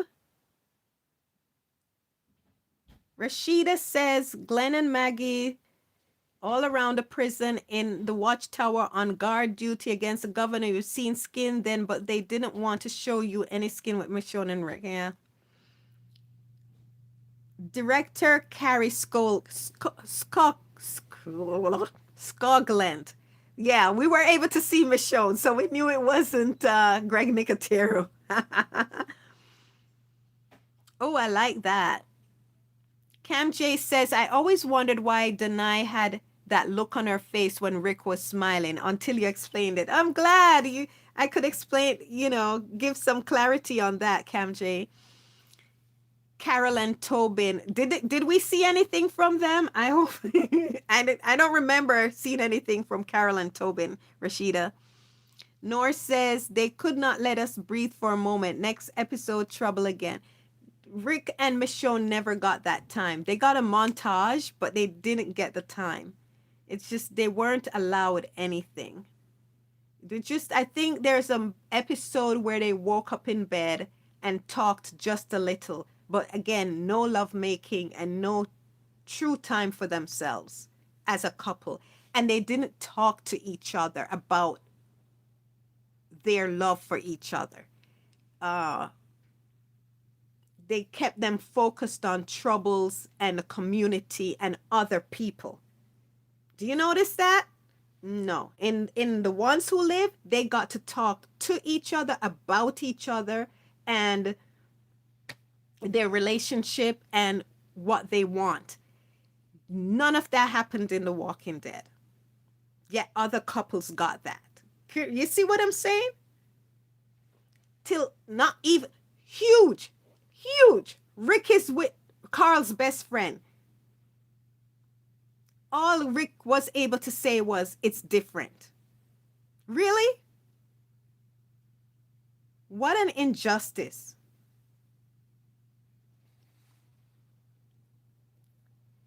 No, Rashida says the next episode focuses on defeating Negan. Right. It's all about Negan now. All about Negan. So it's like just throw it in there, just get it over with, and let's focus on what we really want to focus on. Yeah. Mm-mm. Rashida said, I think they were living together, Carol and Tobin. Yeah, but I didn't see any love scene with them, which thank goodness. Rashida says everyone doesn't. Oh, thank you so much, Rashida. Rashida said they want us to use our own imagination for Rick and Michonne, which is ridiculous. Rashida says Carl and Rick, they should have had a little bit of discussion about this new relationship. Michonne and Rick should have had that discussion, not for the audience. And Carl and Rick should have had that discussion, and Michonne and Carl should have had that discussion. The most important relationships in the show, they shaft. But anyway, I don't want to finish this episode on a downer. So this Rick was waiting for Michonne. And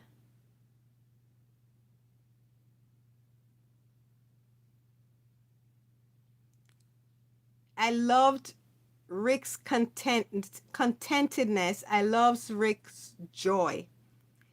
This episode showed Rick was full of joy, even when he wasn't with her. He was thinking about her and he was happy. He was filled with joy. And it tells you how much he loves her, how much she is his peace and rest and his person. She's his person. And I just loved how Andrew Lincoln played it. He was just so. I love was it Sherry just said, called it peace.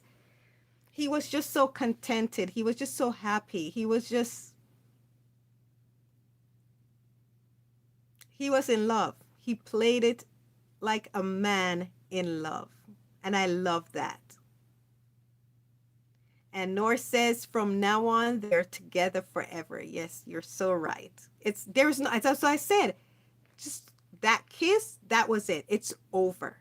It's over. He said it in The Ones Who Live, but that's how he's felt forever. Till my last breath, I am yours. That he was hers before the kiss, and that kiss could have not led anywhere else but him consummating his love for her, because he was always hers. He was hers for the taking. He told her in, I don't know if it was Carl's room, because it had the torn down posters. It had some posters. He told her when he was waiting to confess about the guns, he told her, you have all the influence over me. I am yours, Michonne. Whatever you want goes. But we had to wait on The Ones Who Live for him to utter what he was always thinking. Till my last breath, I am yours, Michonne. Nor says, I was in love with my son's best friend. I didn't know what to do. Another explanation that we never got in The Walking Dead. We got it in The Ones Who Live. Can you imagine? Perfect, Nor. Thank you for bringing that up. Sherry said, yeah, that is what I missed. They didn't have us see their lives blossom.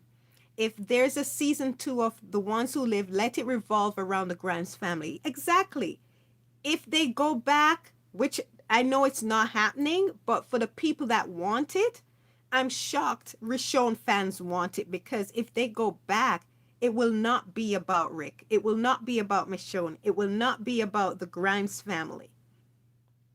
It will be them servicing other characters like it was in the Walking Dead. And when I say servicing, where they're more interested in other characters' story and using Rick and Michonne to just get viewers' eyes on it.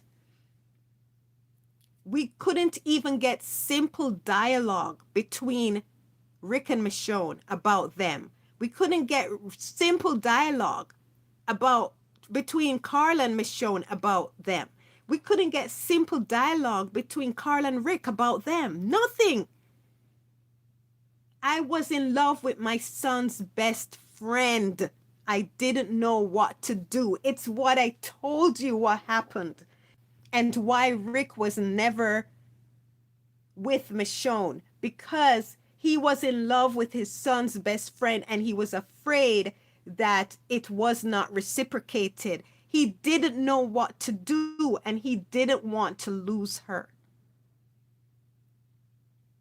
All of that, we never got him saying it. We didn't get that explanation. It's what I explained to you guys, because that was what Andrew Lincoln was portraying.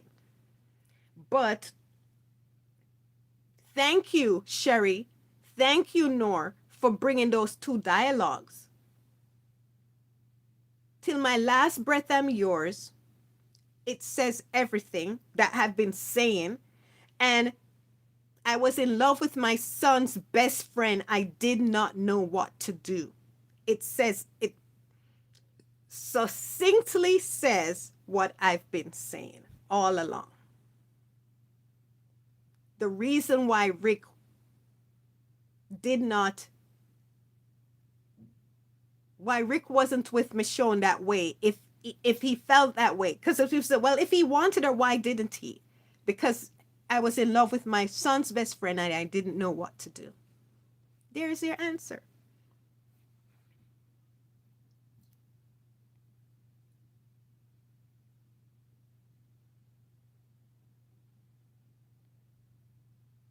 Rashida said, it'll be Ricky and Michonne servicing Carol and Daryl, no doubt, leaving Alexandra for New York to family. Yeah, it will not be about Rick and Michonne and the Grimes family. So, yeah. And I don't see I don't see Denai signing up for that. You know? I don't see Denai signing up for that. So, well, guys, this was a good one. I hope my reaction was worth it for you, for the wait. Sorry for the long wait. Sorry for, because we should have gone to this episode long time ago. But thank you for sticking with me, sticking it out. Thank you for staying up so late, Noor, Rashida, everybody on the East Coast and other times. Thank you so much. And I loved it. It's just, it wouldn't just, I wish you guys were around when I was first watching The Walking Dead. It would have been a blast. So, but I'm having so much fun watching Rick and Michonne over again with you guys, because there's certain things that I didn't see, certain things I'm seeing for the first time, and certain things I'm realizing for the first time. And with you great, intelligent, lovely people, um, just sharing your thoughts and your observations just even makes it more clear to me, and brings perspective that I didn't even think about. So thank you. Oh my gosh, this was wonderful. Yes, it was a great one, Nor. Sherry said yes. And Rashida said, I'll be rewatching and taking my notes. Oh my gosh, Rashida, you are just so awesome. Uh, Thank you, Cam J. Cam J said it was worth it. Rashida said, yes, me too, but this is great. Thank you so much. Thank you, guys. And I'm going to we've been on this for a long time, this reaction. I didn't realize how long we were going. Sherry said, I love the ones who live that I purchased season 1. I purchased it too. It's the first Walking Dead purchase I've ever made. I purchased The Ones Who Live because it was a great show and I want to be able to watch it over and over again. But I've not been able to watch it over and over again. So I'm looking forward to seeing it, to reacting to it with you guys, because I watched it probably about 3 times since it came out. So I want to watch it, and I haven't seen it in quite, since they took it off Netflix, and even before that, I haven't seen it in a while. So it would be fresh to me again, and I'm not taking sneak peeks at it because I want to react to it fresh with you guys. So it would be like, I haven't seen it in forever, which I haven't. So I'm looking forward to it. Rashida said my first one, The Ones Who Live on DVD.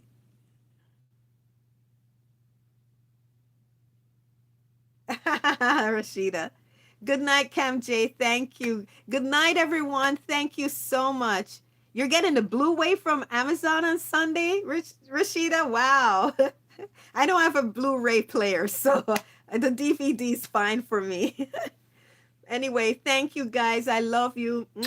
Thank you for enjoying watching this with me. Nor says, thank you, beautiful. Can't wait for next time. Have a wonderful day. Please sleep and rest tight. Have a wonderful rest. I don't want you to get sick, Nor. You're just recovering. So please take care of yourself. Yes. Bye, everyone. Take care. Night, Rashida. Love you guys. And if I don't see you before Christmas, Merry Christmas, everyone. Have a Happy New Year and happy holidays. Night, Diane. I forgot. Thursday's Christmas. Can you believe it, guys? Have a wonderful, wonderful holiday. Bye.